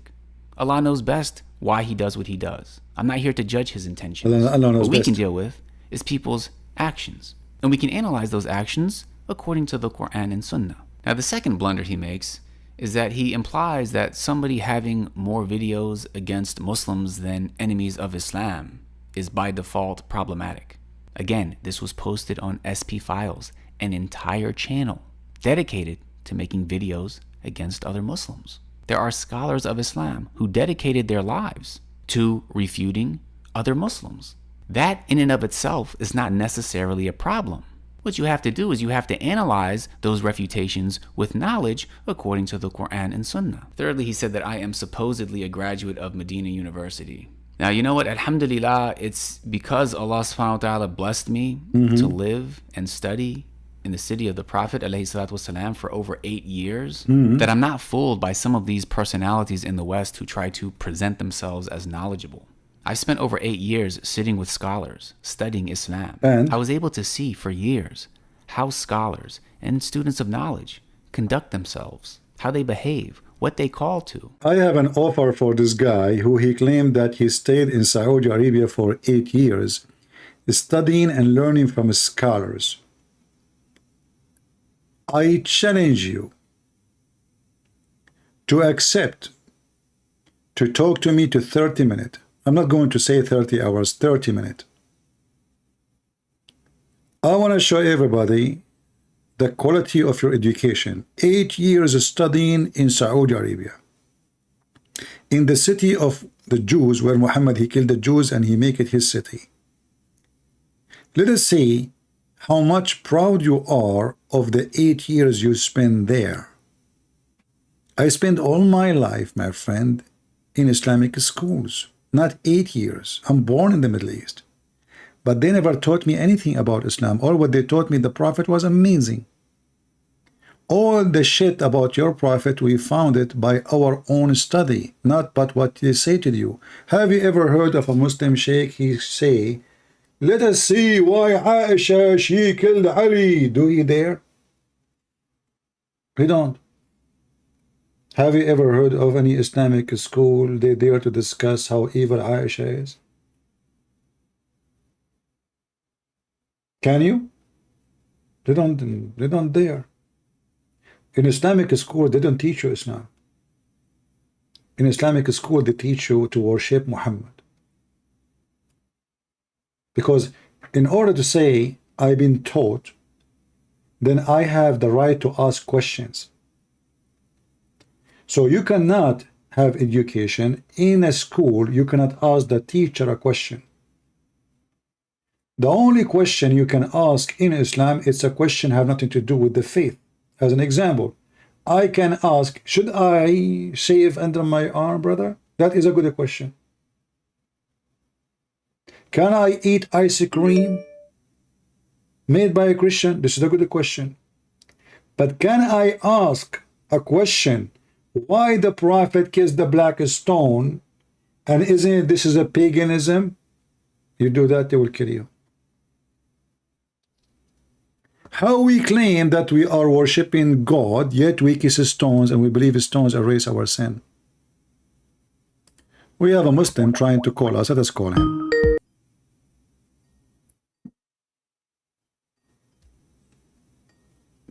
Let us hope it's going to work. Hello?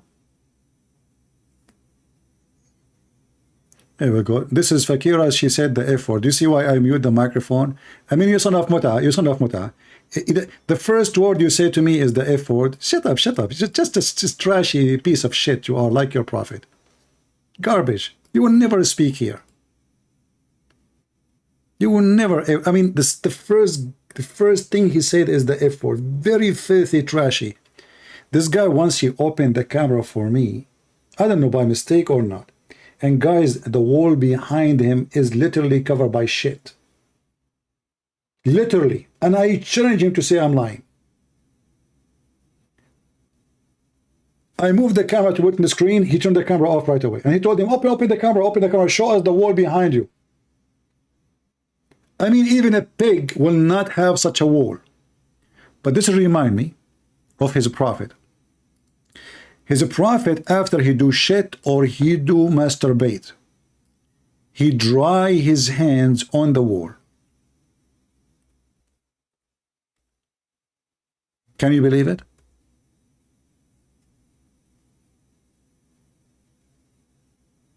Let me find the hadith.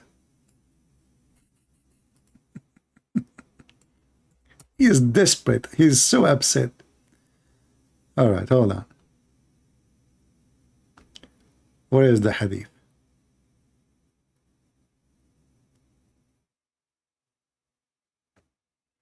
Look at this hadith here. Muhammad, he is teaching people where to spit.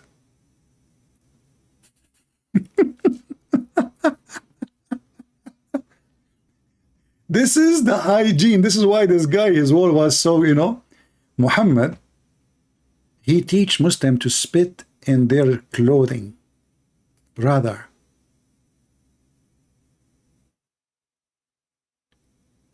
Not spit, actually. This is not spitting. You know, the snot. The snot. This is about the snot. You know? This is not about spit.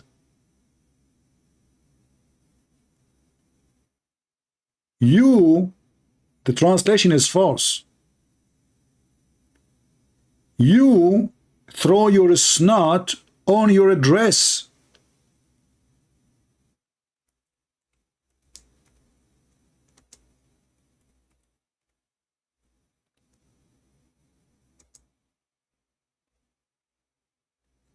So I will not be surprised if Fakira, her wall was full of garbage. It's totally disgusting. I could not believe it, how disgusting the wall behind him.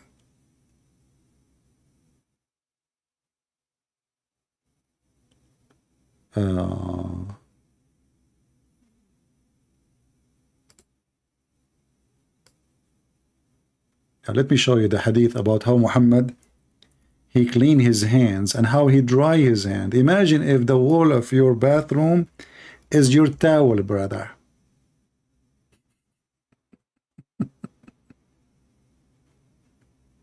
In the wall, the Muslim, they put to bracket earth. It is the wall, you idiot. It's a wall. The man, he clean his private part and he dry his hands on the wall or in the ground. Do you see it?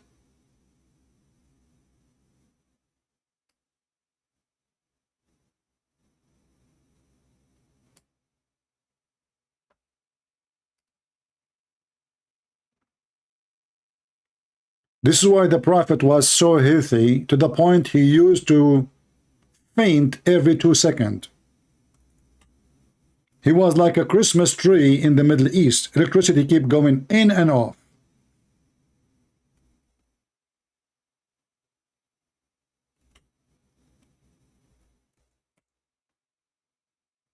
Because the Prophet was a very hygiene. The Messenger of Allah fainted when he was sick. He's always sick. I mean, isn't it him at the age of 8, he fainted for many hours? At the age of 8. Not at the age, actually, sorry, not, what 8? Sorry. This is my mistake. I think he was like 3, 4 years old. He fainted. Even the woman who is there, she thought he's dead. That's why as soon he woke up, they took him to his supposed family, and they told him, I cannot keep him here. We were afraid he has almost died. Since he was a kid, he have an, obviously he have a mental issue, he have a brain issue. You can say epilepsy, I don't know what it is. But the guy, he faint in a very early age. And he always faint. And his muscles, his neck, his body, he would start shaking and go crazy. And here the story in front of us, the prophet fainted when he was sick. Then he woke up. And I mean, you see the story here. I mean, it's very funny. I don't want to repeat it 1,000 times. He said exactly the same sentence. Is the time for the prayer is had come? And they said yes. He said, okay, tell Bilal and to call for the adhan, and tell Abu Bakr to call for our prayer. And then he fainted. And he said the same. And he fainted. And he said the same. And he fainted. And he said the same. He fainted. He said the same. This is why Muslim governments in the world, they are trying to kill those books. The Crown Prince of Saudi Arabia, he have a project to filter all the hadith. And what they will filter? They will filter all the embarrassing stories. Erdogan, many years ago, he brought what he called the Muslim leaders from around the world, and the purpose is to clean the books of hadith because it's full of embarrassment. But guess what? The internet killed Islam. It's too late. If they tried to do that long time ago, actually they did. Even Ibn Ishaq, when he wrote about Muhammad, he says many things does not be fit in his understanding or his logic. With the prophet, he did not. He took it off. So there's a lot of missing stories we do not know. He decided to take it off because it's horrible. So this is after the filtration.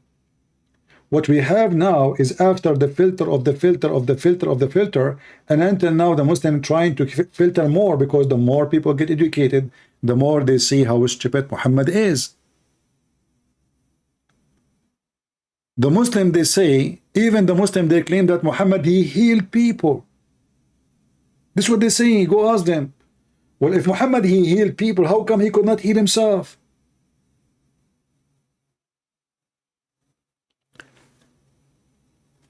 Mimi Hijab, when he start any video, he start selling negla seed. Correct? Negla seed. Like Lily Dawha, he sell halal food, halal cat food. I never heard of a cat eating halal food. But everything is possible in Islam. This is because those cats are Muslim cats, brother. They will not eat any food unless it is halal food. She is a good Muslim female cat. And maybe soon, Lily Dawha will start selling halal, what they call this thing the women they use for their period? I don't know, whatever. He will start selling halal diaper for Muslim cats. Halal food for cats.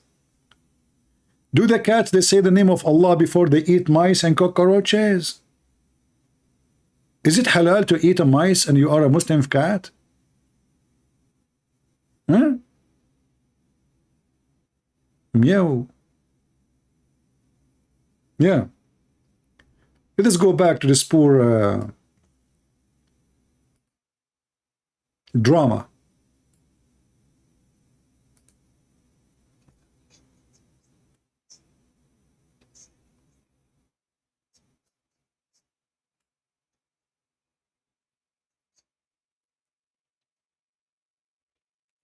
Hold on, there's no sound. Okay, go. Before you start saying there's no sound, here we go. Let's fix it. Not be misled simply due to the fact that they don't know any better. They're simply trusting people who have, for whatever reason, become popular. These are the issues I have. Number one, the points that were made in that in that particular video were of a low quality. He was making subpar points one after the other. So the reality of the specific points that he's trying to criticize and belittle will be dealt with in another video, inshallah. The Salafi Mutakalimah. It's obviously a bid to try and make himself self-importance, like he's the one who's coining terms that he can now use for other Muslim people in order to stigmatize them. So he claims that Abdul Rahman is coining this term for self-importance and in order to stigmatize other Muslims. Meanwhile, this is being posted to a channel called SP Files, where people such as myself are being labeled super Salafis to be stigmatized. I'm not part of SPubs. I've never been part of SPubs. In fact, I have many videos on my channel against SPubs. Yet just because we criticized Ali Dawha. Listen, in the beginning he started praising SPubs. At the end he says he criticized SPub. So it look like every Muslim criticized every Muslim. Every Muslim he claimed that he is the one who have the true Islam and the rest are donkeys. Do you see how stupid this cult is? Each one of them, he claimed he is the one has the certificate from God to explain the correct Islam. The rest are donkeys. So each one of them, he make a video against the other one.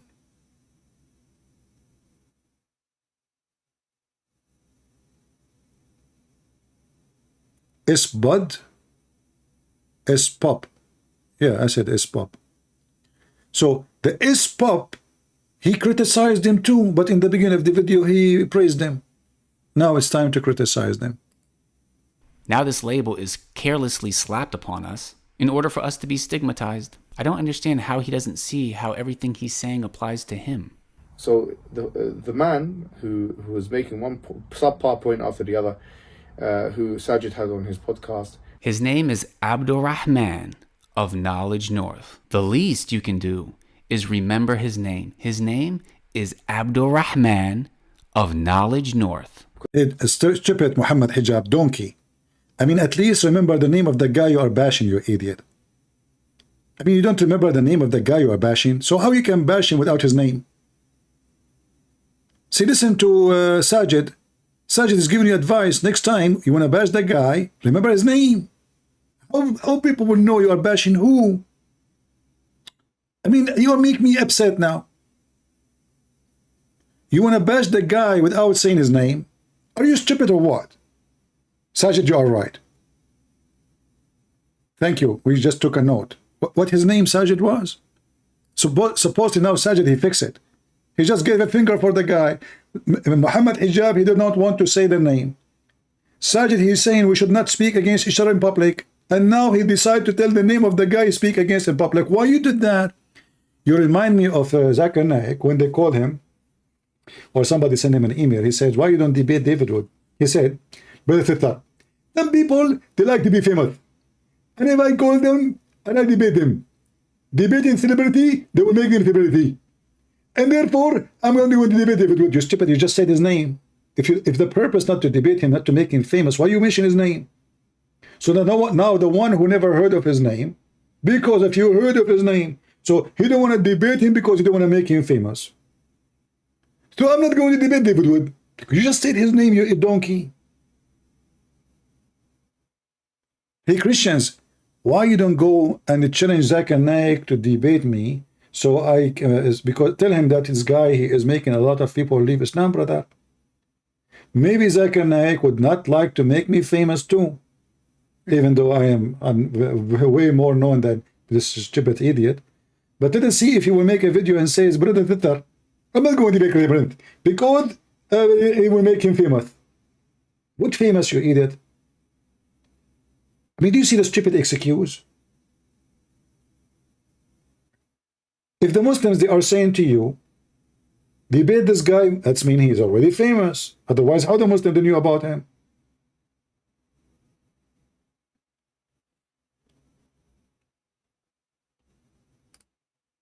Of Knowledge North. The least you can do is remember his name. His name is Abdul Rahman of Knowledge North. Because he doesn't understand the language of the people of Aqid of the past, of the people who wrote the philosophers or whoever made the Kalimeen. Doesn't understand the language, or potentially does understand it, but doesn't understand the overarching point.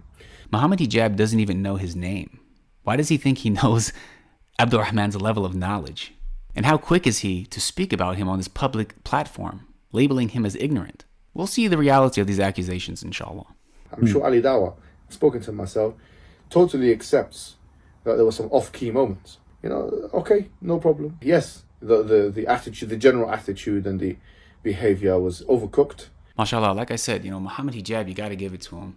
He has an extensive vocabulary. Now, what words did he choose to describe Ali Dawah's debate as?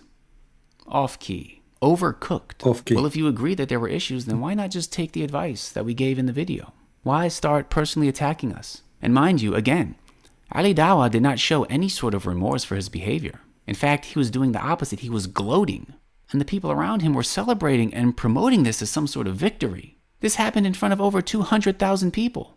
Why can't the Listen. I don't like what you are saying, honestly. I think Ali Dawah is more decent than you. This is why he responds to you. Yeah, you look better in brown. I'm recording this video Chocolate. to hopefully, inshallah, close a chapter regarding some back and forth between myself and Ali Dawah. Yeah, actually, this is a close of chapter. This is why after that he made 100 video to respond to Ali Dawah. But this is a close of the chapter, okay? For several months now, I have been publicly slandered, and rather than continue to go back and forth, which I've already tried to limit tremendously, I haven't really done too much back and forth, but I wanted to record this video to just let it be known what has happened so that people who see... Yeah, we know what happened. Your wife, she put your clothes in your white dress with the chocolate, and here we go. This is the end. I told you, don't use hot water and don't use chocolate. You don't believe me. Here we go. This is the result. What is this hat for? Is that Islamic hat now? Lies and accusations against me, they understand the context. By the way, why somebody want to wear a hat inside the house?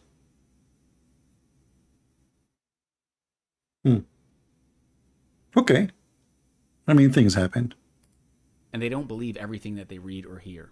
I wanted to at least put the truth out there as my final words regarding the situation. What? Now, this does not mean I won't address any misrepresentations regarding the religion of Islam, no, because correcting such misrepresentations is an important part of our religion. And one of the tactics that people use to keep themselves from being corrected is they will bully and slander people. They try to make their lives as miserable as possible to keep them from speaking up. So I'm not going to give in regarding the religion. However, I'm talking about personal attacks, personal slanders about me. What? After you see what I'm about to present in this video, inshallah, you'll understand. What they said about you? Firstly, I want to go back to December 13th, 2021. History is recorded, brother. December 13th. It's a point, This will remind me of an Arab guy. He, the Arab, they have a tradition. If you farted, that is like a point of history. So the guy, he was sitting between a bunch of Abdul and he farted. And then his name is Hamad, which means Muhammad. So Hamad, he farted. And Hamad became famous, the guy who farted. They don't even say his name no more. So Hamad, because now he became like a point of humility, he decided to migrate and leave the land. And he stayed away for 40 years. He came back after 40 years. He missed his people. He want to see what's happening. So he saw an old woman next to the water well. Very, very old woman. He said to her, he looked at her, he recognized her. He said to her, aren't you the mother of etc. person? She said, yes, I am. He said how old he was. How old is he now? The woman, she said, to be honest with you, Alhamdulillah, he is a growing man, but I don't remember really his age. All what I remember, he was born 4 years after Hamad farted.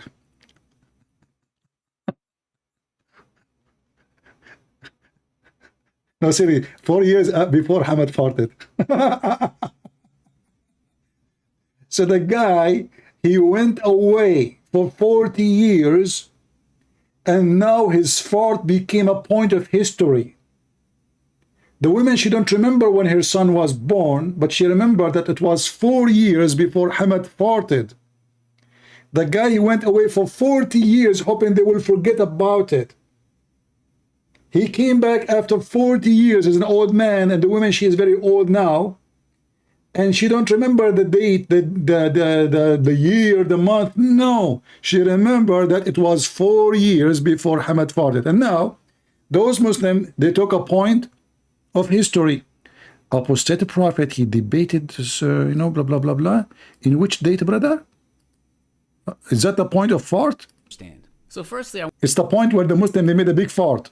I want to go back to December 13th, 2021. Our sister in Islam, Millihan, went on the so-called Apostate Prophet's channel. The video is called Interviewing a Female Muslim Convert. Now, we should not be watching or promoting Apostate Prophet's channel. Really? I already have a video up explaining what scholars of Islam say about Guys, we should not promote him. You see the intelligence? By the way, we should not promote him, okay?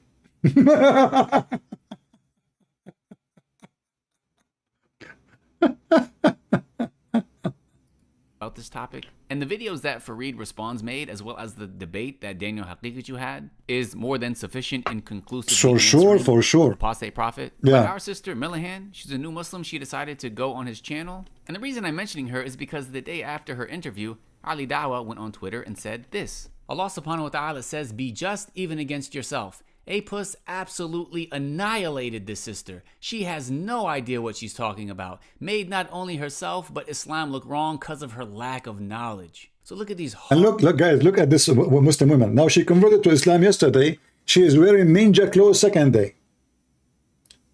This woman, I saw her, you know, she is obviously, you know, she is seeking attention. She is not able to get married. She don't look good.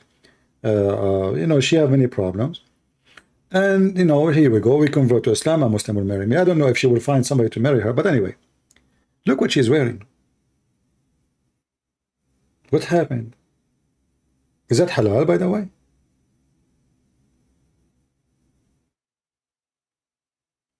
And he said he annihilated her. Is that halal annihilation? How you say that about a female?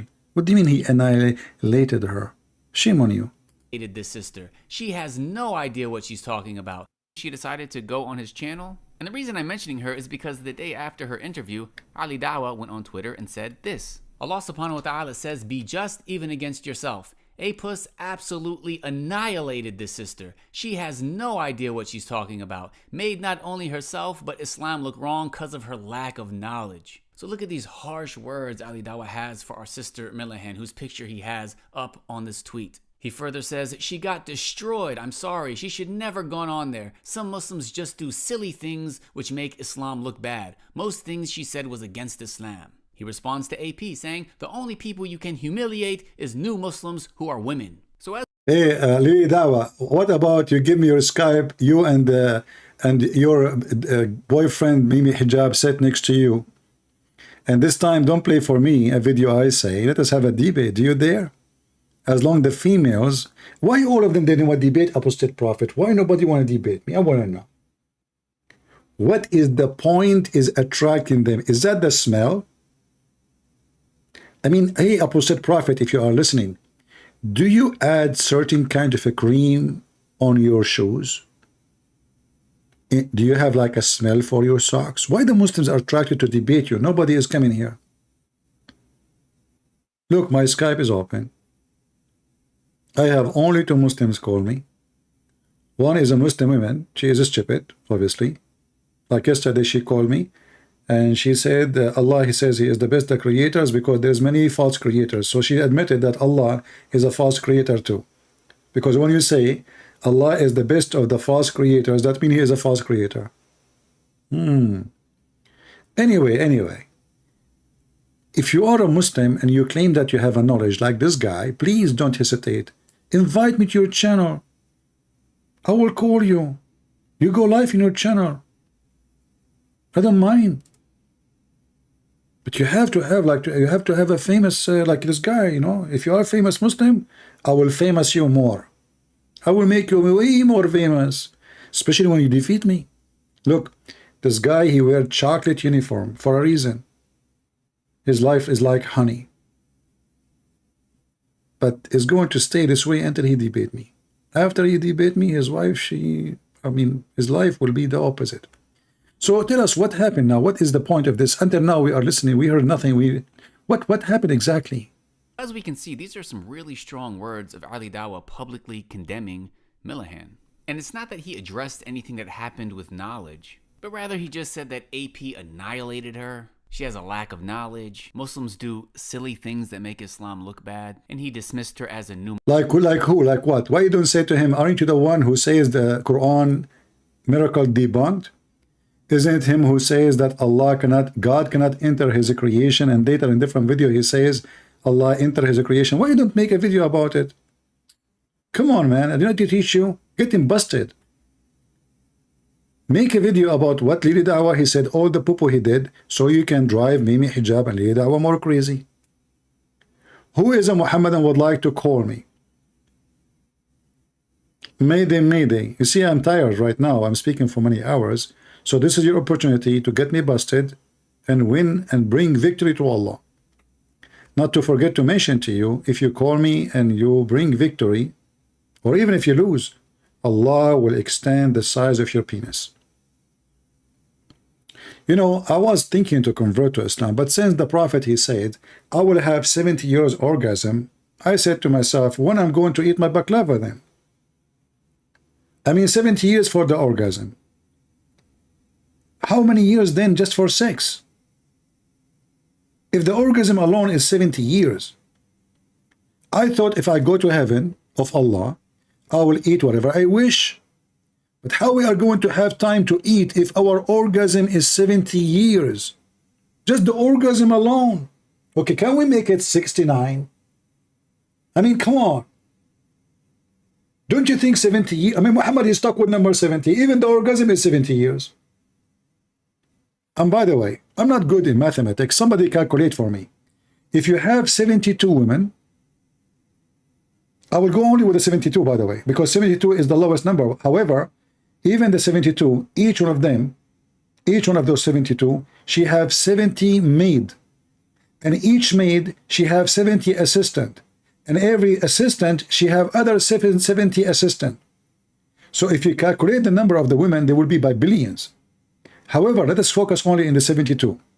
So if the 72 are only the one you will sleep with, and each one of them you will have 70 years orgasm, how many years will take you to go to the same girl next time? Can somebody give me the number? 4,000 years something? More than 4,000 years. Can you believe it? So I'm counting only the orgasm, not the whole sex. 70 years, let us say a woman, her name is Fatima, and she is a virgin. She took off her panty, you start doing boom boom. According to Allah, halal, brother, halal.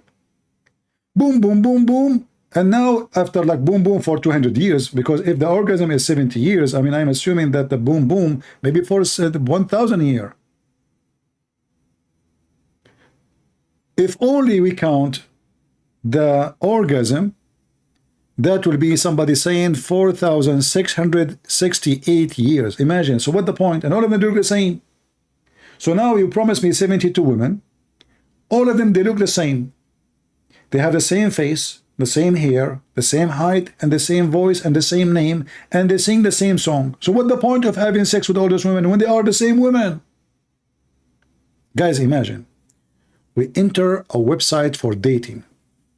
And all the women there, they have the same information. Her name is Fatima. Her age is 6 years old.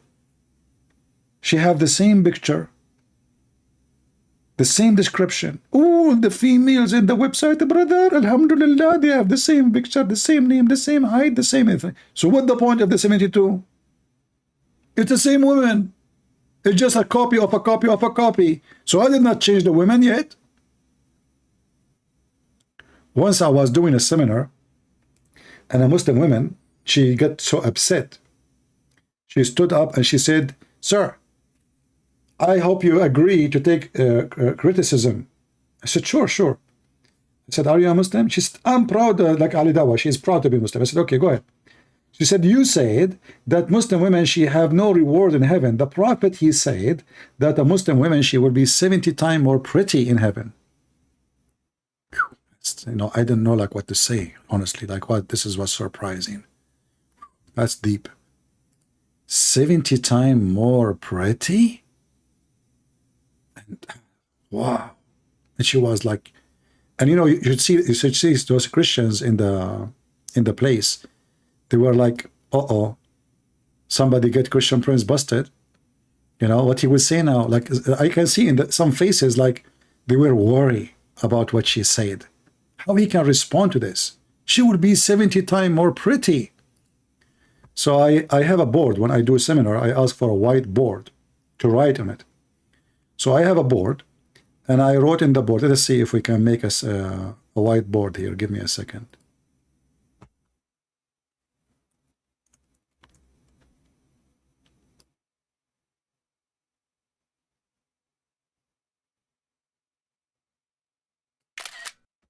All right, we took a screenshot of a whiteboard so we can expand it in the screen. Just to show you how stupid Islam is. But this can be a valid argument if somebody he don't have a good intelligence and he don't have a very fast response, and to show how stupid it is. So I said to her, okay, let us say, like, I asked her what name you like. Anyway, so like, let us say a girl, her name is Fatima. So first one, her name is Fatima. Let's change the text color. We make it red. All right. So the first girl, her name is Fatima. Fatima, she have a beauty equal to 1. We will write first the names. Let us say Fatima. Second one, her name is Aisha. Okay. The third one, her name is Zainab. Z. Fatima, her beauty, you see, in the, you know, in earth, all of us, we have different look. Some they have a better look in the scales of a human being. Some they don't have less, you know. I mean, it depends.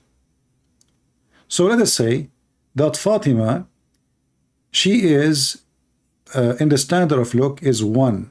She took the number 1, not number 1 as the best. No. Aisha, she is twice more pretty than Fatima. Zainab, she is 3 times more pretty than Fatima. And now let us multiply with number 70. You will notice nothing changed. And I said to this girl, as you see, you were ugly in earth, you're still ugly in heaven. So I said to her, let us assume that you are Fatima. Do you mind to give you this name? She said, no. Okay. So now we multiply your beauty with 70. So now you are 70 times more pretty. Now Aisha is going to multiply 2 with 70. So now she is 70 times more pretty. And Zainab, her beauty is multiplied with number 70. So now she is 3 times more pretty. But in fact, nothing changed.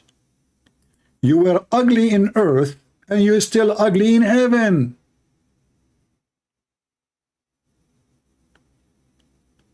Aisha now, while you are 70 times more pretty, Aisha now, she is 140 times more pretty.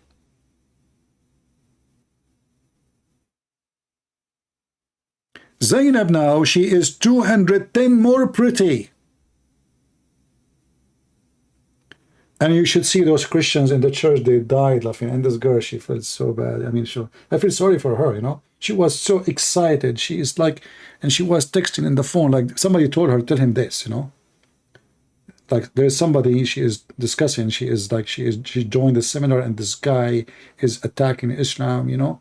And they told her, she's telling them like, you know, he said women in Islam, they will not have any reward, they are just sex toys. And now she decided to get me in the corner.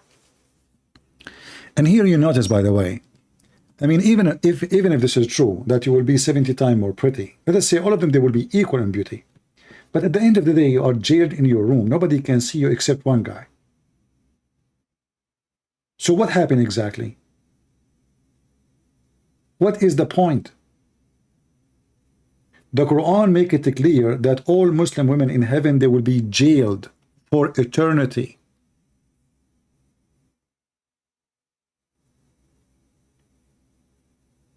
for eternity.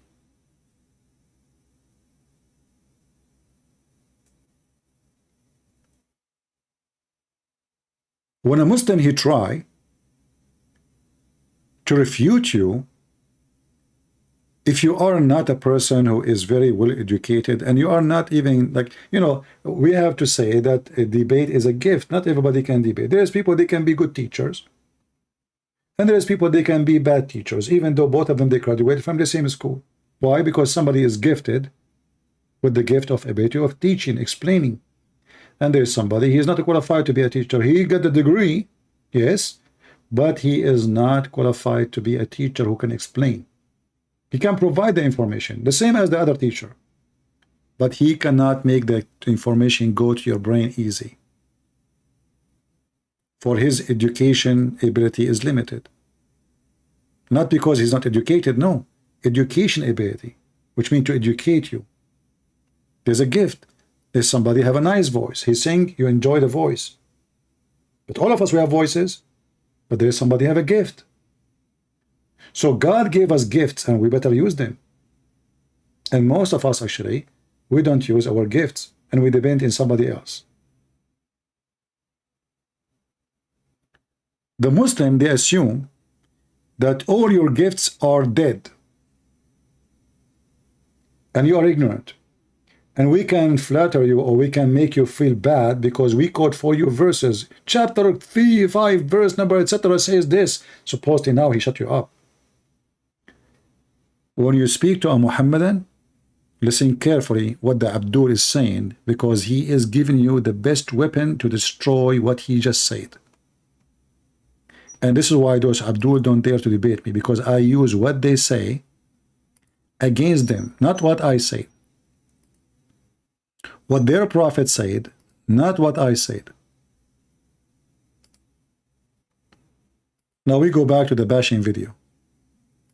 A Muslim who is a woman, and all of this happened in December 2021. Fast forward about 2 months later, and now Ali Dawha decided that he wanted to go on and have a discussion or a debate with the so-called apostate prophet. The video on his channel is titled Ali Dawha vs. A Puss. Full debate. Hilarious. Here we have Ali Dawha being fed grapes. It says a puss broke down and it shows some photoshopped tears coming out of his eyes. The video on Ali Dawha's channel currently has about 209,000 views, and the video on AP's channel has about 238,000 views. Together, we're talking about almost 500,000 views. Now, there is a very important principle in Islam regarding enjoining good and forbidding evil. Allah tells us in the Quran, and let there be arising from you a nation inviting to all that is good, enjoining what is right and forbidding what is wrong, and those will be the successful. So there is a what is right, you know, to cheat on your wife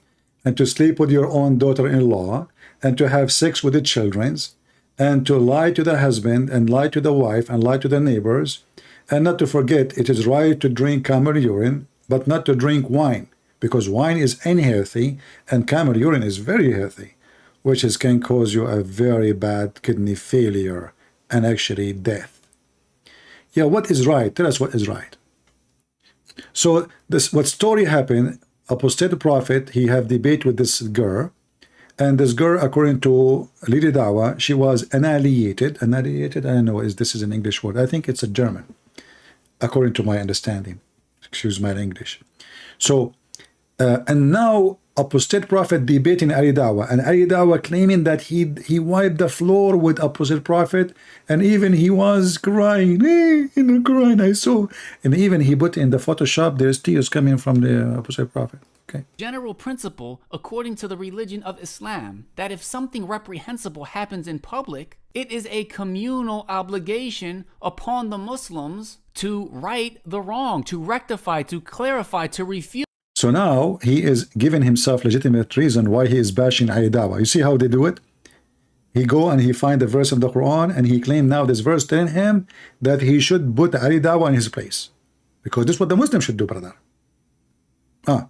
So when Ali Dawha did it to you, he's a bad person. When you do it to him, you are the good Muslim. This public wrong. When I say it's a communal obligation, what does that mean? What does that mean? It means that if nobody from the community addresses and corrects this reprehensible behavior, then the Muslims as a whole are sinful. However, if some from the community do take on that responsibility, then that suffices, and the Muslim community is no longer considered sinful. So after Ali Dawah's absolutely egregious behavior that stemmed from flawed foundational principles, rather than being just even against yourself, Ali Dawah and his friends were gloating about his performance, praising what he did, encouraging each other to make highlight reels, which is... By the way, is it like eating the grape is making you upset, or because his wife's hands was dirty? I'm not sure. What are you trying to say? I mean, why you keep posting this picture? See, we aren't smart like Muslims. I mean, what happened exactly? The guy was debating. He told the wife, bring me grape, bring me grape. The wife, she grabbed a grape and she put it in his mouth like a bear. And what happened next? Why that make all the Muslims sinful? And that's deep. Thank God I'm not married. I can scream from now until tomorrow, give me a grape. Nobody will give me grape. Otherwise, I will be in your channel, man.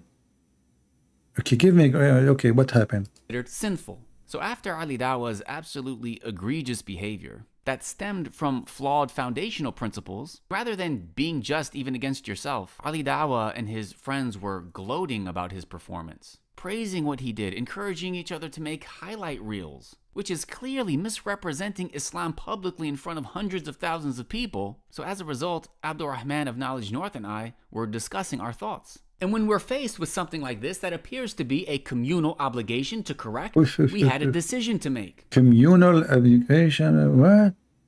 All of this, what happened? What happened? I mean, are you going to write a book about it? Should we say something? You should. I mean, you are making a lot of poo-poo. Go ahead. Should we speak up? And we ultimately decided that yes, we absolutely should say something about this. So we recorded a video entitled Debate Disaster, Ali Dawah vs. Apostate Prophet Reaction. No way. You have a deal. Okay, hold on. I'm going to search for it. Okay, hold on. Debate Disaster. We are missing a lot of news, man. I mean, those Muslim channels, a lot of comedy. Okay. Look at the video here. Yes, brother. Bismillah walhamdulillah. That will be maybe a common topic for the future, brother. I mean, what the heck is that? Debate disaster. And look, brother. Sajid, he is not like the rest of Muslims. He don't do things for money. Yes, brother. Okay, let us be honest here. So Lily Dawah selling halal cat food. Mimi Hijab selling the necklace seed. Sajid, he is selling t-shirt. But all of them, brother, they are serving Allah. All of them. I mean, we have to be honest here. Buying a t-shirt from Allah will take you to heaven. $23.99 for a t-shirt. You can get it for $2. You must be very decent. Abdul, $44? Your prices is so cheap, man.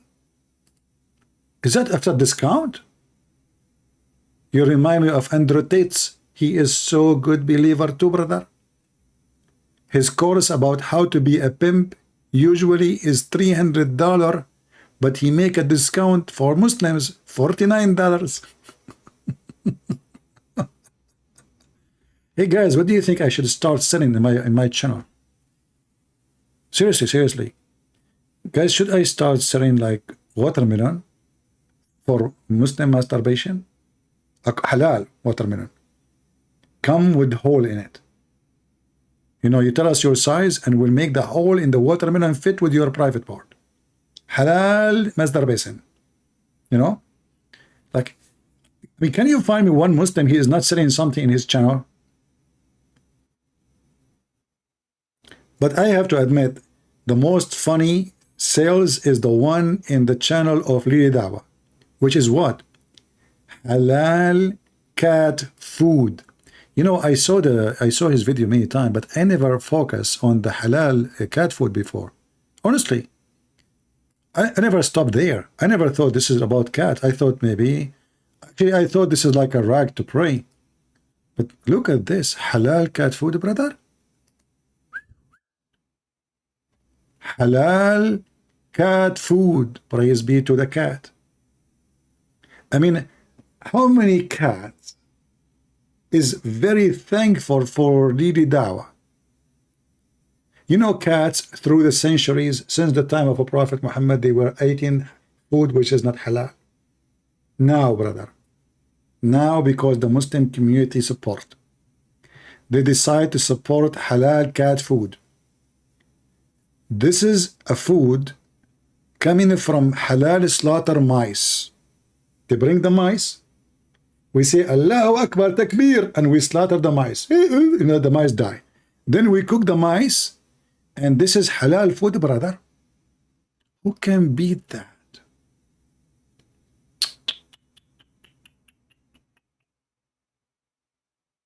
So one selling t-shirt, the other one selling Nagla seed. I don't know what to sell. I'm out of options now. Hold on, I will find something to sell. Hold on. What to sell, what to sell, what to sell. Camel urine? Even they sell that. Oh, they took all the market. I don't know what to sell now.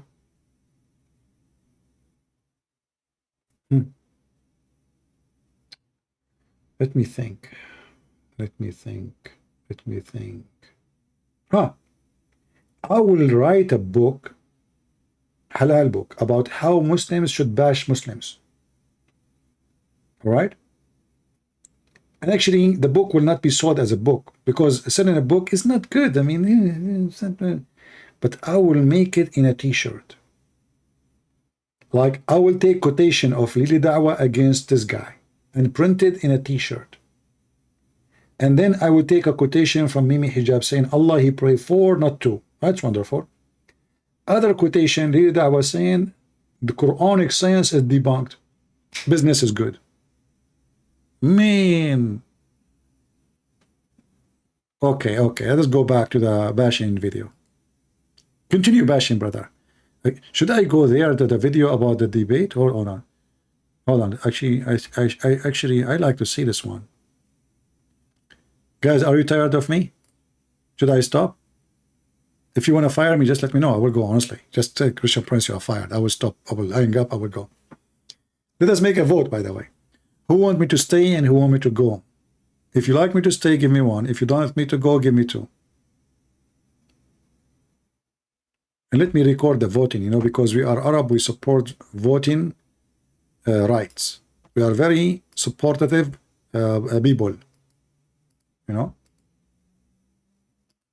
So if you like me to stay, give me 1. If you like me to go, give me 2. Okay, we have 1 like me to go, 1 like me to stay. Okay, 1, 2, 3, 4 like me to stay. 30, 40, 50 people like me to stay. Okay, I see. Can the majority are saying stay? Well, I have a bad news for you. We are Arab. We don't go by democracy, so we don't care if you say 1 or 2 anyway. Have you ever heard of an Arab? He believe in democracy, brother. Are you crazy? I mean, are you drunk? Do you really, your vote will count with someone is an Arab? Are you crazy people? What's wrong with you? What's wrong with you? I thought only Muslims drink camel urine. What's wrong with you? Unbelievable. They believe that there's voting in Middle East and they don't vote. You agree with them, you live. You don't agree, they shoot you. What the heck? They start voting and they believe it. It was a trick. We don't believe in such a thing, brother. This is insult. This is insult to civilization. If you're voting, we don't agree with voting. Haram. This is kuffar thing. Haram, brother. Bida. What the heck? We cannot do what the infidels did do. We drink camel urine and we are proud of it. And actually, this explains why your intelligence is not so good. Those Muslims, look, they are so smart. So what happened in that debate? Tell us. Action. That video was a knowledge-based response. I never said anything like AP absolutely annihilated him, like he said about Sister Millihan. On the contrary, I made it clear that AP didn't come with anything. But we needed to publicly clarify how Islam was being publicly misrepresented. But how did Ali Dawha react? He has been non-stop slandering me ever since, calling me an opportunistic backstabber. Why? Is it because I criticized him? No, it's because I publicly criticized him. And this is where things get really dangerous. Really? Because public criticism is not only from the religion, but in certain cases, it is an obligatory part of our religion. So here we have Ali Dawha painting something that is actually from Islam as being treacherous. Not to mention it's something that he himself regularly engages in. What I'm going to show next is just a fraction of the slander he's been throwing at me for months. He tweets, "Can you imagine I go live Friday, he films and edits Saturday, and first thing Sunday morning, his backstabbing video is public? I like the way you shake your head. I mean, we just made a video about the LGBT. Or okay, why you are shaking your head such a way? Yeah, what is that? Okay. Of the slander he's been throwing at me for months." He tweets, "Can you imagine I go live Friday, he films and edits Saturday, and first thing Sunday morning, his backstabbing video is public?" I mean, are you seeing Ali Dawha in your dream, man? He's right. I mean, the first thing, you woke up in the morning, you start doing a video for him? Before even you brush your teeth? Huh? I mean, he's right. The guy, he just was defending Allah. Instead of supporting him, you made a video to bash him.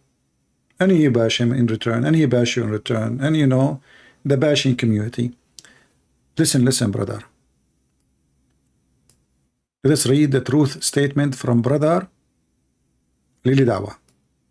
Can you imagine? I cannot imagine. Honestly, I cannot imagine that the Prophet, somebody took hair from his anus and he controlled him by black magic. I mean, you see what? I don't go to the barber shop, even though he don't go to that area. He cut my hair head, right? But I don't go there since I heard the story. I mean, imagine you go to barber shop and the guy there is a Jew and he takes some of your hair. And then he control you by the remote control of a black magic. This is the hair of a Christian prince. Shataboot at the boot. Christian prince now under the control. I mean, have you ever heard? Can you imagine, brother? And then the guy, he throw the hair in a whale. Like, what the heck? And then the angels, they came from Allah. And the first one, he said to the other one, what's wrong with this Abdul? Which means Muhammad.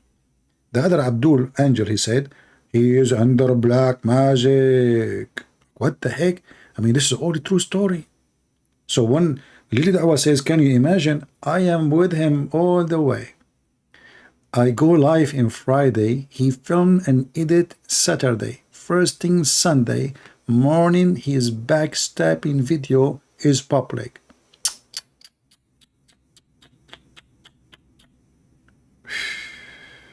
Brother, I don't know what to do. I think we need to take you, both of you, to a shrink. You know? His name is Andrew Tits. He can solve all your problems. LOL. He has my number and all his points were baseless. They even defended Apus. At Sajid Lippum, #backstabber. And he posts this YouTube video with a thumbnail, backstabber or well-wisher, where Muhammad Hijab continues the slander. I respond basically saying, this is not personal, this has to do with the religion, and I expose the fact that people use these bullying tactics to keep people quiet, when they publicly have egregious behavior that deserves to be corrected. Muhammad Hijab responds saying that I have obsessive behavior. So of course, this back and forth is garnering a lot of attention, and it eventually leads to Sheikh Uthman making a statement about it during a live stream. And then that statement of his is isolated, it's turned into its own clip, it's sensationalized. And even though Sheikh Uthman did not want them to do this and asked them to take it down, they didn't take it down. It's still up. It has over 200,000 views, but it created this new narrative that Muhammad Hijab, Sheikh Uthman ibn Farouk, and Ali Dawha, they want to reconcile. But Sajid, he's against reconciliation. And this is the narrative that is still being pushed, which is a very common tactic that people use when they are refuted. Don't believe me?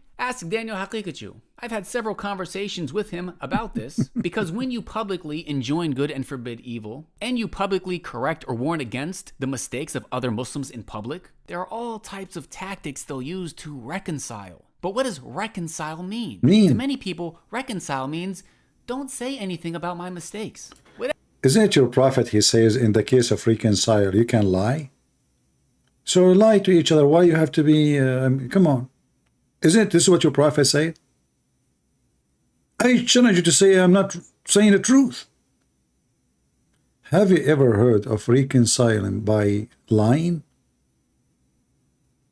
This is called re-lying, not reconcile. Whatever mistakes that I publicly make, you can come to me privately, and bam, problem solved. A lot of you probably wouldn't even believe the extent to which people will go to try to get other people to stop refuting their falsehood. That's done in public. And these tactics seem to work for a lot of people. But there's two things to keep in mind here. Number one, you don't have to reach out to somebody privately when they do something publicly. And number two, unfortunately, oftentimes there is this pattern of behavior where private advice doesn't work with certain individuals. Of course, we would all prefer to reach out to somebody privately and then they write all of... You are boring, man. I mean, say something funny. All what we hear is you bashing him and him bashing you. Say something funny for us. Okay, get there. Maybe here, let's see. A video called The Muslim YouTube Industry Exposed. And I didn't mention Dawha or Muhammad Hijab. And so do you deny that you have an industry in your channel? Do you deny that you turned religion into t-shirt sales? Can Lily Dawha deny that too? Isn't it this is your channel? Shop Sajid Lifam Store. By the way, brother, do you have sardine?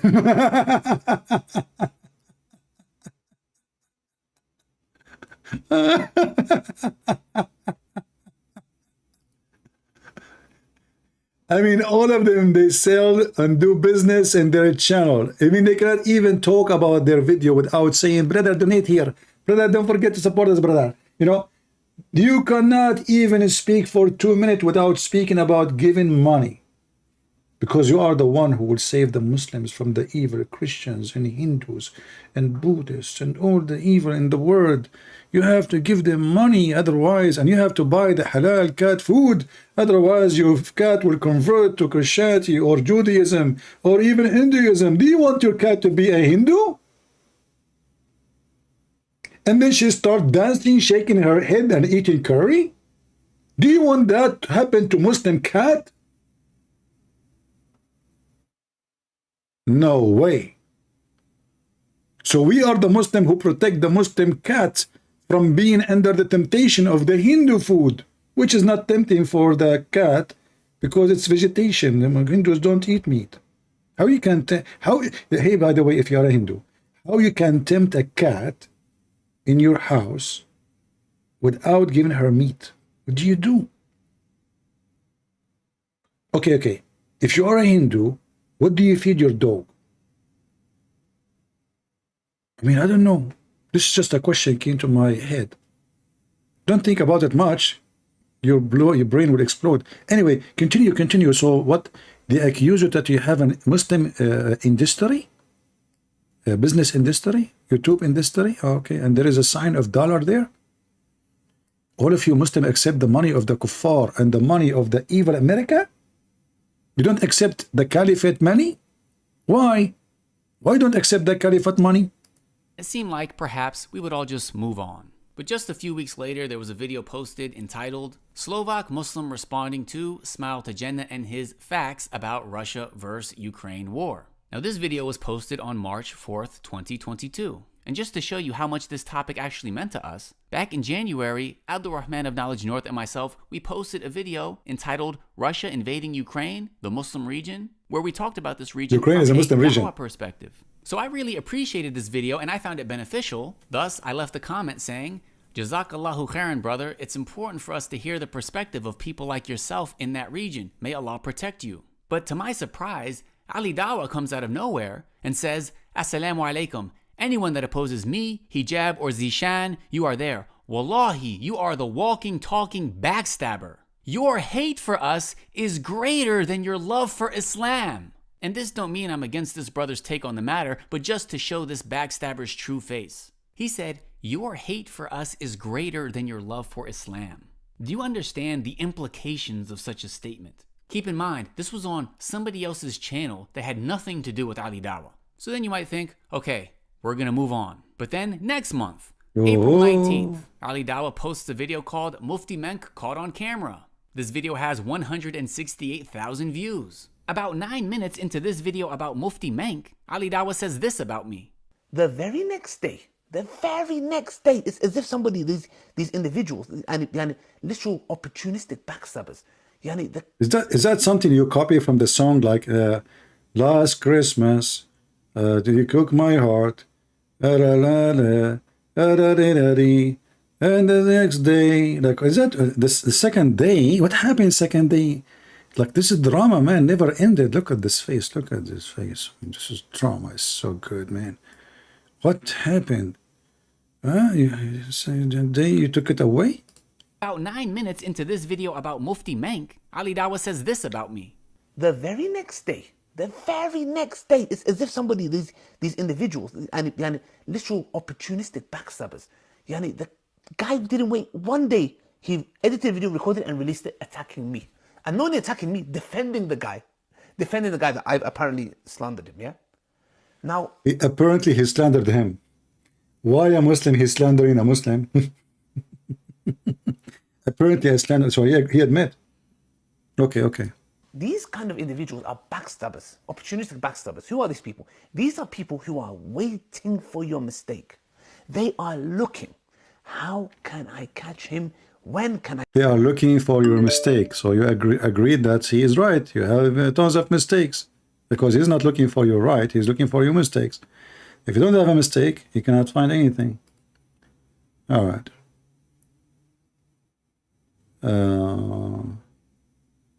This person, he have a question behind of Muhammad. Let us see what he have.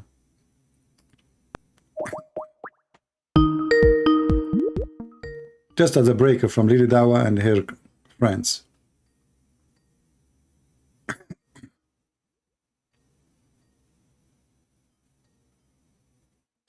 I know people, they call me, when I call them, they never answer. Okay, my friend, I have to block you. My friend from Ethiopia. I called you twice and you never answer. Yeah, here we go. You're just disturbing me and, wasting my time.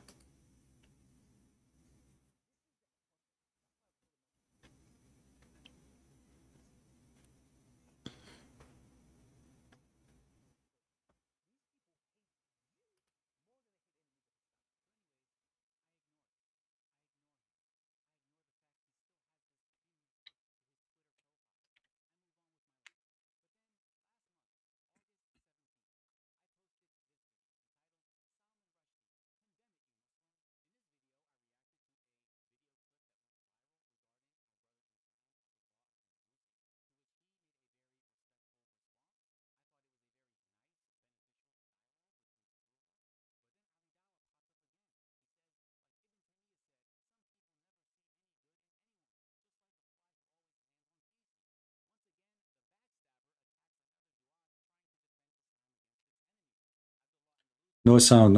Sorry. Anyway, we have enough for this. Do we have any brave Muslim, my friends? Who is a brave Muslim would like to call me? Listen, I'm tired. I'm here for more than 5 hours. And this is your opportunity to call me and knock me down. I mean, my brain is exhausted now. Hold on, I cannot even see and I feel dizzy. The Muslims are cursing me. They invoke Allah prayer on me.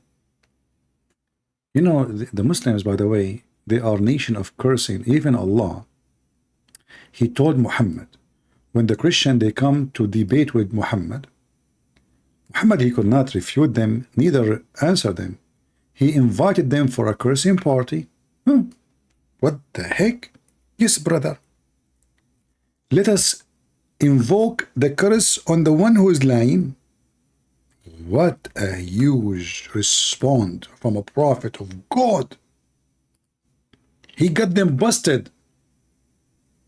if any one of them dispute in this matter about Jesus with you, tell them, come here, come here.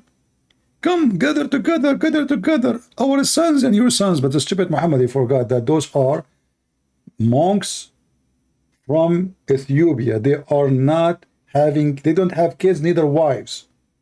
I mean, do you see the stupidity? How much ignorant he is? Those are Ethiopian monks. They came to the city of Muhammad where he lived, and they challenged him to debate. And now he's asking them to bring their women and their children to attend the cursing party. So come, gather together, okay? Our sons and your sons, our women and your women, ourself. And I like it when he says ourself and yourself. So come, ourself and yourself? Are you sure? I thought they would come without bringing themselves. I mean, always I like to enter, you know, I mean, somewhere without being there. Like, come together, and then ourself and yourself.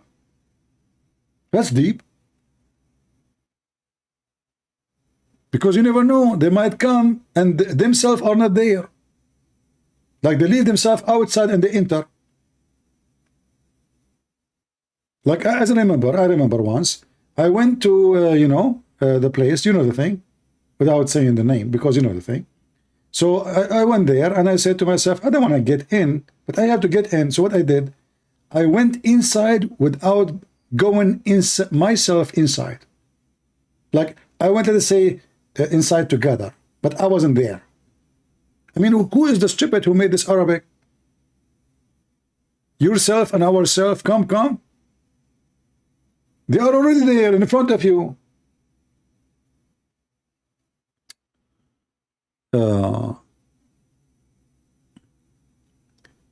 According to Mubahala, a person and his family, they dies. I made Mubahala a million times and nothing happened to me. Allah, may Allah cut my nose if I'm lying. Oh. May Allah cut my toes if I'm lying. May Allah cut my internet if I'm lying. Oh, the internet is gone. What happened? What the heck? True story. There's a family, they died after the Mubahala. I'm very, very, very convinced that the story is true. Christian Prince, first of all, this is a true story. And I can do a true story. That somebody did Mubahala with me. And in fact, all of them, they died. Zakir Naik, are you sure talking about people who they are people, or you are talking about a mice who ate a poison food? Christian Prince, respect yourself. When Allah is in the Quran, it's true. But I keep saying this for the last 70 years, 80 years, before I was born. Even when I was, before even my mom, she gave delivery for me, I said to myself, may Allah keep me here if I'm lying. You know, and I was, by the way, lying at that time because I didn't want to stay there. And Allah did nothing. The first thing happened, there's a woman, she put her hand inside to grab me. I took her ring. Then she put her hand again, and I took her bracelet. And it bite her hand. She took her hand again, and I took her cell phone. You know? And nothing happened. I mean, how many people they curse Muhammad and they lie at, you know, like they lie about Muhammad, say Muhammad is a good guy. Nothing happened. Why Allah don't punish them? But I can show you that Allah, he punished Muhammad. Isn't it Allah, he said, if Muhammad is fabricating Quran, Allah will cut off his artery? Is it true?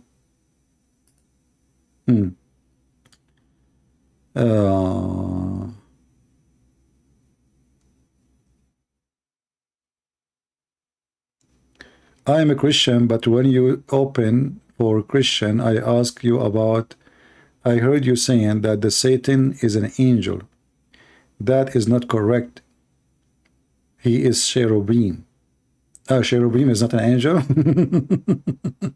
Lord have mercy. Anyway, let us see this person here. Look like he is a Muslim. Let us see.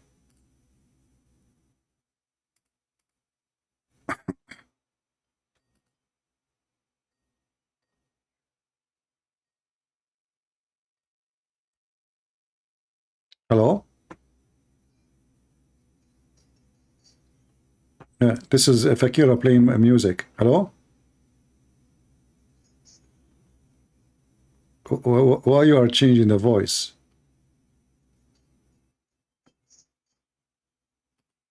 Stupid. And he's playing for me Indian music. Kama Satra. I mean, can I find one Muslim he have a brain to talk to me? What is that? Why you are playing for me an Indian music and you don't even like, anyway, let's see. If you are a Muslim, you would like to talk to me, please let me know. Let's call this guy.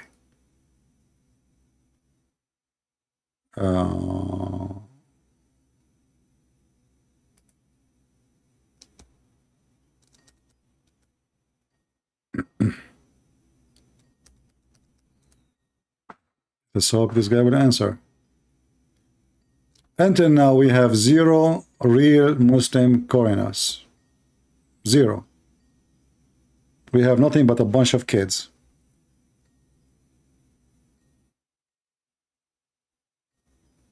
And this guy is not answering too.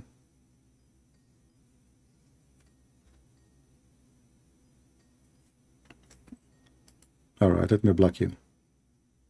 Any one of you Muslims who text me and you don't answer, I will block you. Very simple.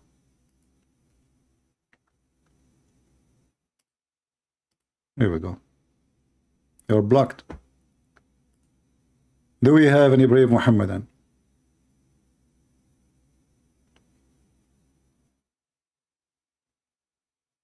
Kama Sutra, is that Indian?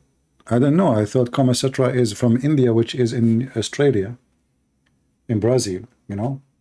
So where Kama Sutra is coming from? Let us call Sadhguru. Relax, relax. Sadhguru, he told the people, the reason you don't, you know, like, receive and accept to receive a criticism because of your ego, your selfishness. And then I made a video about him 15 minutes after he reported to YouTube. He is teaching people that we should accept the criticism of each other. It's not healthy. Why you want everybody to agree with you? It did not even take 15 minutes. Not even 15 minutes, and the coward, he reported my video to YouTube. What a potato.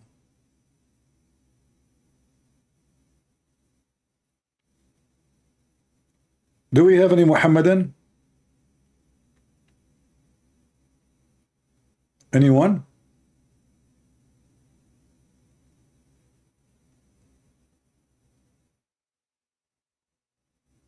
Any half one? I mean, it's not right that all the time we are here challenging Muslim to call us, yet no Muslim is calling us. Something fishy. Don't you think with me something fishy? I'm telling you something fishy. Anyone? Any two?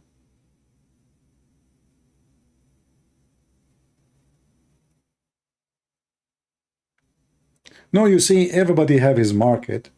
The Muslim, they have their market, and Sadhguru, he have a market. But we have to agree that both of them, they find a very nice, fresh market between the Western.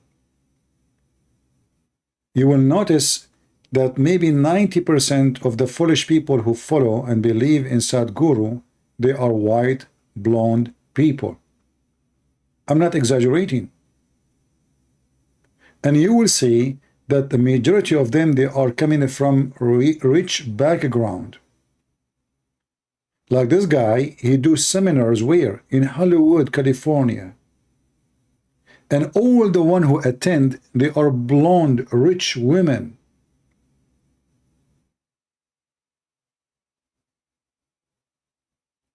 So I find always a form of pattern of stupidity in the society. Western, in general, they are uneducated and they are very easy to scam. So if you are not getting scammed by Muhammad and his cult, You are getting scammed by someone like Sadhguru.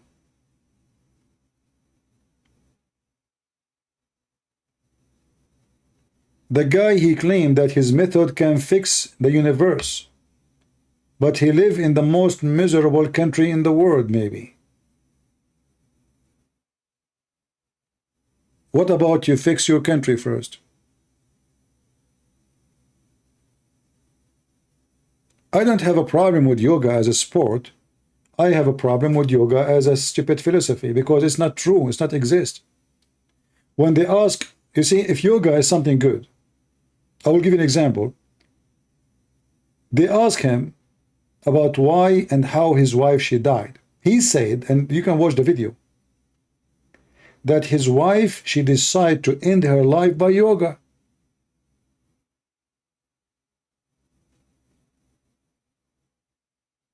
So are you teaching people how to end their life or how to be happy? Why a married woman, she will end her life by yoga, as he claimed, and she have a child, is like 3-4 years old girl. Is that an action of somebody is being happy? Do you think a woman, she is married to a man, he claimed to be a guru, and she is happy, she will end her life by yoga, as he claimed, which is very hilarious to say. How somebody can end his life by yoga? Like, what does that mean exactly? You order your ass to kill you? So you sit in your ass and you say, hey, my ass, kill me?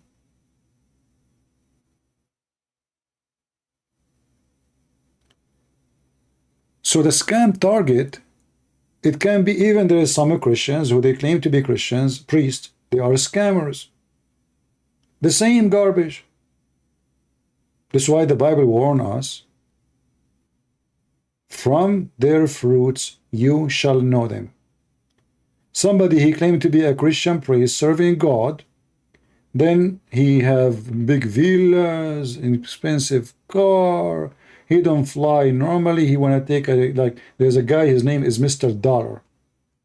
Dollar. Even his name is Dollar. Can you believe it? He told him that the Lord told him that he should buy a private jet. I mean, it's true. It must be Jesus told him. Jesus come to him in the dream, in the vision. He said, listen, Abdul, you need to buy a private jet. I mean, how he can be a priest if you don't have a private jet? Just think about it. It's not even right, brother. And then he went to the church, and imagine there's people who they are naive, they believed him. I mean, not even a single person, he says, man, you are a big fat scammer. Isn't it obvious? So there is people who they are using religion to scam people everywhere. Muhammad is the one of them. And we have many priests like Muhammad. They are just doing business. And there is Hindus, they do the same. Because all of those people, they are looking for a victim. Do you know the hadith? Does it say Muhammad saw Allah in the form of a pig thrown? Yeah, the Muslim, they will say to you, this is not authentic hadith, and this is not true. As usual. I mean, we show them the it says authentic, it says etc., and still the Muslim, they say this is not true, even though if it's in Sahih Bukhari, right? Yeah. Do we have any Muhammadan here would like to join us?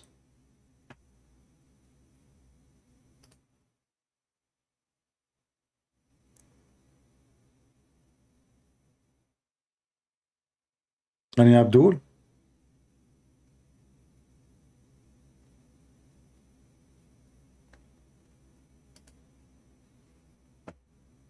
Nobody? Let us look at the Skype. Okay, nobody. You know what? I decided to come today, like in the weekend early, like in the time where it's night time in Europe, because I said to myself, today we will find many Muslims, but I forgot that today is Saturday, and those Abdul, including Lady Dawha, they are going out to see women wearing short skirt. They are not here to call me. This is Saturday, the night of nightclub. You will find them now in the Soho in England.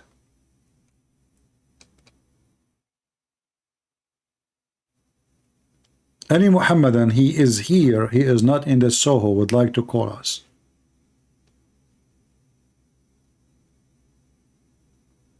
Anyone?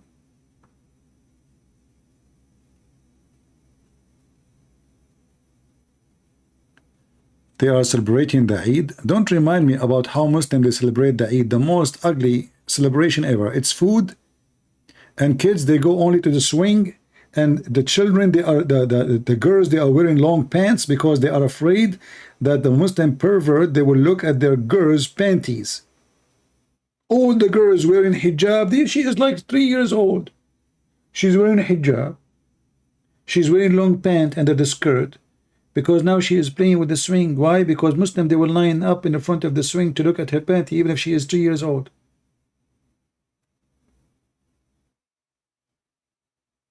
I used to look at how Muslims they celebrate their holiday and how we Christians celebrate our holiday. And since I was a child, I found that it is most unpleasant celebration is the Muslim celebration.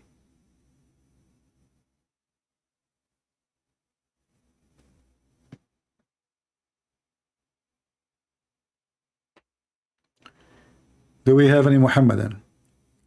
Okay, we will take Christian calls as long as there is no Muslims. Let us give a time for the Christians opportunity.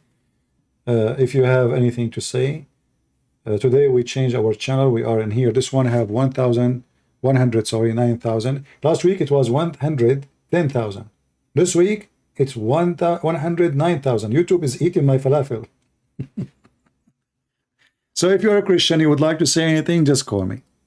All right, we will give a chance for the Christians to join. Let us see this person. Maybe he's a Muslim. Let us call. I think it's the same person who I blocked. They are just playing games.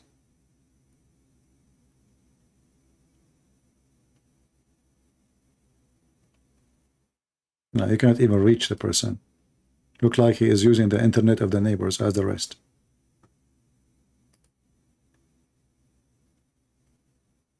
Any Christian would like to join us?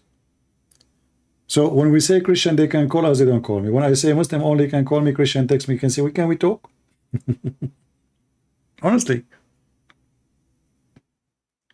Yeah.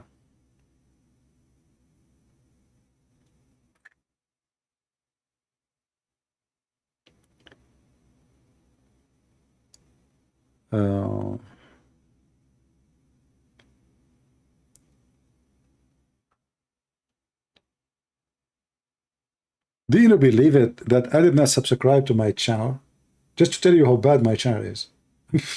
I never subscribed to my channel. I mean, this will remind me of the guy from Indonesia who called, who challenged me. You remember the guy from Indonesia? What's his name? Insane, whatever his name. Insan, whatever.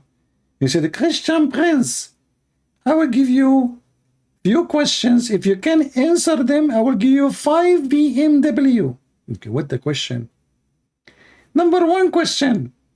Show me one verse in the Bible where Jesus says, I am a Christian. That killed me. Jesus, he did not subscribe to his channel. Here we go.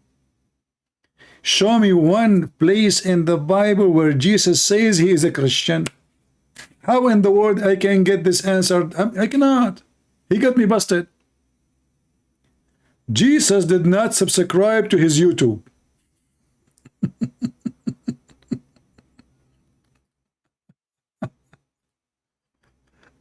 Oh boy. Show me where Jesus says he is a Christian. I mean, stupidity is so amazing. And he's serious, you know, like he is the guy, he got me busted. Like, show me where Jesus says he's a Christian. Hello? Hello?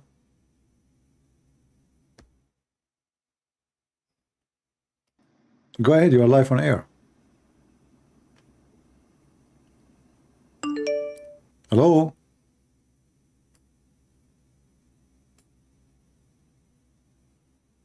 Are you there? All right, my friend, if your internet is bad, don't try to call me because it's not going to work. Let us see other person. Can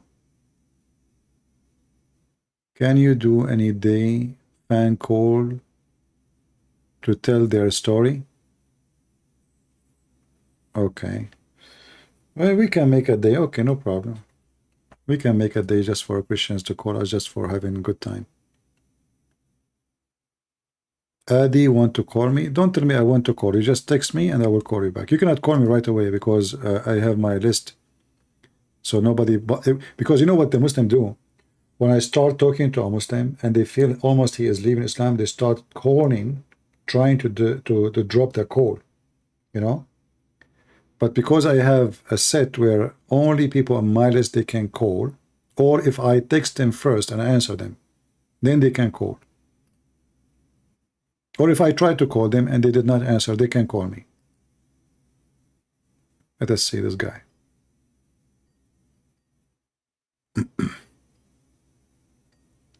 We are calling him again.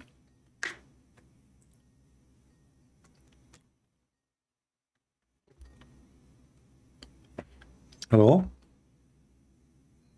Please. I hear you, my friend. Go ahead. I have a question, you know, like about, you know, he's saying Satan is an angel, so, and I said you cherubim, but you denied that as you know, as an angel. Isn't it Satan is a fallen angel in the Bible? He's no lightning is fallen like lightning, but it's not say, it doesn't say fallen angel. It says it's a one of cherubim. Is Ezekiel 28. So what is the cherubim? What is the cherubim? What is the cherubim? Okay, cherubim is like with the four face and with the wings. We don't care about the look, my friend. Okay, listen. Yeah, but who is he? What his nature? His nature is not an angel. It's a spirit being, but it's a cherubim with like close to. What does that mean? What cherubim mean?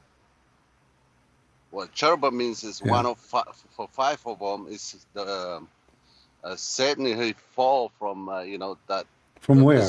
From where? Who is in heaven with God at that time? If there is a human, if there is anything except God and his angels? All the angels they called the Son of God, but those cherubim and seraphim are different creatures. What the creatures they are? Where do you get this from?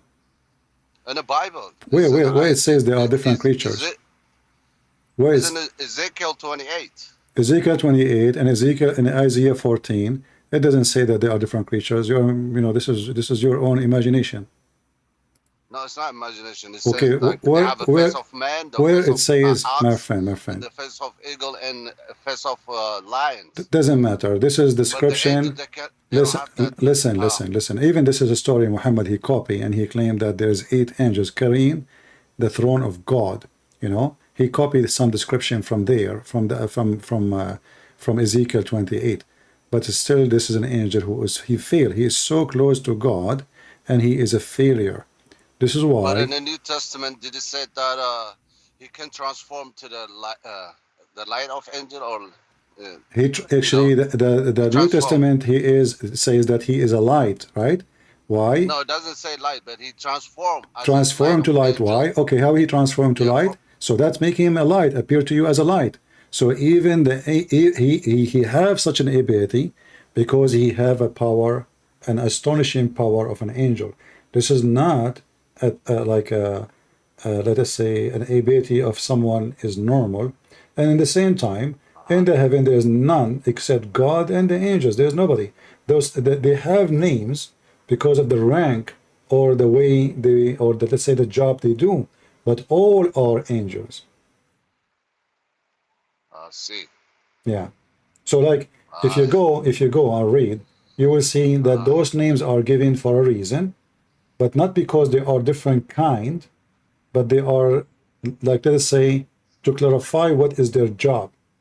As an example, even when you call, like, as an example, Michael, Gabriel, or even the name of the prophet, like Ezekiel, there is no names in the Bible. There's a statement of the job. Well, I don't know. It's Yeah, even the name of the Messiah is not a name. It's not a name.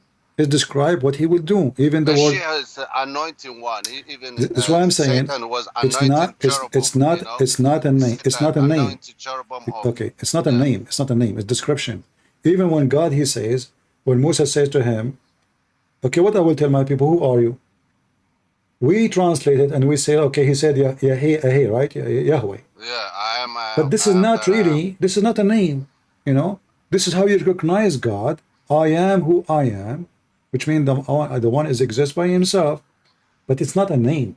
Same as the Messiah is not a name. Same as Jesus is not a name. Same as Ezekiel is not a name. Same as Israel is not a name.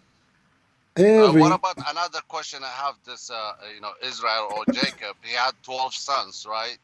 Those 12 sons are the tribe, right? You know, if Israel, and the 10 of the north and the 2 of the south, the Jew and the son of Judas and. You know, before you ask the question, let me tell you, I don't really care for those details, because those details is not really important for me. I'm not saying don't study it and research it, but I find that those details will not help me in anything in my mission. For me, I don't even really need to know the names of the children of Jacob, even the names of Noah children's. Why? Because there's no names there, and they are a story. If you go to Genesis 5 as an example, it's giving you a list of names. Is that correct? Yes. But if you go check, you will see that none of them is a name. This will be interesting for me, not the names. Otherwise, I never met those guys, and I don't, really care what happened to them. We care for our salvation today, not what they did, except to learn about the history of the man with God.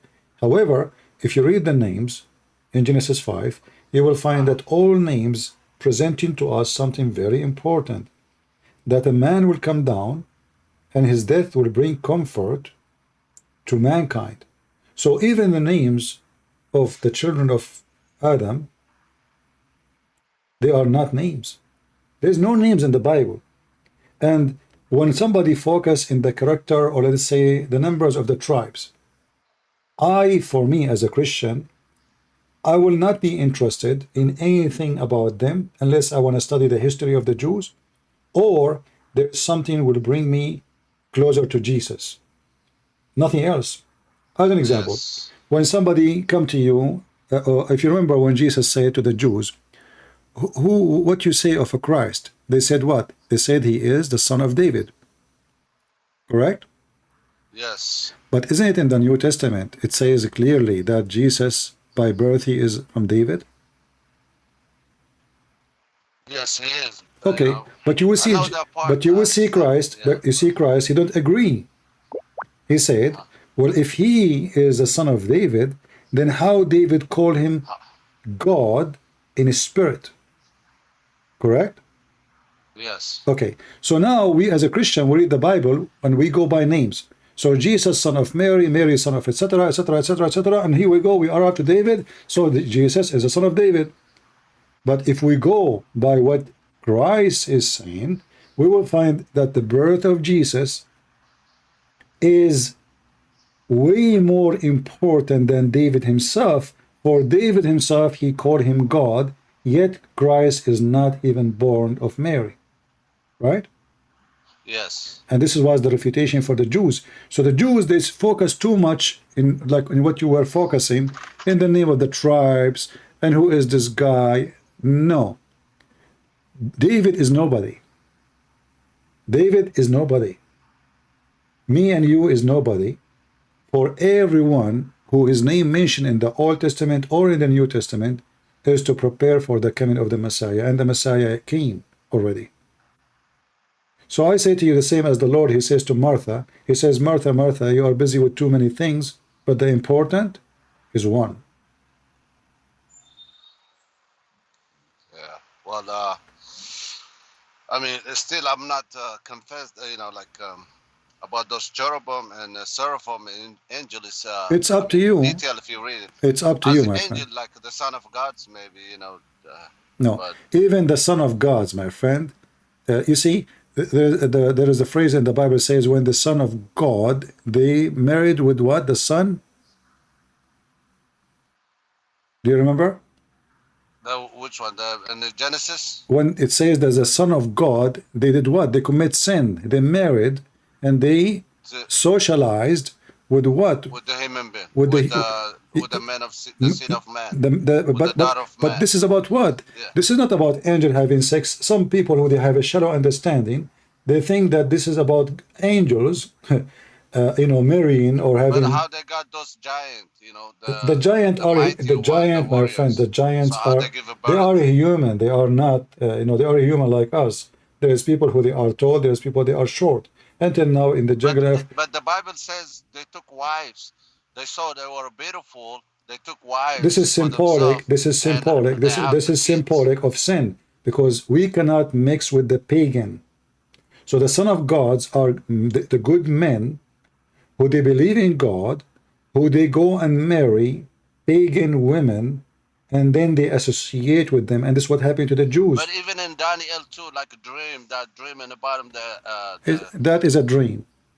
Yeah, the dream, but it says they're going to mingle with the seed of man. And this is what they did. Those are not angels, my friend. Angels, they don't. Isn't it Jesus? He said, he and she, they will not get married. They will be the same as angels. So angels confirm in the Bible they don't have sex and they don't get married. So when you read the Bible, don't take one phrase. So have they have a children then? They don't have a children. They never have a children. Who said that? This is your understanding. No, the Bible says like they have to straight up. It says this is not about the angels. This is your understanding. This never was about the angels. Okay, who's the Son of God? Those the Son of God. It's me and you. We are children of God. Isn't it Jesus? He said you are gods. So Jesus, he's speaking about us. When we are children of God, we are children of God. We are children of God. Jesus is this. My friend. When you sleep with the one non-born in the spirit. If they have a children, it's going to be giants. Is that what you're trying to say? No, this is no. What do with giant? What does have to do with you marry someone is big. Your child will be half between you and him. If you are 2 meters tall and your wife she is 4 foot, your son will be between you. You mix with them. So the size have nothing to do. What are you talking about? So are you saying to me that the angel he have sex with the women and then they have a tall son? No, I mean because they can transform to the. No, my friend. They can take a physical being like a man, if this isn't true, then those ones, no, those ones they should have wings too. Their sons, I mean, if I have sex with the women, 50% from me at least, and 50% from her. So if I have 600 wings, well, at least you will get one wing coming in your back. So I advise you not to understand the Bible in a literal way, because the Bible is a book of spirituality. There is some places where the Bible is speaking literally, and there's a lot of places is speaking about metaphorically. What some people they do, they take what is metaphorical to be literal, and they take what is literal to be metaphorical when they want. But this is not really what happened, because all of us we knew that angels, when we say angels, you see, you don't marry a donkey to a dog. If a dog marry a donkey, can they have babies? Not since I know there's not such things.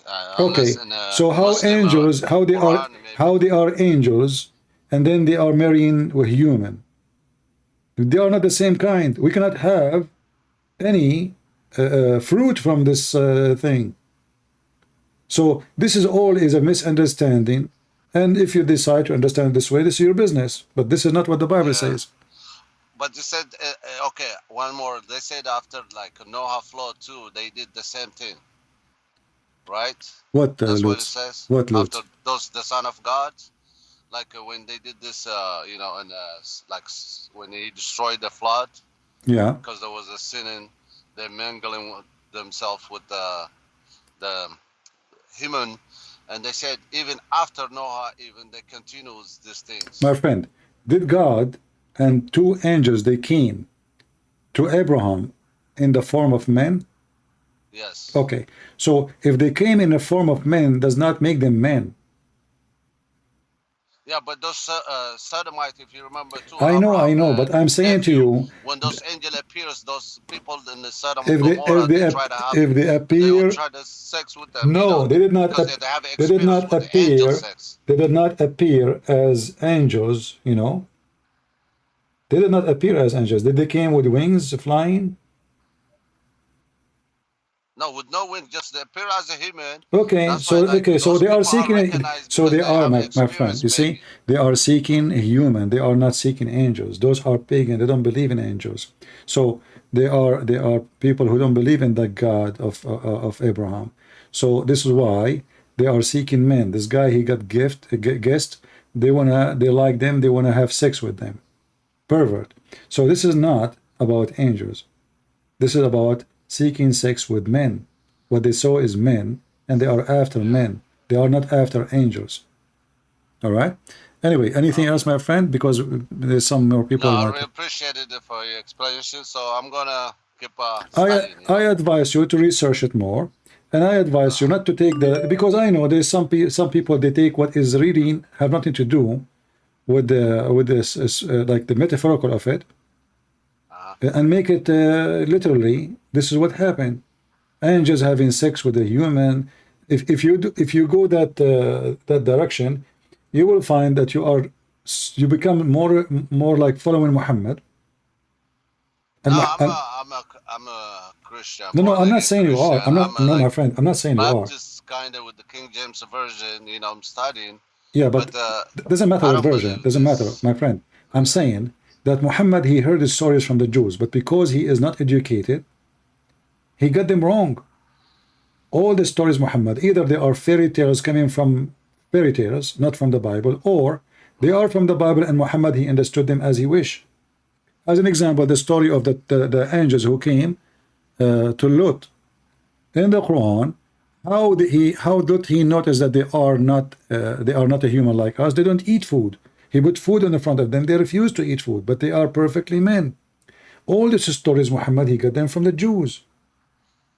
You know, so so they didn't eat food when Abraham and Sarah, when she was cooking bread or something like. That's why, like, they sit down, they make something, but I don't know if they ate or not. My friend, even if they ate, okay, even if they ate, if you know, Jesus, he is the Son of God, correct?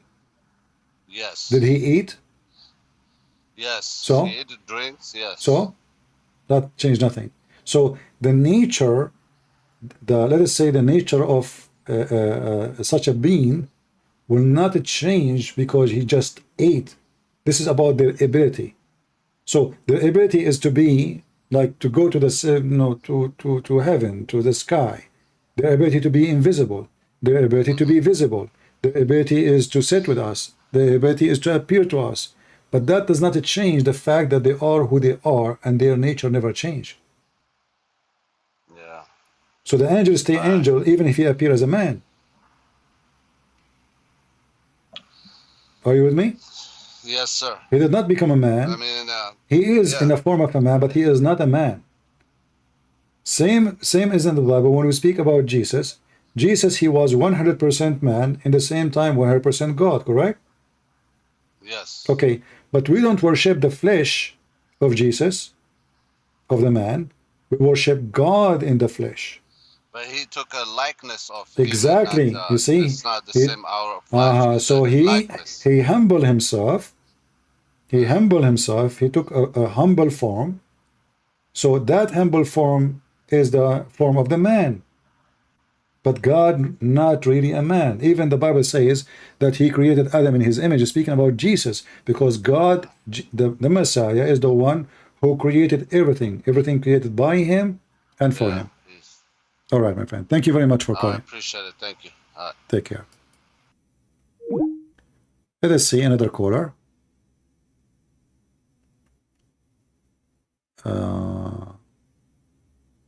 Somebody want to correct me about the Catholic? Go ahead. Give me a second. Hello? Man, I cannot stand Can up. you hear me? I stayed here for a long. Hello? I stayed on the chair for a long time. I tried to stand up. It hurt. Hello? Hello, can you hear me? Sorry. Hello? Hello. Yes, my friend. You said you want to correct me about the Catholic. What do you want to correct me? Yes. First of all, thank you for accepting my call. I really appreciate your work. Okay. Yesterday I watched your live. I myself am an Orthodox, and we believe almost the same thing like the Catholics. All right. You talked about the eating bread and the drinking wine, Yeah. Meaning it is the flesh and blood of Jesus. Okay. Correct me if I'm wrong, but you said that it's a blessing when you do it as a Catholic. It doesn't matter who do it. Doesn't matter what you do it. Let me make it simple.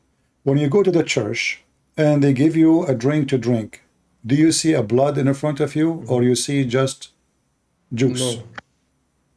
What do you see? No, it's wine. Okay, so it's not a blood anyway. So simply, this is obviously because when Jesus he served the bread, he said, "This is my body," and the drink, and he said, "This is my blood." Did he convert the bread into flesh, and they ate flesh, or still they ate bread, and they drank wine or juice? What they were eating? Did they eat? They still eat bread. And Exactly. So from here, we need to understand that Jesus, he can, and he did actually, he converted the water into water before, correct? True. So if the Messiah, he wanted us to drink what is a blood, or his blood, then he can, by the second he said, "This is my blood," that will become a blood. And this is my body, that will become a body. But never happened. What is still in the hands of Jesus is a bread and wine, correct? Therefore, that is correct, yes. Therefore, you can say, well, when we drink this and we eat this, we are receiving the blood of Jesus and the body of Jesus. I'm not against you saying that. But it is not literally. For if Jesus, I get your point. if Jesus, he transformed such a thing in literally, then it is literally. Well, whether it's literally or symbolically, what is in the Bible, it's not really the point. The point I would like to make is that the Catholics actually truly believe that if you drink the wine and eat the bread, the wine and the bread transforms into real flesh and real blood of Jesus Christ. Okay. This is you the can core say, doctrine no of problem. the Catholic Church about taking communion. Yeah, but this is not really accurate. Why? But you said Not accurate. I will tell you why. I know what the Catholic believe. I know what the Catholic believe. But when they say that, you see, sometimes like you are the same as the brother who called just a minute ago, you are assuming the understanding of what I call the blessing or receiving, the gift of Jesus, which is his body and his blood. We assume that really it transforms literally into blood. This is just a philosophy. This is not what it's meant. But this is what the Catholic Church No. This is what the Catholic and the wrong. Protestant, what the Orthodox, sorry, they say. I understand, but this is, even when they say that, it never was. You see what happened? That you copy from somebody else, and somebody else copy from the one before him, and the one he copied from before him. But we cannot find what they say in the Bible saying exactly that this literally happened. This is just a philosophy. No, I agree with you. Okay. I absolutely agree with you. My point is that you said that the Catholics believe it's just a blessing, but they don't believe that. They believe it's depend on the person. Depend on the person. You might find a priest. He says to you, "I received the blood of Jesus because I did that for the memory and what the Messiah he did to us, and I believe it's true. Inside me transformed, but it's still he himself. He agree that nothing become blood. It is still a juice." And the bread is still a bread. Nobody agree that this is really blood. This is just a metaphorically, even when they say that yes, it became a blood, yes, it became a flesh, but you know and I know and he know that they were never become literally. But because we receive it for such a person, we receive it for such a purpose. Because let us say, you know, when the Messiah, he says, if you believe in the rock, you will be healed. Is that correct? Mm-hmm. Do we believe in rocks? Yes. Do we believe in rocks? No. Do we believe that the rocks they can heal? No. So now we can say, oh, I'm going to believe in that rock, and that rock will make me heal. But this is what Jesus said. What Jesus is telling us, if you have a strong faith, that is a power. If you have a strong faith. Mm-hmm. So now the faith which you have in Jesus, that power make you enjoy the blood of Jesus, but not its real blood, and the flesh of Jesus, for this is his sacrifice to you, but it's not real blood, and never was and never be a real flesh. Mm-hmm. Well, this is what I learned from. I understand. You know, you know. Truly, it becomes real blood. My friend, my family is one of the biggest Orthodox families in the world. We have tons of bishops, not one, not two, not three, not four, not five. So I'm the last one to tell me what the Catholic and the Protestant believe, and they are Orthodox, all of them, all of them. Yes. They are hardcore Orthodox. They are so stubborn too. But we have to understand the Bible in the spirit of God, not in our, you know, like material understanding. When the mother of the Lord, she came to him, and they were in the wedding of Cana. She said to him, the people of the wedding, they are out of wine. He said, it's not my time, women. Like, what are you asking me for? Still the Messiah, he did what Mary, she asked for, and what he did, he transformed the water into wine.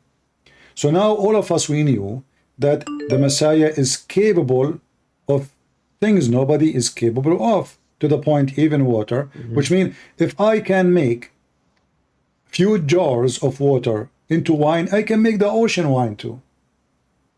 The size will not make any difference, correct? Correct. Then the Messiah, if he wanted to make the cup in his hand a blood, then he will do it, and immediately, if this is what he meant, the cup immediately will transform from wine into blood. And if he meant that he wanted to make this bread become a flesh, trust me, the bread will become a flesh immediately. But this is not what happened. And this is why I say to you that even if you say as a Catholic or Orthodox, and this is how you understand it in literally, I say this is not really true. You know, I can take it literally only as I receive the gift of the Messiah, his body and his blood, as a gift for salvation, but not literally. And I did not either drink blood, and I did not eat the flesh. Okay. Yeah. And you don't have to agree with me. I mean, you can still, you see, we as a Christians, we are saved by believing in the Messiah. Those details will not make too much different. But the reason for me, I like to think about it deeply. I don't just listen to a priest. He says something, regardless if he is a Protestant or Orthodox or a Catholic or, you know, I mean, whatever. We need to be listening to the Bible, the word of Jesus. And the first question you need to ask yourself, if Jesus did not mean this, because if Jesus, he meant that to be blood and flesh, then the drink and the bread will be turned immediately to a blood and flesh. And then we can say, oh, okay, this is what, but you notice that the Messiah, he said, do this to remember me, right? You do remember, you know, to remember what I did. Yes, do this in remembrance of me. But this is this will goes for all generations to come after. And if the Messiah, he meant it to say that this is my blood literally and my flesh literally, then trust me, even if the priest himself, he is serving bread, the bread will turn into flesh, because this is the power and the command of Jesus, no matter what time. So even if 10,000 years after, if Jesus command that anyone who do that in his memory, that bread will become flesh and that wine will become blood, trust me, is going to happen today, even though it is 2,000 years after. For his command So is can eternal. I ask you? All right. Can I ask you this question? So, would you argue that the Catholics and Orthodox have been doing the communion wrong for almost 2,000 years? Like, don't they have like the real doctrine preserved since from the beginning? Why they are doing it Or- wrong? I don't understand. Well, where did they learn this doctrine from, that it becomes true blood and true flesh? It must have started somewhere, right? No, it starts from And the it, Bible. Jesus, probably he said, no, Jesus, he said. You see, I'm not saying that this is wrong. I'm saying that if you take it literally, this is your wrong understanding, but not the communion is wrong. The So communion would is you not argue wrong. the church fathers are wrong? What? So would you argue that the church fathers, the early church fathers, were wrong on this point? I don't really, this topic? I go only by what Jesus said. I don't really go by what somebody, because a church, a priest, a bishop, a patriarch, he is a person like me. For us, what justify an action is what Jesus said, not what a patriarch he say. Correct? Okay. If you can show me where Jesus he Correct. made the blood, then I would say, okay, it's blood. If you can show me Yeah. where Jesus he I said get your point. it became the bread became a flesh, then I would say it's a flesh. I go only by Yeah. what the Messiah said, nothing else. Nothing. I follow no man but the Messiah. No I man. get your point. Yeah. And don't listen to me. Don't follow me. Do you think that? I'm nobody. You follow the Messiah. You know, Well- never take what I say, go and search it, study it, very good, and then you come to the conclusion, and you think, if in your conclusion you think, oh, Christian Prince here is wrong, well, we can be wrong. Why not? I mean, we are. I'm not claiming to be the one who understands the Messiah better than you. All what I'm saying, I read carefully, I go deep in the words, and I don't make an assumption. People make assumption, Yeah. and their assumption, it can be wrong, it can be right. For me, I don't go by assumption. I go by what happened. Yeah. All right? Okay. You're Thank you for welcome. answering the question. If you have time, can I ask one more question? Okay, go ahead. Do you think that God cares if you're Catholic, Orthodox, or Protestant? Absolutely Like, not. does God really care what denomination you are? Absolutely not. Isn't it the Messiah? He says, "From their fruit you shall know them." Yes. Okay. So who cares what church you go to? Isn't it the Messiah? He says they come to you in the clothes of a sheep, but they are wolves. Yes. If there's wolves in the Protestant and Catholic and Orthodox churches, there is a lot. You know, there is. So, the name of a church can help me only to understand what those people stand for in general, but does not mean that everybody inside the church is a child of God. There's many wolves between them, and they are there for a hunt. So we have to be careful. This is why we don't follow a man, we don't follow a priest, and we don't have a trust in any. I trust no man, I trust God only. Isn't it the Messiah? He said to Peter himself, Peter, stay away from me, Satan. Yes. Okay, but this is Peter. I mean, can we be better than Peter? Can we be more close to the Messiah more than Peter? Isn't it him the rock of the church? Yet Peter, he did say something to the point made the Messiah so upset, and he said to him, stay away from me, Satan. So all of us as a human, we have a moment where we are acting like Satan or speaking like Satan, because we work for our wishes. We don't think deeply sometimes, even the decent one of us. We have our self-wish, and then we depend on ourselves to have a self-understanding.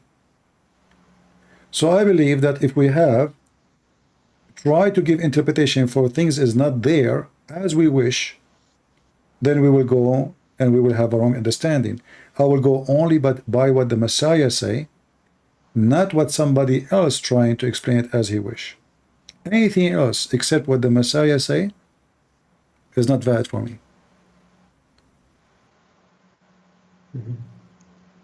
All right. Okay. And that's why here you've noticed that we don't. If somebody he says he's a Catholic, especially if there's no point of it, or Protestant Orthodox, I block him. Because why I want to know who you are. I mean, why you are telling me? Are you trying to divide us? Yeah, I don't like this thing. Like, yeah, we're I'm Christian. a Catholic, you're wrong. No, there's nobody. I don't like that. My friend, there's nobody is wrong as long he believe in the Messiah, and he decide to do the fruit of the Messiah. You are wrong if you are a person who is a Christian by name, and you are attached to a sign, not to Jesus. Like if you say you are so proud to be Catholic, but you aren't so proud to be, Christian. Our Lord never called us those names. We are Christians. The first name was given to us as a Christian, and I cannot find, me myself, a better name than a Christian. That's why I call my Christian Prince. Why? Because if there is a better name for me to describe myself except a name belong to the Messiah, Christ himself.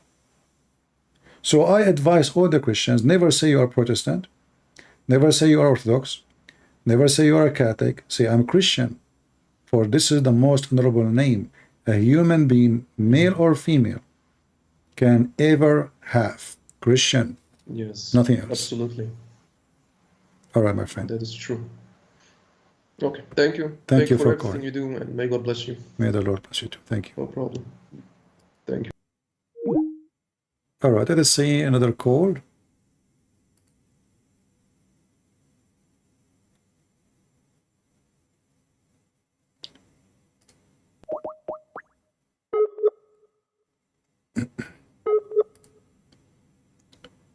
We're trying to call this person.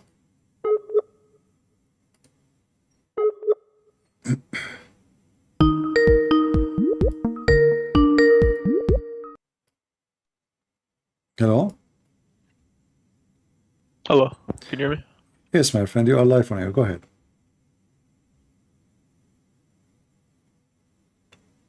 Go ahead, I hear you. Oh, you have a bad Wait, do you hear me? Yeah, go ahead. What do you want to say?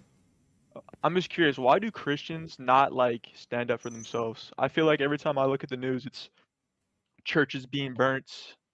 I mean, like, Jesus is gay. Like, I don't feel like Christians stand up for themselves. Like, even in the Bible, it says Jesus, like, when the temple was being desecrated, Jesus So, actually, like, okay, I agree with you. If somebody trying to burn a church, we should stand and defend our church. But this is what happen only if the authority are not doing their business, We should not allow anyone to do such a thing. But if somebody, he says he insulted Jesus, I believe that I should not do anything except putting him in his place the way he made it. Like what we do now. We do not need to go and do violence, because violence is not really the right way. For the same person who insulted Jesus today, he might become a Christian tomorrow. Isn't it Paul? He used to be the enemy of Christ. Okay. So if I go and kill Paul, we will not have Paul. you're right, yeah. I just sometimes get upset because I feel like Christians just like sit down line and don't stand up for themselves at points. No, we like, stand. right now. We stand, and we should stand. And if somebody come to your house to burn your house, do you protect your house? Of course. So those potatoes who they are not protecting their churches, they are potatoes. They are fake Christians. If somebody come to a church in my area where I live, let him try. I will never let it happen. Yeah, I will not sit home watching, because this is not his right, and this is my right to protect my place of worship. This is not about being violent now. This is about defending your right and defending yourself. Very simple. Christian Prince, I have a question. Go ahead. So we all know that Christians in the Middle East are heavily prosecuted. Have you ever had a scenario when you were younger that you had to like stand up for Christians and like stand your ground? Because I know my experience with the Middle Eastern Christians, because their families and the church, they teach them to be peaceful, which is right. I mean, which is good thing to be. I always find myself in trouble because I defend them.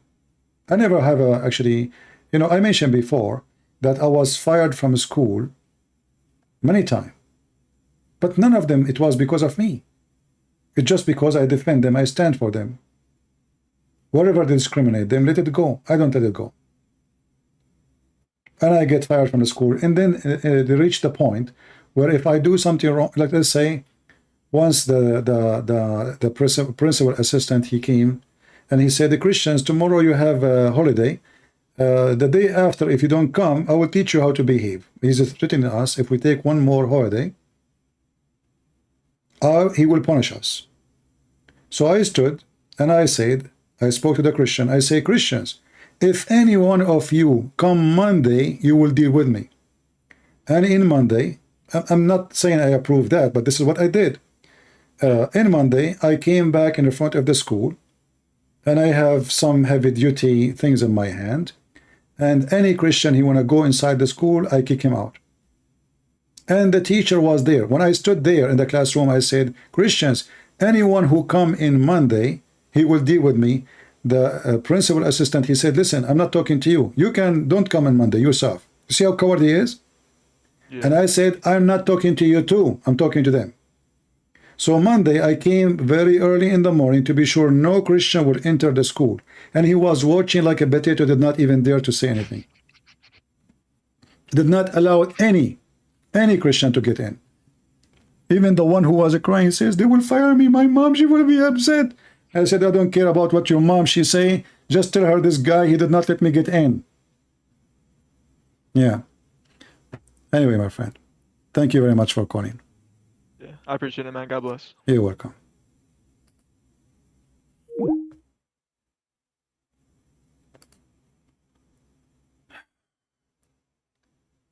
What about adultery in the Catholic Church? All graven images in the church, are they okay? You see, many people they don't, I don't know why. I mean, they don't see that the Orthodox, they have the same pictures, but I see that you know, people, they just say Catholic, Catholic, Catholic. You know, I don't agree with any images for the purpose of worship, because the Bible is so clear. Don't make images for what is up in heaven or down in earth. For what? To worship. So if you make an image of Mary, no problem. If you make an image of Jesus, no problem. If you make an image of Paul, etc., no problem. But we should not ever worship images. So if somebody start worshiping images, he is committing sin. However, even those who they are doing wrong by having those images, they are not doing it because they are bad and ugly and evil, but because they love the Messiah. So if the Lord will forgive me for all the great sin I did, he will not forgive me for a sin I did because I love him. This is my own opinion. Otherwise, I don't agree with all those images. Actually, I like the mosaic because the mosaic was a great way to preserve the Bible. Stories is preserved almost 2,000 years ago. We have a story as a piece of art on the wall or in the floor, preserving what happened to Jesus or what happened with any of the disciples. So art is wonderful, but art is something, and using images for worship is something else. However, I have to say, all of us, we do wrong. So if they do wrong, I do wrong too. Maybe my wrong is different from their wrong, but wrong is wrong. Wrong is wrong. Sin is sin. So if I believe that my sin will be forgiven, their sin will not, that will be a hypocrisy. All right? Let us see this person here.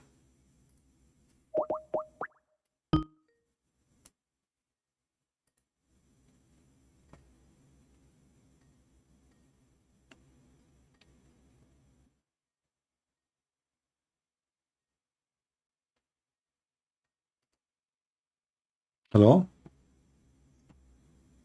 Hello? Okay, some man there. This is Fakir again. Here. Stupid. Lord have mercy. Somebody's saying, if you love me, you keep my commandment.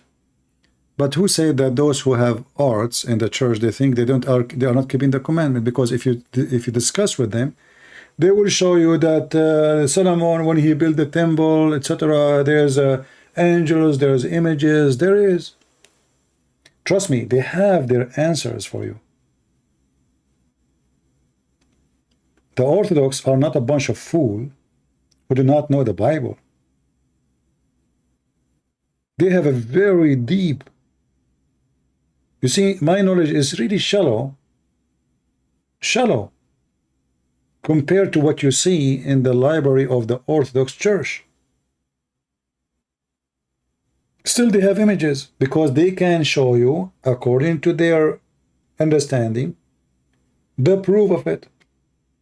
Why it is not under what God He said, don't make images. But for me, I believe there's no need for it.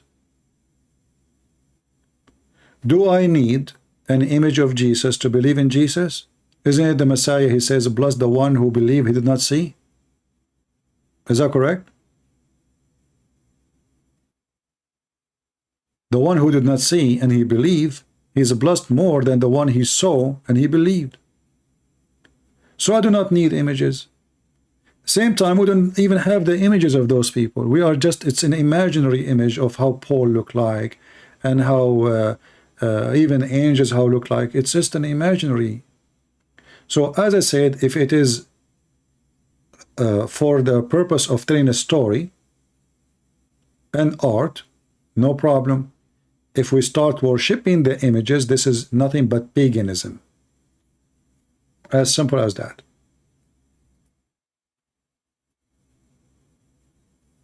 All right.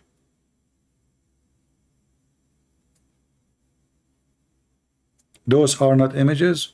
I don't know what are you talking about. Images is images. We know what image mean. Any drone made by man is an image. Do you have a picture of printed of Mary? She took a selfie and you know. Even did Jesus himself, he says, print images for me? Did he say that? If you can show me a verse, I will go and print an image for him. Another question saying, what about praying to Mary then? My friend, this is your wrong understanding. The Catholic, they don't pray to Mary. That is false. You see, what make me really upset from the Christians, that we go and listen to somebody, he is trying to insult and attack the Catholic. I am not a Catholic. I don't, there's many things they say, I don't agree with it. But I don't like somebody, he lie about them. And this is not a Christian act. We can agree, disagree about anything. But don't lie about me, and don't lie about you, and don't lie about someone else just because you don't agree with them. You see, when I speak about Islam, I don't lie about Muhammad, what he did. I show what Muhammad did, what Muhammad said. But what people do, especially some priests from both churches or other churches, they are devilish. They are the same as Muhammad. What about praying to Mary? Where you can show me that the Catholic, they pray to Mary? They don't. They ask Mary to pray for them. They say, Mary, pray for us.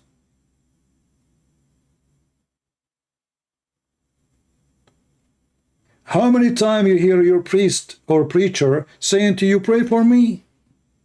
Pray for me, not to me. Pray for me, which means ask God.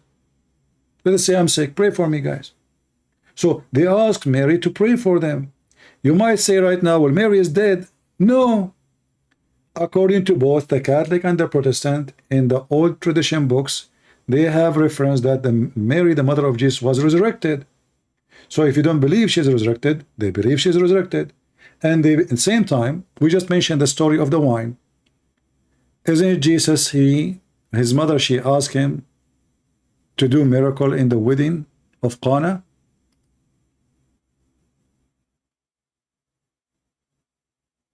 Yes, she did. Isn't it Jesus, he said, it's not my time yet? Yes, he said.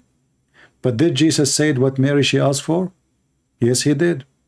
So both Catholic and Orthodox, they say, well, if Mary she asked Jesus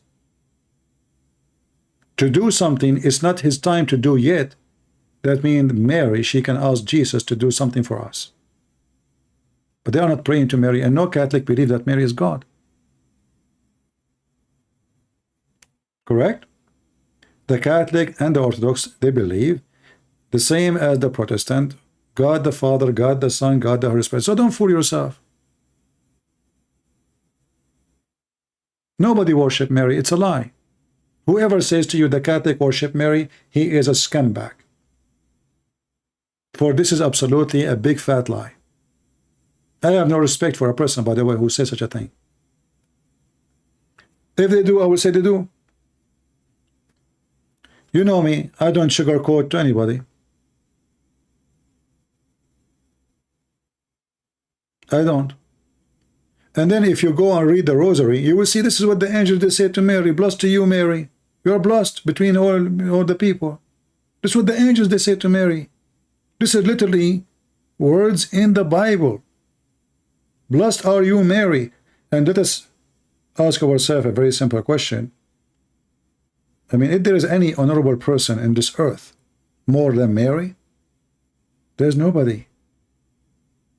Not Peter, not Paul, not me, not you.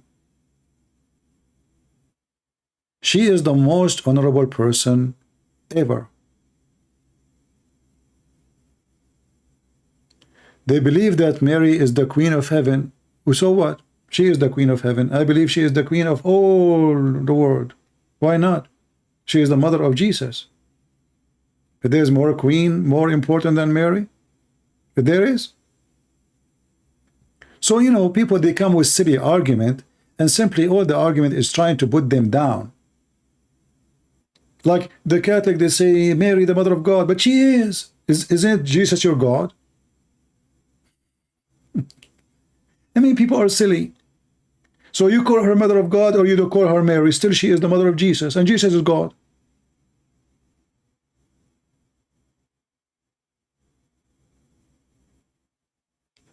So I find that people, they come with very silly and, you know, non-usable, like, I don't know, I mean, it's a silly argument. Right? No problem, you can say whatever you want about I am accurate or not. Who cares if you think of me accurate? I believe at the end of the day that none of this will change anything about you and your salvation.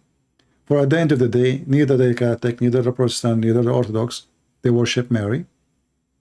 Mary is a human being like us, but she is the most honorable person between all human beings. As simple as that. We Christians, our salvation is based on believing in Jesus and what Jesus did, not on Mary. Our salvation is not coming from Mary, is not coming from Peter, is not coming from Paul, is not coming from any of the disciples, only one person. He is our master, his name is the Messiah. And this is something all Catholic, Orthodox, Protestant, they understand. So a smart Christian is the one who looks for unity, not for division.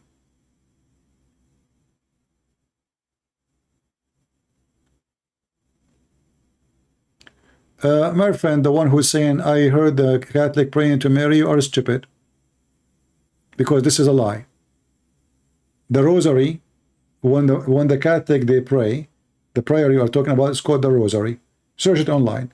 They are asking Mary, it says, pray for us, we are the sinners. Pray for us. So what does that mean? That Mary, she is begging God, forgive them. Correct? It's not Mary who forgive them. So people are silly, stupid. I mean, it's even disgusting. Pray for us, we are the sinners. This is what the Catholic, they say. So they are asking Mary to go in her knee next to them and beg for forgiveness for them. People are hypocrite liars. People are copy-paste. They heard the priest saying that, they copy it. Donkeys. monkeys, chimpanzees. That's why we are here. We don't want people to follow liars.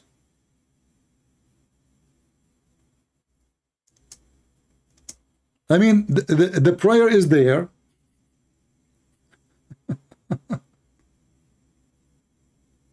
And still they make things up. This reminds me of the Muslim, by the way, when they lie about Christianity. There's many who they claim to be Christians and they lie about each other the same as the Muslim. They lie about us, about our gospel, about our Lord. They are no different. Satanic.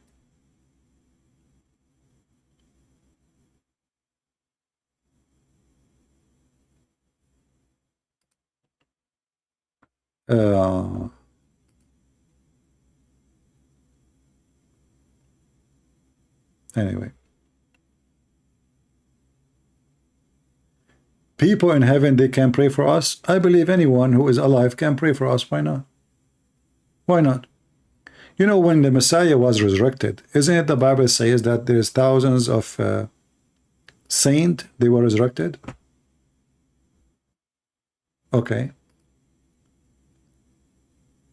If my brother in Christ, who is me and you, and he is not a saint, he can pray for me, why a saint he cannot?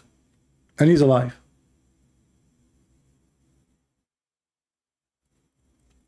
Just use your simple logic.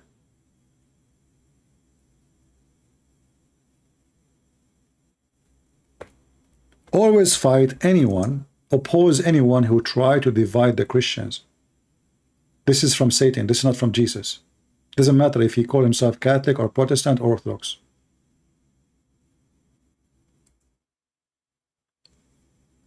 In fact, the Quran say clearly about the plan of Islam. The plan of Islam is to spread hatred and enmity between the Christians. I believe this is true. The devil, he did that. The devil Muhammad is nothing but Satan in the form of a man. In chapter 5, verse number 14, the Quran says, Akal Shaitan, clearly that Allah will spread hatred and enmity between the Christians until the day of judgment. So the threat is made, the threat is done. And any of you, he try claiming to be he is serving God and defending the true faith, he divide the Christians, especially by hatred. He is evil, he is satanic, he is no Christian. If you don't agree with someone is a Protestant or Catholic or Orthodox, you discuss with them with love, and you should have in your heart that this is my brother in Christ. He believes in Jesus. He believes that his salvation is the Messiah. So if you have a wrong understanding in something, maybe you are the one who have wrong understanding. Maybe it's him. But don't play God. And as long he believes in the Messiah as his Savior and only Savior, then if he do wrong, and you do wrong too, and I do wrong too, our judgment will be for the Messiah, not for you, not for me. What people they do, because they are evil or they are stupid, they start practicing judgment day. They decide who will go to heaven, who will go to hell. That's it. Oh, you are Protestant, you will go to hell. Oh, you are Catholic, you will go to hell, because you are a donkey. Only God, the Messiah, our Lord, he is in charge of the flesh. And the Messiah, he said, whoever believe in me. But he did not say whoever never commits sin, because all of us we are sinners. So if I commit sin, let us say by wrong understanding about Jesus, let us say like we were discussing about the blood of Jesus. Let us say I'm wrong. Do you think I would go to hell because I get it wrong? Do you think really this is the reason I would go? No. From their fruits you shall know them. A person, he loved the Messiah from his heart. He believe in him and he do his best to follow his command. His best. When the Messiah, he said, be holy like your father. It's a project to work in, but you are not holy, and you will never be holy. But if you decide to become the one who judge, you are replacing the Messiah. You are like the Muhammad, you know. You go to heaven. The Khomeini start giving keys for heaven, you know. Who want to have keys? Go die for us, and we will give you the key to heaven.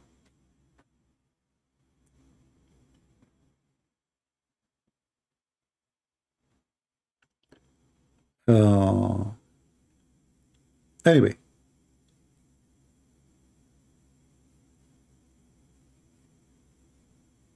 Do you believe Jesus had brothers? You know, let us say he have, and let us say he don't. Who care? I don't really care. However, when the Bible says that your brothers and your mother, we know that always, even now, I say my brothers and my mothers. You know, Jesus, he said, my brother is those, you know, who is brothers. So if Jesus have a brother or not, still none of them is his brother. Why? Because Jesus said, before Abraham I am. So the existence of those who they are in flesh have nothing to do with him. Even Mary, she is not the reason for the existence of Jesus. Mary was nothing but a vessel, a perfect woman, wonderful woman, who the Lord himself had chosen to come through by birth from her. But the Messiah himself exists before mankind exists. But people that like to focus in stuff, I don't find them any different. You know, if Jesus have a brother or not, who cares? That will not change who is Jesus. Still, Jesus is the one who walk in water, control nature, forgive sin, make the blind see, and make the one who cannot walk. And he resurrected himself from the grave, from the tomb. And he came back. That is Jesus. If Jesus have mother or not, that will not change who is Jesus. If Jesus have a brother or not, that will not change who is Jesus. If Jesus even did not come to us as a human, that will not change who is Jesus.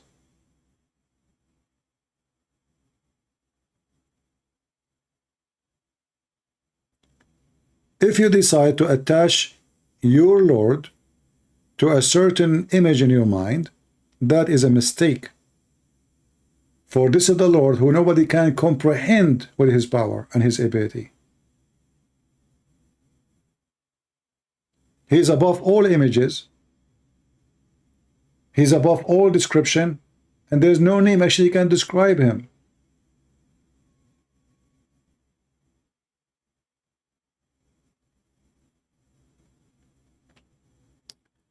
So I advise you to stay united. Separated, divided, you will be conquered. United with the Messiah, you are strong. The Messiah never asked us to create churches, but a church. And when you claim that you are a person who is the one who have the church, if you are truly a person who have that church, then you should accept your brother in Christ and you should not cast him away. Unless you don't believe in the Messiah. So a church, a true priest of God, who is serving God, he should welcome everybody to his church as long they obey the command. Like if you say, I am a thief, you have to repent. If you say, I'm a person who is drunk all the time, well, you are not being Christian. You are not Christian. The Bible says clearly, this and this and this and this, they will not go to heaven. So you're not Christian. So, but we welcome. Jesus said, I came for the sick, not for the healthy. So let us say there is somebody is sick. He needs our help. We welcome him. But still he's not a Christian. That's why he needs our help. If he's a Christian already, well, he do not need our help. But who is the Christian? A Christian is somebody, he always do his best to serve the Lord and to fight his sin. But doesn't mean that you and me, we don't commit sin. We commit sin in our thought, in our dream, in our desire. We have a lot of sin. However, always we have a moment of truth where we fight it and we struggle against it and say, I'm not going to do this no more. You might feel down, you might stand up, you might go straight, you might take a curve, you might, life will do a lot of things to you in your way. to heaven or to hell. The successful one is the one who arrived to Jesus, not to a church building. You have to arrive to Jesus, not to a bishop.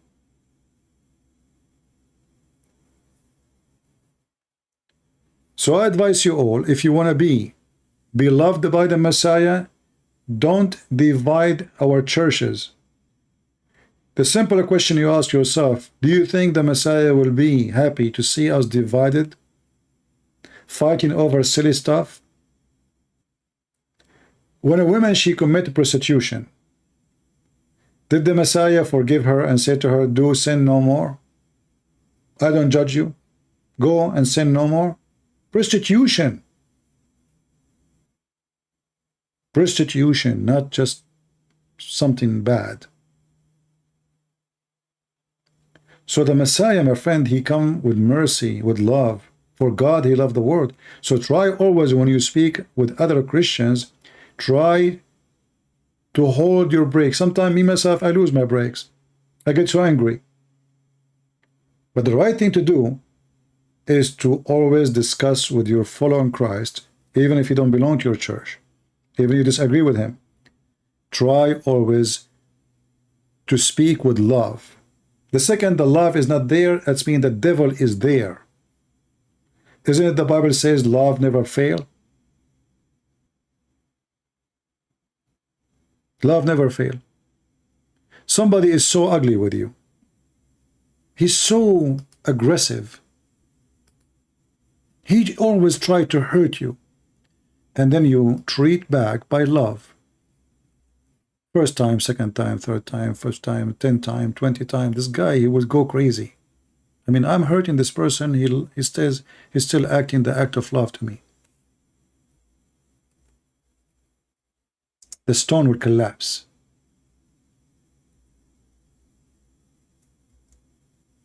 You know the drop of water?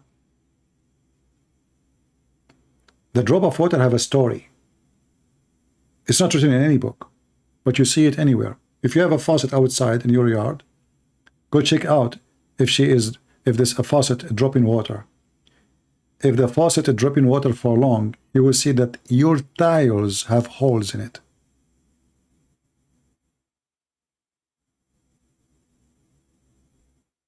How a drop of water can make a hole in a very hard rock. That is mission impossible.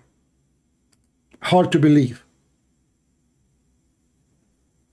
If I say to you, if you say to me, oh, a water drop can make a hole, I would say you are crazy. I would say this is stupid. But it's true. This is why you can be weak as the weakest thing ever you can imagine around you, a drop of water, which usually harm nobody. Have you ever heard of somebody died because of a drop of water in his body? No. It's not a sword. It's not a machine. It's not an army. It is a drop of water. And this is why love never fails. Love is consistent drop of water. Never changed, never collapsed. It keep coming.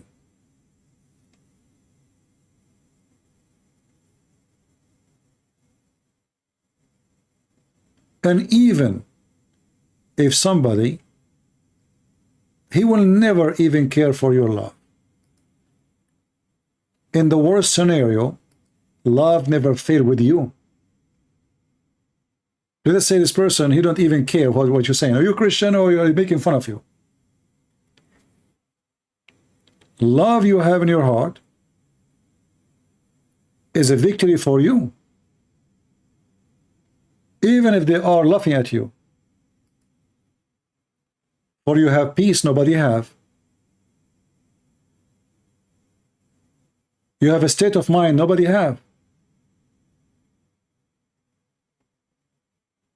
You see, when those people, you see those blonde white people, don't take it bad when I say white people, but this is what happened. You see a lot of white people going to the guru, you know, the guru.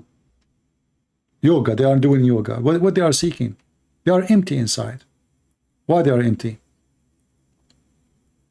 Because they have no love.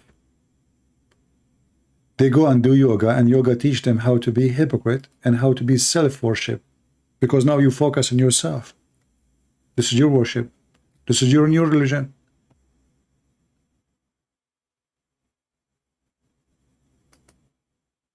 You decide to worship yourself. So what do? You say, I want to do yoga and I want to focus on myself. You say to yourself, I'm God. I'm the center of the universe. That is not love. That's selfishness. This is what kills love. That will make you a very different creature. That will destroy you.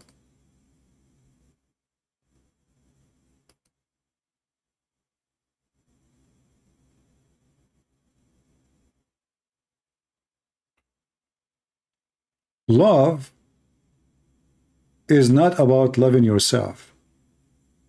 Love is about loving the Lord, appreciation for what the Lord He gave you, and trying to use what you received with love to others.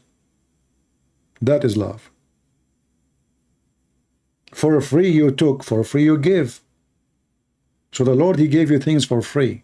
Everything you have is for free. It's time for you to give for free too. And what is that? Love. You start with love. It doesn't cost you money.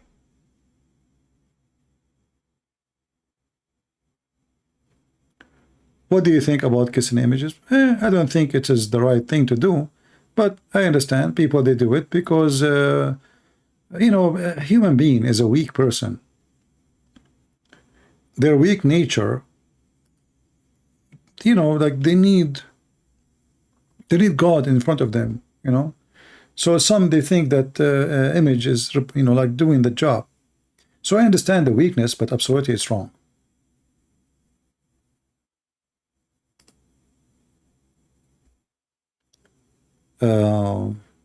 Anything else? I'm here for how many hours? Let us see.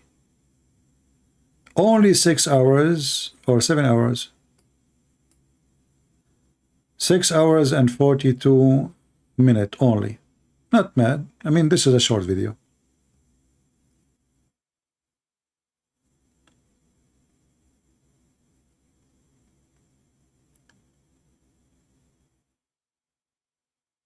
I advise you, and I say to you, as a person, you know, I love you all. Never seek division. It is satanic. Never listen to a priest who divide you. He is satanic. We are one family by the love of Jesus. There's no other way of salvation. The love of Jesus. And if you love Jesus, you love your brother in Christ. We even love the Muslims. That is why we are trying to save them.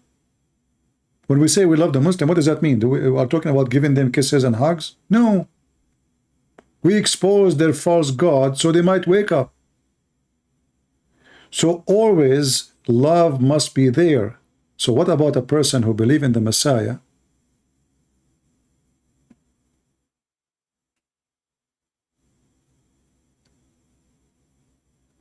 And he is truthful in his heart, even if he kisses images. So, I mean, you do fornication, you expect God to forgive you. And now you are saying to me, a person who kisses an image, he will not be forgiven. But we know that he kissed it because he believed that he will believe in God, the true God. He don't worship the image. You know it's an image. So don't play God and don't decide yourself who will go to heaven, who's not. If we will go to hell because we commit sin, all of us, we will go to hell. If this is the case, because all of us, we commit sin. And don't think your sin is better than their sin. All right? Don't ever think or assume that your sin is better than their sin. You are the good guy. You are the good guy. Don't ever think this way. I will never think about myself in such a way too. How many people they become Christians? I go, I stay many hours losing my voice. My back is hurt from sitting all those hours. I try to stand up, my knee is hurting, really, honestly. Very badly hurt. It's not easy to sit all those hours. But can I say I'm a good person? What make me good? My sin or my good deeds? No human being is good, not in the front of God. So never be proud and think of yourself highly and someone else down, especially if the person who worshiped the Messiah and he believed that he is the only salvation. Your sin is not better than his sin, trust me. And sin is sin. You know, Adam, he disobeyed God and he ate from the tree. That's it. He did not kill. He did not fornicate. He did not, he just ate from the tree. What the Bible says about that? The wage of sin is what? Is death. Do we remember? The wage of sin is death. So even if it is maybe a fruit he took, right? It's still death. Still the same. What is death is disobeying God. Doesn't matter what you disobey God with.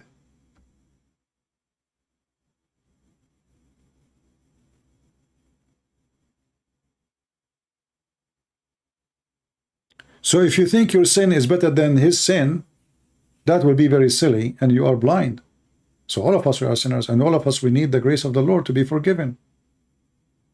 However, the work is very important, and this is something some people they disagree about. Like Protestant, they say we are saved by the grace only. Catholic, they say we are saved by grace and work. I believe both of them, they are true, because at the end of the day we are saved by the grace of God only. However, the Bible says faith without work is a dead faith, which means I'm not going to be saved because I did work, but if I'm a truthful Christian, then my work should come with my faith. Otherwise, my faith is false. Right? Imagine you are a Christian, but there is a person laying in the front of your house. It's snowing outside, and you pray to Jesus to give him food. What kind of a Christian you are? This is what Christianity is about. You know, you pray to Jesus to feed him. What about you feed him? So Christianity is not, you know, sometimes actually I see many comments, they make me upset. Like, we pray to Andrew Tate. Why you want to pray to Andrew Tate? What do you mean pray to Andrew Tate? Why you want to pray for him? It's not the prayer who will make Andrew Tate's different person. It's not. We believe that prayer is powerful, but work. Even the Messiah, he did work. The Messiah, he make mud, he put it on the eye of the blind man. He did not say, let me ask the Father. I do not need to do anything. Even the Messiah, he did work. He said, I work and my Father worked too. Even the Father worked. What many Christians, they want to do, they want to accomplish things by prayer, not by working. They want to go to the exam in school and pass the exam without studying. How? We pray to Jesus. That's it. I will pass. That is silly.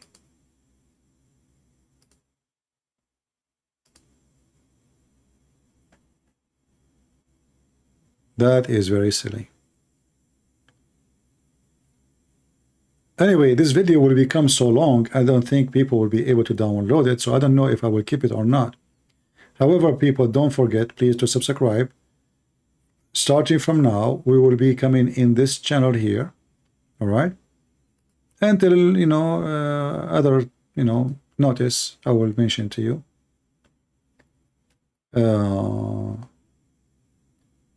And we will see. Anything else before we finish for today? You are a great teacher. My friend, there is no teacher except the Messiah. Nobody is our teacher. Never take a man as your teacher. I know you don't mean it in the way, but I find it offending to praise me, for I am nobody. You see, I get upset when people, they say, you know, thank you, Christian Prince, in the comment. I say something important about what we showed you. I don't want people to say, thank you, God bless you, Christian Prince. Say something. You know, we spoke for 6 hours. Do you have something to say about the 6 hours we said? I find it very offending when people just start praising a man. No man deserves to be praised. Doesn't matter how good his work.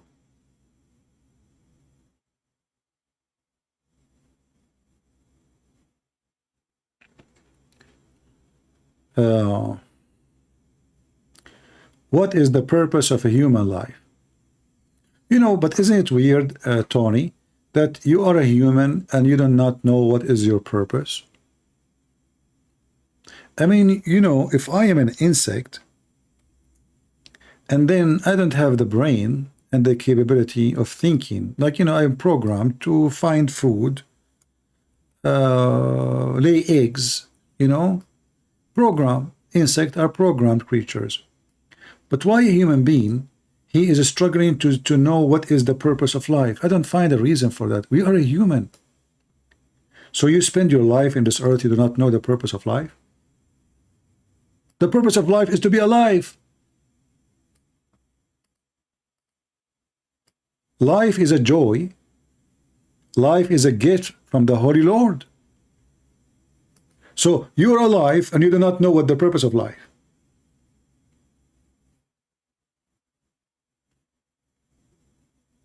Life is a joy. Life is a gift from God. Life is a glory from God. Death is a penalty. So the purpose of life, that God, he gave you the opportunity to enjoy something you as dust you cannot even imagine. Life itself is the purpose of life. Life with the Lord. Life with the glory of the Lord. Life in the presence of the Lord. And the one who gave us pleasures in even tasting food or a nice smell of a flower. How beautiful the smell. Don't you think that this is amazing gift from God? Beautiful. You look at the cloud, you glorify God. Look how beautiful. The purpose of life, my friend, is you see how and what you can accomplish just by being a child of God. Loving person, praising and appreciating, and the Lord will give you more. So, how I can be a living being and yet I did not understand the purpose of life?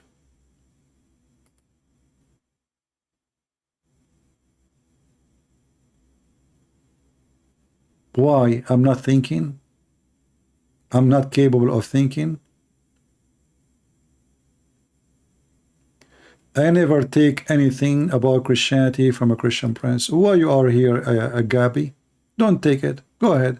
How many times I block you, you keep coming. And I never say take anything about Christianity from me. You take it from Jesus. Did I come with the new Bible now? You know, there's people, they are like bugs. They never do good. They never provide anything, and they keep complaining. Those are the bugs. Those are not children of God. Agabi, what about you open your channel and teach about God? Let people take Christianity from you. But what you do, you are like a rat. You complain, but you have no fruits. It's like somebody go to the kitchen of a grandmother and he say, grandmother, your food is bad. Okay, you cook. Second day he come to the kitchen again and he eat the food and he complain about it. You cook, why you don't cook? Rats who hide in the corners.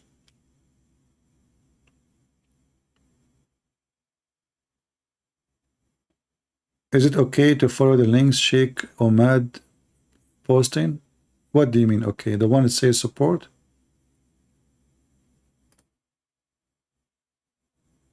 Yeah, this is Patreon, Christian Prince, yeah. Anyway. Never take anything from me, my friend. Never, never. You are a human being. God gave you a gift. It's called the brain. I share with you my thought. You think, you search, you study. If you think I'm wrong, don't take it. If you think I'm right, add to it. Be smarter than me. Never take God from a man. You take God from God, and that is the Bible. All what I'm doing here, to you or to the Muslims, I share my humble opinion about what I believe. It's been 2 years for a quality of life videos, but you know, see here we have more important. If we go to quality of life and we start talking about like social life and problems, nobody goes. You know, you remind me of people, they say, teach us Arabic. I said, are you sure? He said, yes. Then first day, we have 100 people registered to learn Arabic. Wonderful, 100 people. I start teaching Arabic. The 100 people, they become, second day, 50. Third day, they become 20. Day number 4, they become 10. A week after, they became 6 or 7. But they were begging me, please teach us Arabic. What is the one who want to learn Arabic?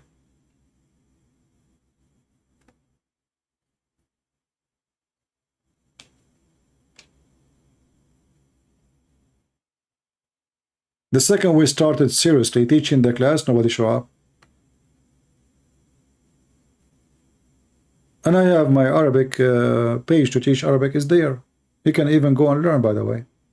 Arab for Christ. For free.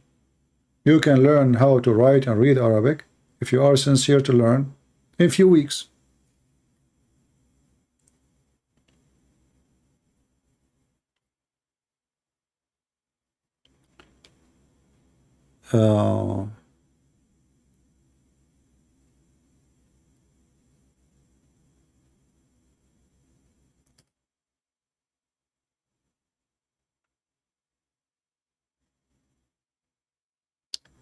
Don't delete the stream. I only joined in the middle. Okay, I will delete only the first middle. I mean, the second, I will delete only the second part.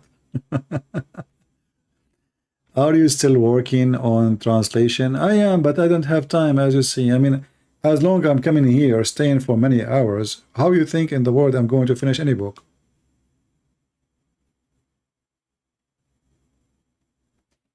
Right?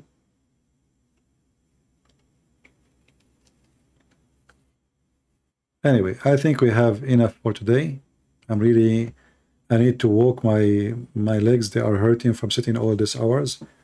It's already now we completed 7 hours live on air, and that is not healthy.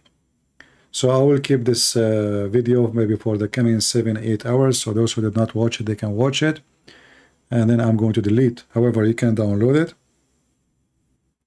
and save it in your page. All right.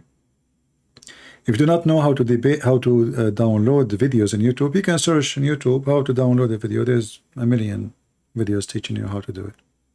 right?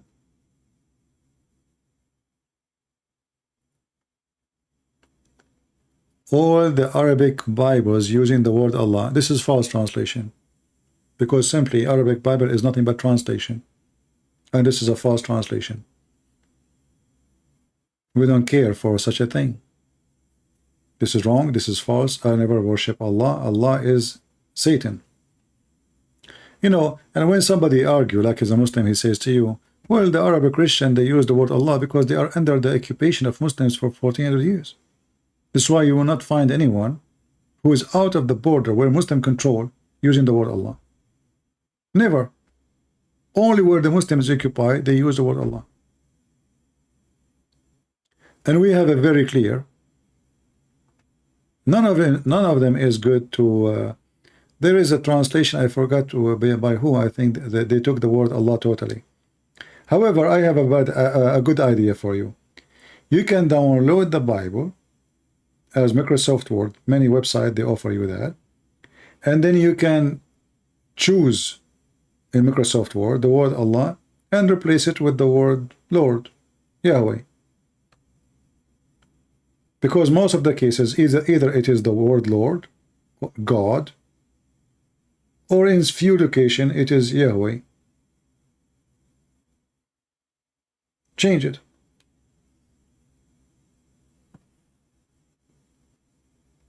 Take it off. Very simple.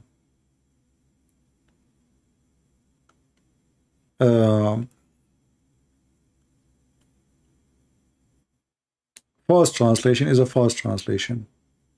And if somebody is a Muslim, he says to you the Jews and the Christian before they used to worship Allah, the answer for that is very simple from the Quran.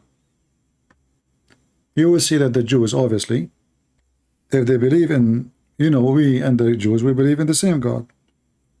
So if the Jews, they made fun of Allah, then obviously the Christian, they make fun of Allah too. In chapter 5, verse number 64, you will see that the Jews making fun of Allah. So obviously the Muslim, they lie when they say that the Jews and the Christians always they used to worship Allah. If they worship Allah, they will not make fun of Allah. As you see, this is Quran. This is not weak hadith. Chapter 5, verse number 64. They did not say the hand of God. They said the hand of Allah is tied up, which means this God can do nothing. Making fun of him. He cannot do a miracle. He cannot give Muhammad anything. All right? And that is a clear proof that none of the Jews, neither the Christians, they believe in such a fake, false God, Satan. And by the way, even if the Muslim, they change the name of their God and his name is not Allah. Let us say they change the name and they call him the Messiah. Still, he is not our God. Islam is not a fake cult because of a name. No. What if Muhammad, he did not mention Allah? He mentioned, you know, what God says to Moses. What if he say God, his name is Elohim? Still not the same. I will give you an example. The Mormon and Jehovah's Witnesses, they use words as we use. But we know, and you know, that none of them is a Christian. Correct?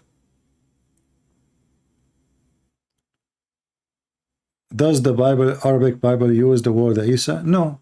The Arabic Bible use the word Yeshua. Yeshua is the other versions because in the Aramaic, sometime in the language, the seen becomes sheen, sometime the sheen becomes seen. So Yeshua or Yeshua is the same. In Hebrew you say Yeshua, in Aramaic you say Yeshua. Anyway, I want to say thank you guys for being here, and later I will delete the video. If you want to download it, feel free, and don't forget to share with your friends that from now on we will be in this channel going live until further notice. This one have 1.9 thousand. Let me see the other one, how many we have in it, because supposedly it was almost 1,000. Because I know YouTube, you know, like we reach 1,000, then YouTube take us down like a couple of thousands always. This is what they do. That's why they hide my channel. Nobody can find my videos.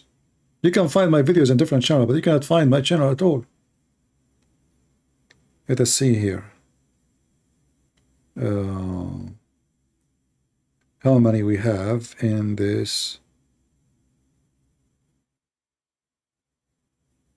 You see, the number of my other channel, Christian Prince 2, was almost 10 hours ago 99,800.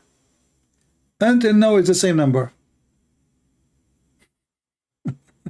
Can you believe it? They don't want, there is no way that I stayed there for hours and many people they subscribe. And still we did not reach the 200 which is missing.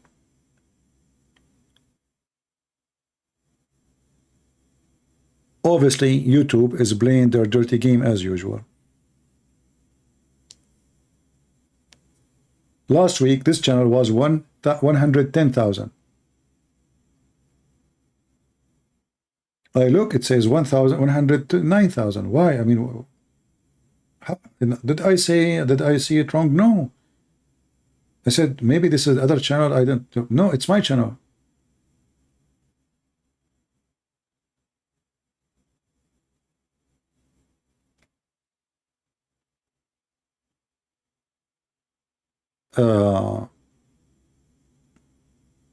Yeah, they want to keep it 9,000 or like 99,000, 800 for maybe a few days. Just wait.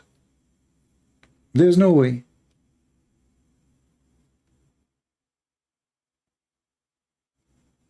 I know. This is why the Muslims in YouTube, they push their channel. Like, imagine, do you know why I cannot have advertising in my channel? Anyone knows? First, they said your channel is against our guideline. Then they come with second excuse. Your content is copied from somebody else. This is, I'm a Christian Prince. People copy my videos, not the opposite. And at that time, I would never play a video of anyone else. Just me talking. They claim that I am a Christian Prince copying the videos of a Christian Prince. Can you believe it? They are looking for any excuse to stop me from receiving any kind of support.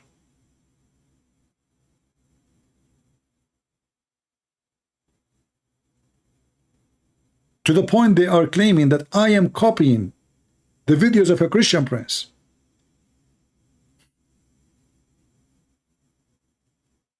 So I am a Christian Prince who go live copying the videos of Christian Prince.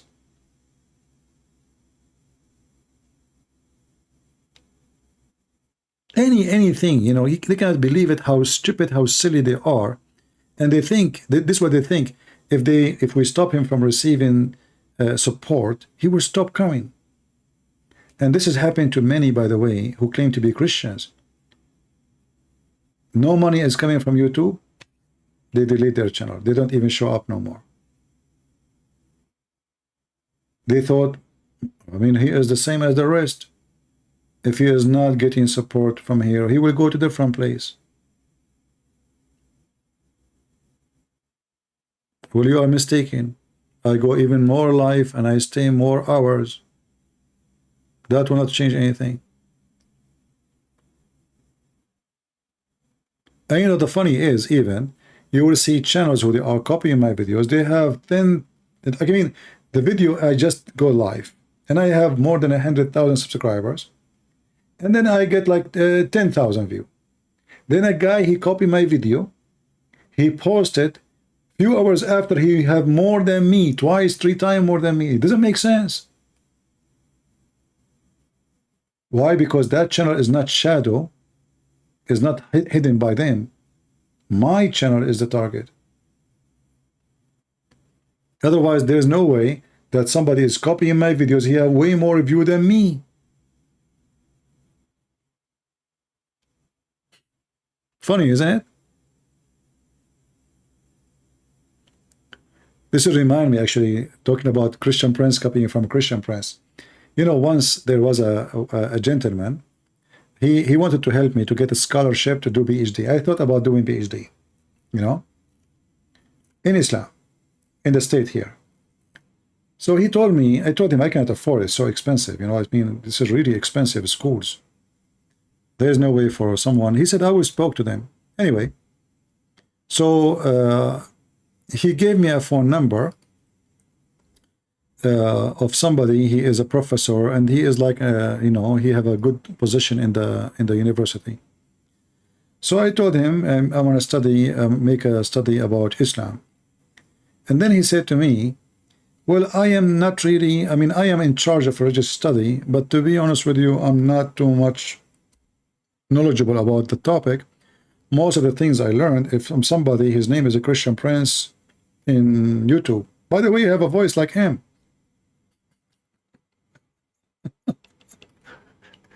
So it turned to be, I'm going to join a school and get a PhD, and I pay a lot of money, and I spent a couple of years doing the research and the study to get a certificate from somebody learning about Islam from me. And he said to me, by the way, you have the same voice. I said, really? You know, he didn't know that. He did not tell him this is Christian Prince. He said, you have the same voice. I said, yeah, we are Middle Eastern. We have this. I said, it's, you know, it's so close to his voice. But yeah, okay. So imagine getting PhD from somebody learning from me about Islam. And then he said to me, by the way, I advise you to search for his channel. And then the guy, I talked to him, he said the guy, by the way, I think he recognized my voice, but he did not recognize it's me. He thought, you know. So I told him what, you know, he said, you are joking, right? I said, no, this is what he told me. He learned about Islam from a Christian Prince. You know? Yeah. And what is the tuition? I think it was like $60,000 something. Like a scary number, you know. And that's why you know, he said he want to help me. Maybe they can, you know, give me a scholarship. Maybe, like, you know, there is people who apply for a scholarship. It turned to be the guy. He will be supervising me, but he did not know even the topic. And this is why I don't really have too much, you know, certain degrees, especially if it's not about science. They mean nothing. Most of people, they copy research, even in science, like you get a master degree in something. Mostly people, they are copying somebody else's study. In university, they have like a software to find out if you are stealing information from somebody. But, you know, there is many ways to go around that by just changing. You don't like copy the same line, change the words. And there's many people that do that.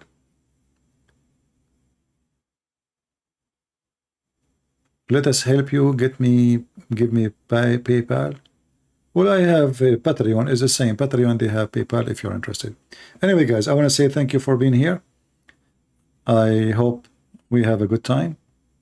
And I pray to the Lord that the Lord will make us more united as a Christians and will never bring division between us. Always remember one advice from me. When the division at home, there's no home.